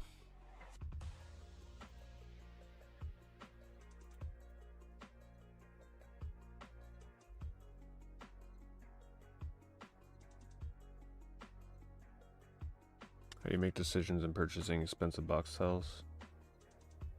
Just go for the ones that interest you the most, essentially.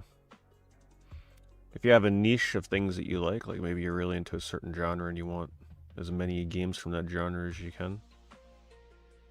It's better to just like hyper focus a certain niche.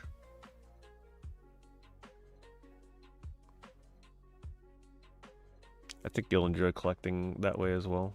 Because then like you can't look at everything, right? You gotta only look at a very small subset of games across consoles.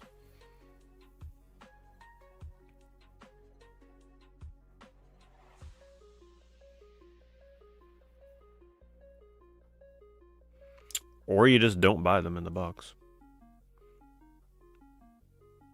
You could always buy it loose, and if you really like it and you want to add it complete, you could always try and track down the box later. Bit of an annoying way to do it, though. I'm always so surprised how cheap Iridion is. I understand it was a launch game, probably tons of copies out there, but man. One of the most visually impressive games on the Game Boy Advance. Someone like gnaw at the manual. Maybe that's why it's cheap. Great game. Really, I always liked Iridion. The sequel's way better.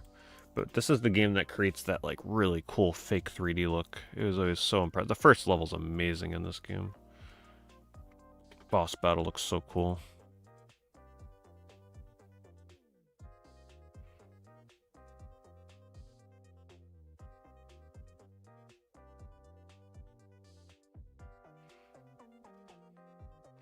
I think you just have to accept if you collect complete in box games, you just can't get as many games.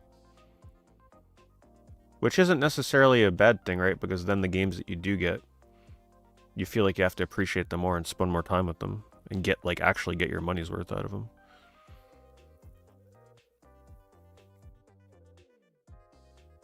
It just means that your collection will be like hyper curated.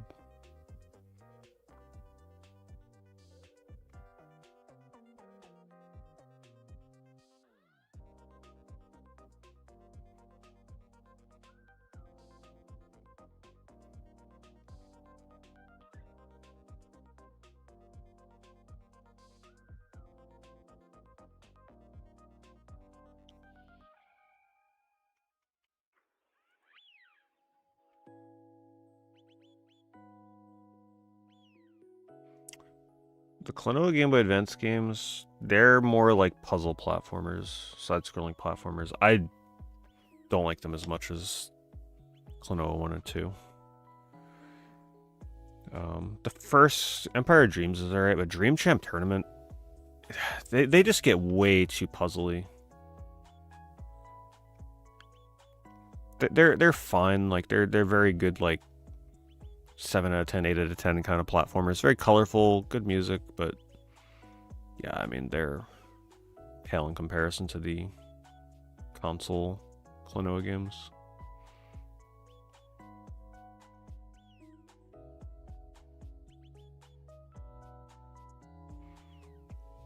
Oh, is that really what people are paying for these?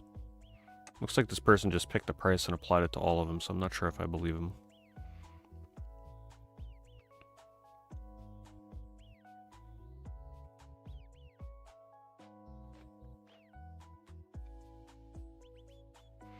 Yeah, I mean, most people emulate at this point. If you didn't get into collecting at least 10 years ago, I mean, it's pretty big barrier to entry at this point. The good news is if you got into collecting a long time ago, you already have a huge collection, so like adding a game here or there that's pricier than it used to be isn't that bad because, you know, it's not like you have this ginormous amount of games that you need for certain consoles because you already have most of them if you got them cheap back in the day. So it doesn't feel quite as bad when you cherry pick the ones that you still need. But yeah, if you're jumping in now, starting fresh on a console, especially a Nintendo console, and you're like, yeah, I'm gonna collect complete in box. Good luck. Good luck.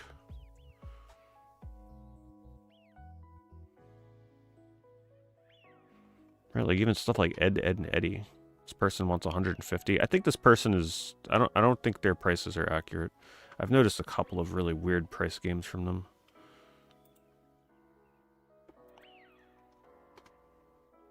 Smash. I always wanted to play Smash and Drive on Game Boy Advance. This is another super impressive looking Game Boy Advance game. Full 3D engine in here.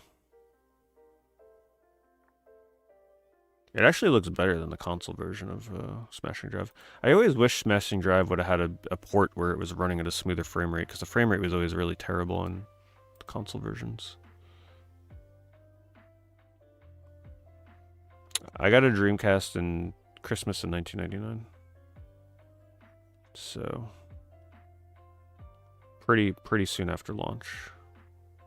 Great game to get as a Christmas present. Or a great console. I got Sonic Adventure with it. And then soon after I got Power Stone and House of the Dead 2.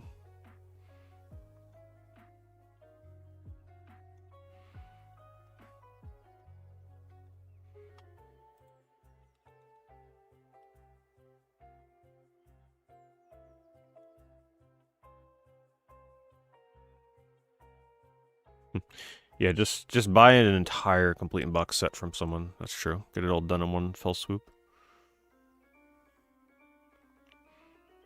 That's boring, though. Part of the fun of collecting is the process of working overtime to get towards your goals of what you want. It's not as much fun when you get everything all at once.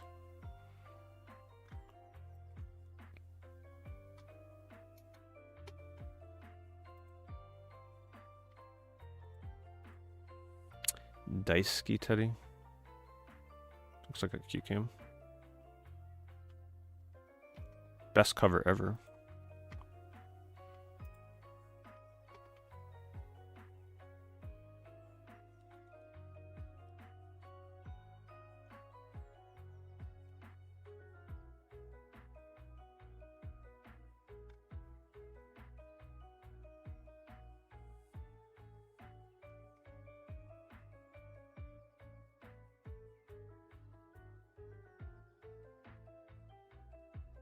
I do not recommend buying this Altered Beast game. I was pretty disappointed in that. It's nothing like the other Altered Beasts. So chaotic.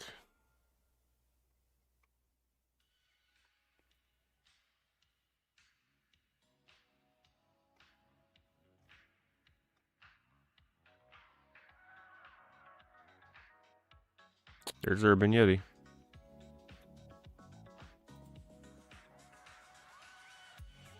Best cover ever.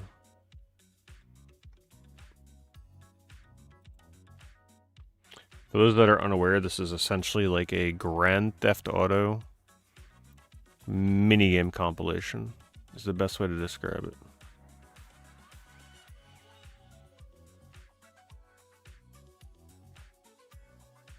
It's very fun, very weird.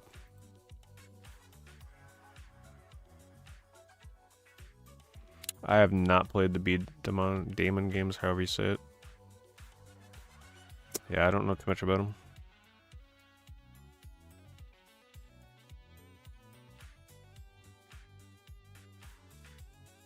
And the greatest Star Wars game to ever grace a handheld console. Light of the Falcon. If you like your eyes bleeding, that is. This game actually hurts your eyes. Frame rate's so low. Solo, get it.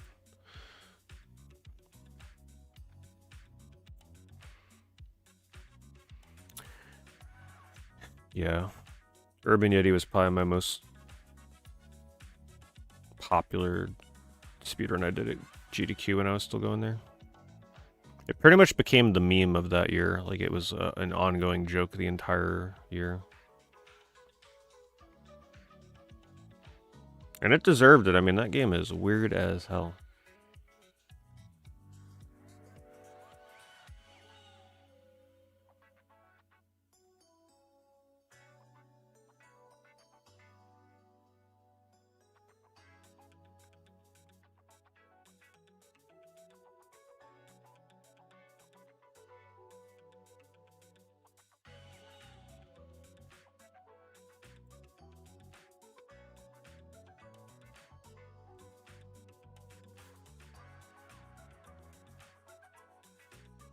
Anybody play this Prince of Persia? Actually looks pretty good.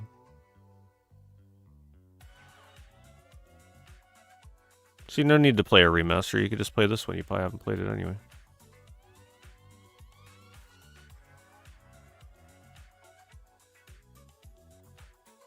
This is a Metroidvania kind of game too, I believe, this Nightmare Before Christmas game. I couldn't really get into this one. I didn't care for this game, from what I can recall. Florida's Natural, what the... Why is there an advertisement for Florida's Natural on the back of the manual? Okay.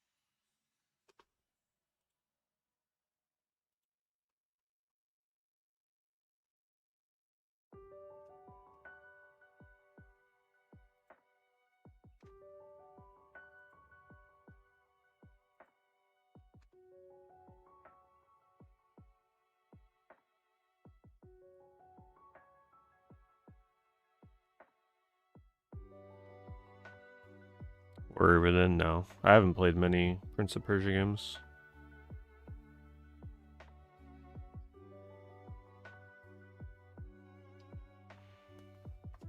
I have not played too many of the Marvel games on Game Boy Advance, no.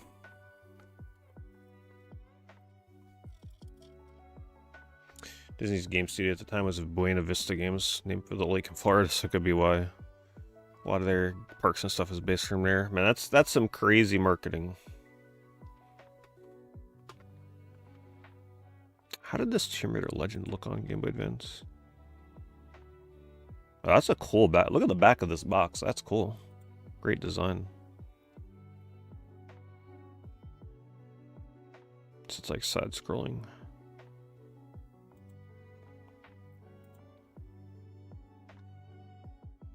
This is a racing game, by the way. There's a Popeye racing game.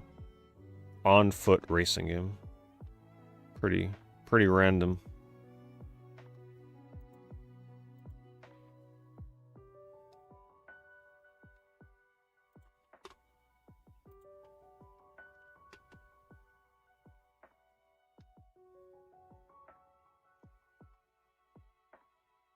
Wow, it's expensive. Mortal Kombat Advance, 175. I heard they really messed up the handheld, the ports they did for that Mortal Kombat collection. For the Game Boy ones, people are not happy with those for some reason.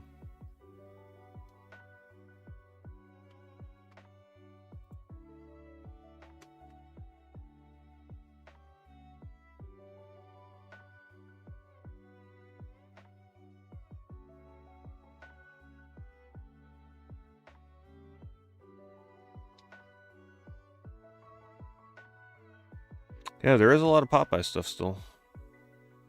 Even though it feels somewhat irrelevant, if I'm being honest. I don't know, are kids still really into Popeye? Maybe it's not for the kids.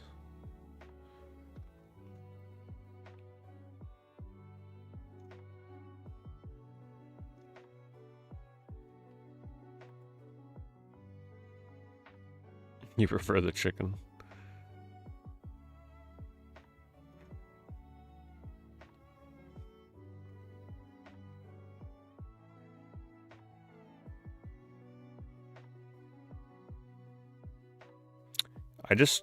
I started doing the streams on X today. Not necessarily, like, there's no chat on there, I disabled it. The way that I approach the stream on X is it's essentially, it forces, like, a notification to the people's homepage where it'll say, like, I'm live. So it's sort of like a pinned notification, if you will, across X. So it's kind of neat. I didn't know that they did that. So I'm essentially just using it as a giant advertisement for the stream. So like even if people were to stumble upon it that didn't know who I was, they can see the like a preview of the stream and then choose what platform they want to watch it on. So that's what I'm using it for. Yeah, it's pinned at the top of your page. Did anybody here, like, I doubt it, but I wonder if there's anybody here that just like stumbled upon, because it's probably only people that follow me. But it does make me wonder if somebody that doesn't follow me saw it and came to the stream. But even if that's not how it's used, like just it's a good way of like letting people know that I'm streaming on there. Let's see.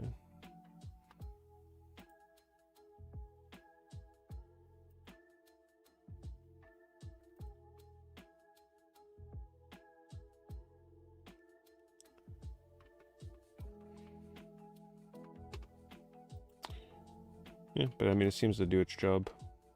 So that's neat.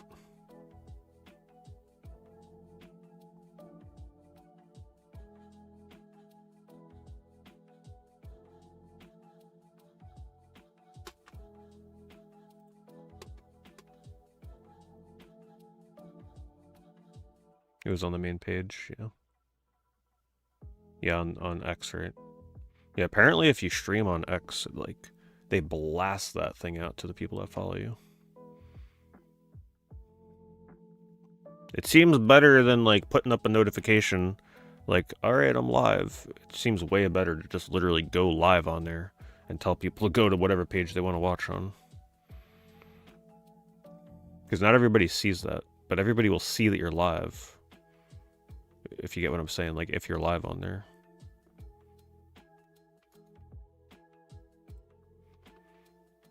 Hopefully, I mean, at least it seems like my internet's handling it. All these multi-streams.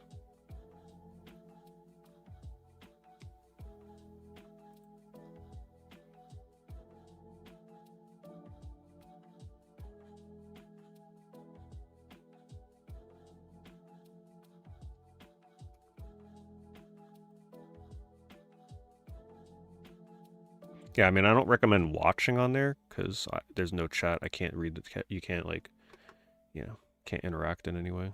Doesn't support me in any way. But it's a good sort of like, oh, he's streaming, and then it shows you what I'm streaming, and then you can decide if you want to join the stream. So I think it's pretty, I think it's something I'll use going forward. Of course, it's yet another step I gotta do before I go live. So, like, every time I add, all these things I add essentially make it take a little bit longer every time, like, before I hit the start streaming button, because I got to set all this stuff up on all these different platforms. But I think it'll be worth it.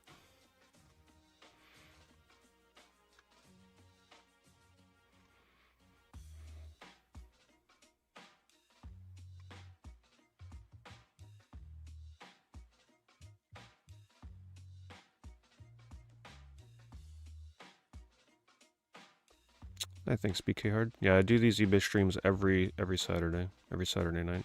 Sometimes it falls on a Sunday, but I've been doing my eBay streams every Saturday for, like, at this point, probably almost a decade.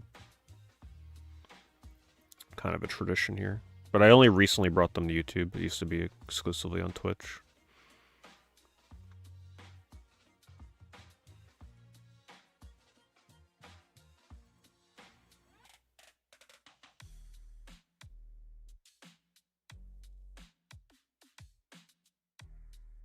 Well, it's not 115 viewers. I think it just means 115 people viewed the live stream on X.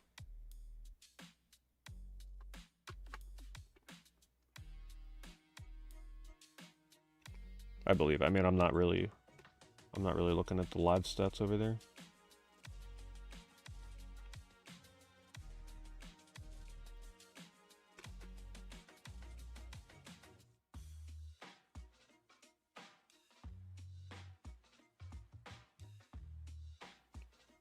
Right, yeah, because I believe when it says 117 views, I think that just means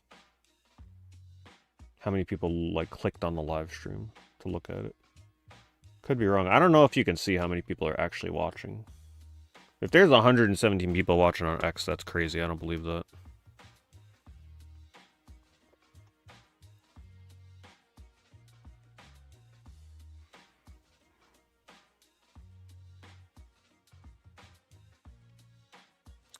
Yeah, for YouTube, I could see the stats. X, though, Twitter. I'm experimenting on there today, but I don't think there's any way you can see how many people are actually. I hope people are not watching on there. I just want it to be like an advertisement kind of thing. That's why I turned off the chat there on purpose.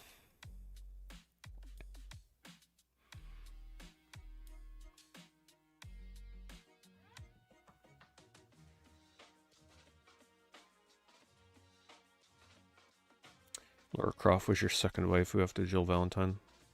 Well, good choices at least.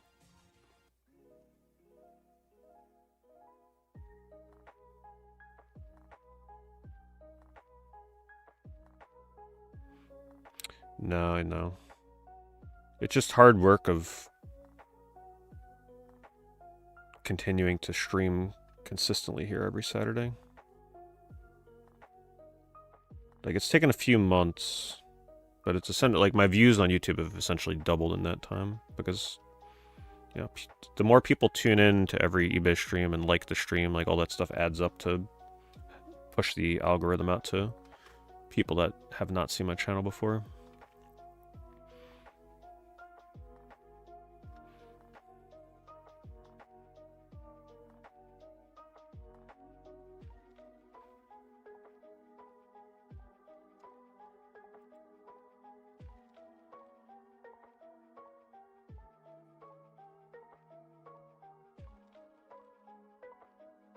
Yeah, I think it's total views as well. There probably is no way to see how many people are actually watching on X. It was a Bobo game. Yeah, I streamed it. It's really wacky. I know nothing about Bobo, but that, like, you just walk down a street or something. For the PS2 one from Japan, I don't know about the Game Boy Advance. But the PS2 one is crazy.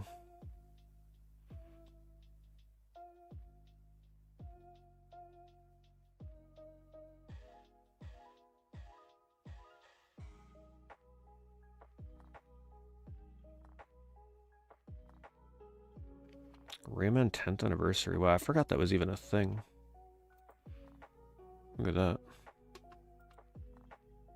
It's got to be pretty rare.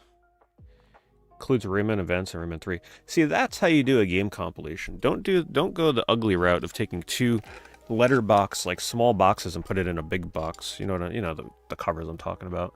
Just give it a nice stylized cover like that. That's how you handle it.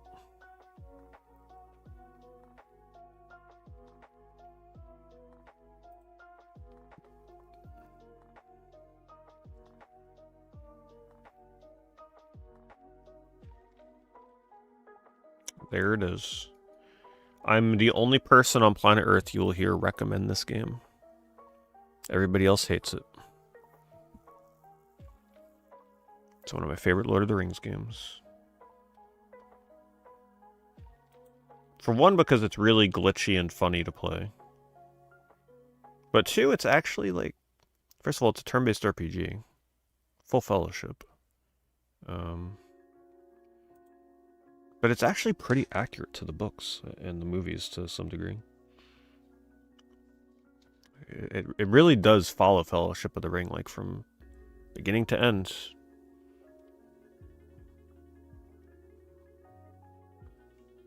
It's pretty well done. Very glitchy, very buggy, though. For a lot of people, it's bugged out to the point where you can't even finish the game when you get to Mines of Moria.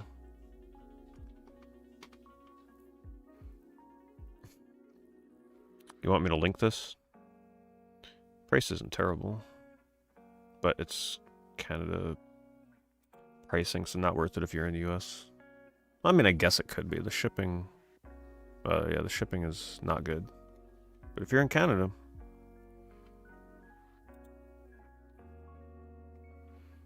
I gotta link the seller for you.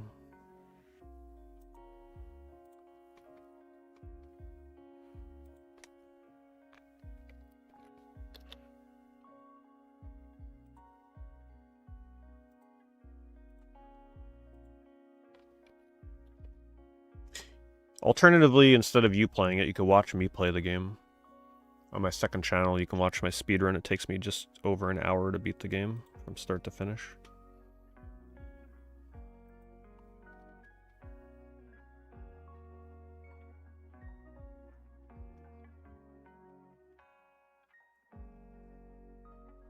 Do I ever watch Let's Plays? I never watch Let's Plays. I play my own games. I do my own Let's Plays. Unfortunately, the only time I use a Let's Play is if I, like, just quickly click through it to see what a game is like, to see if it's something I want to play.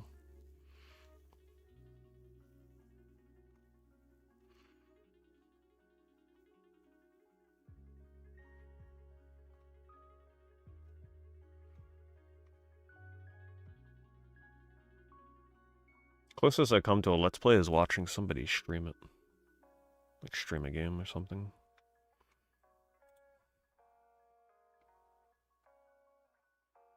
Sonic Game Boy Advance. Yeah, I also... I never got super into the Game Boy Advance Sonics, honestly.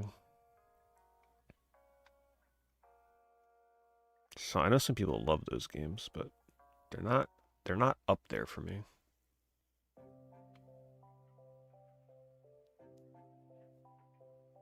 Speedruns can be a form of Let's Play. Yeah, I guess you're right. Like if I were to sit there and watch a speedrun from start to finish. I tend to only do that in a speedrun though that I'm interested in speedrunning myself.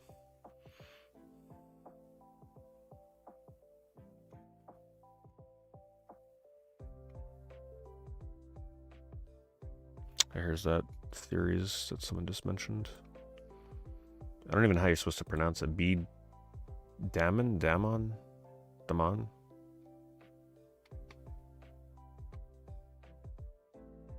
I know nothing about this.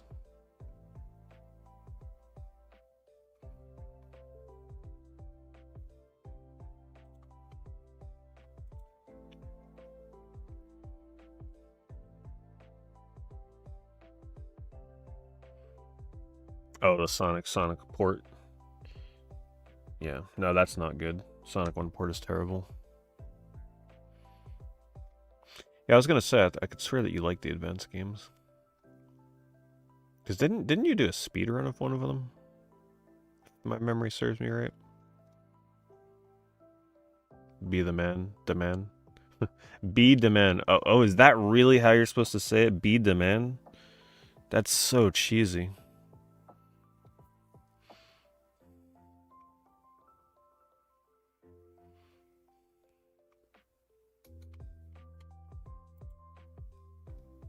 Be the man.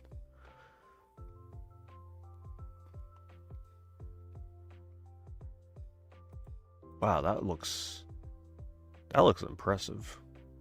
Look at the rendering on those cars for Game Boy Advance.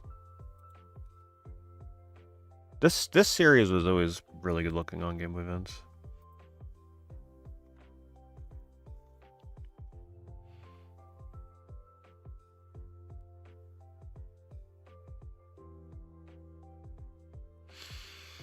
Do I have any favorite titles of video games? Well, that would definitely depend on the console. I have not taken the time to come up with the top list of my favorite games of all time, but I feel like one of these years I'll be getting close to attempting such a thing. My favorite game is still Eco, PS2, PS3 game. Other than that, I just really like 3D platformers and RPGs and terrible, janky, obscure games.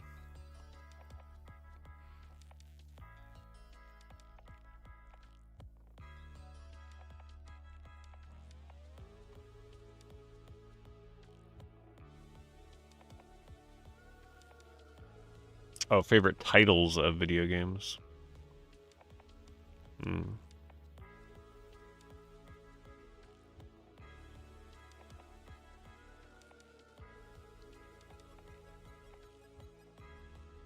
Oh, isn't Fellowship of the Ring game based on the films? I don't remember the release date of the Game Boy Advance game, but I don't know. I think it's kind of cool to have it based on the books instead of the film, honestly.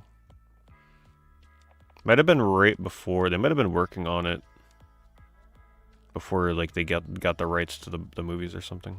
Plumbers don't wear ties. I always really liked Nights into Dreams. I think that's such a, like, mysterious title for a game. Nights into Dreams. It's so artsy sounding, so mysterious.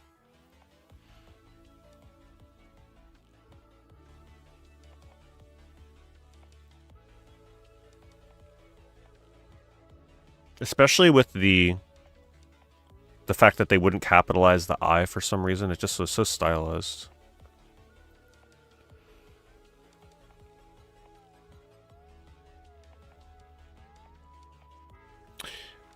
Well, I think we got a good taste of what people are looking for Game Boy Advance games, right? think the consensus is there's still plenty of affordable Game Boy Advance games out there, but most of the super desirable ones are a little pricey. I always like that cover for Garfield. What's the one 3DO game that's worth like over $10,000? That's Dino Park Tycoon.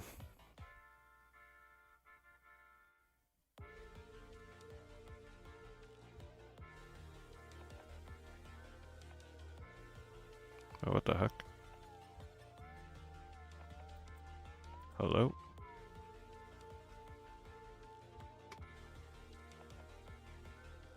Oh, this might have been the one I was talking about when I was asked about most expensive Game Boy Advance games. I mean, they're asking $1,700 for it, so obviously it's rare. Ultimate Beach Soccer. So have fun going for a complete Game Boy Advance collection. Probably a super late release that had a small print run. That's pretty much what it is.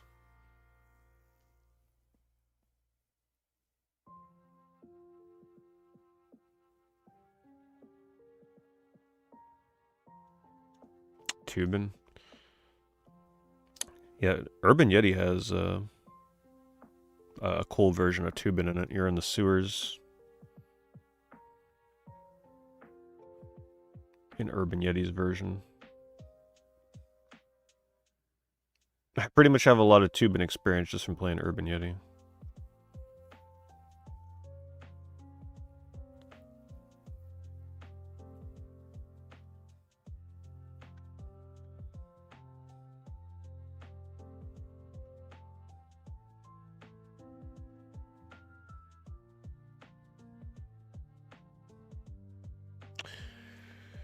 Alright, I think that's going to be a good place to stop. 1 a.m. is usually my limit. Time to get to bed. But as always, a great stream. Thank you very much to everybody for stopping by. Don't forget to follow on whatever platform you're watching on if you want to catch my future eBay streams. During the week on YouTube, Twitch, and Kick, I do play video games. This week we will be continuing a few various games. Dark Cloud playthrough, I'm nearing the end of that. Probably do Ni no Kuni again towards the end of the week. A little more than halfway through that game. I want to do another stream of Project Gorgon, that really interesting EverQuest Final Fantasy 11 like MMO that I was playing. If you haven't stopped by my stream of that yet, you should. It's pretty cool game. I want to do a stream as well. Look forward to. I want to do a stream for the new PSN sale. We're gonna look through all of the new games that are on sale on PSN. Try to do that like every other week when a new sale is out. Probably do that later in the week, unless there's a night where I'm like, man, I just want to sit here and look through PSN, which sometimes happens. What else? Should be a new video coming out on YouTube too. I've just been so busy with the gym. But in the coming days, I want to do a mystery unboxing video. Unbox some stuff. Old school style. So look forward to that. Some pretty cool stuff. One thing in particular, of course. Be fun to show off. Oh, and Xenosaga. There will probably be... I really want to play Xenosaga soon-ish. So whatever night where I'm like feeling really tired, expect my Xenosaga stream on Kick. My Xenosaga streams are exclusive to Kick. It's pretty much like a late night stream thing when it's too late to start a normal stream on the other platforms. So once again, if you're not following me on Kick and you are interested in watching me play Xenosaga, I'll put the link for that. I am about 5 hours into the first game right now. I'll be going through all 3 games in the series. But make sure you'll need to follow me on Kick and turn the notifications on, because if you're on YouTube, if you're not following me on X and Discord, you're going to have no way of knowing when I'm live over there. So just a heads up. If you're on my Discord, you'll be fine. And honestly, I mean, maybe I'll do it on X, just as like an advertisement thing. But there won't be any chat on X, so you'd have to watch on Kick. Anyway, I think that's about it. Yeah, you guys have a good night. Thanks very much for watching. I'll see you next Saturday, at least for eBay. Again, do it all over again every week.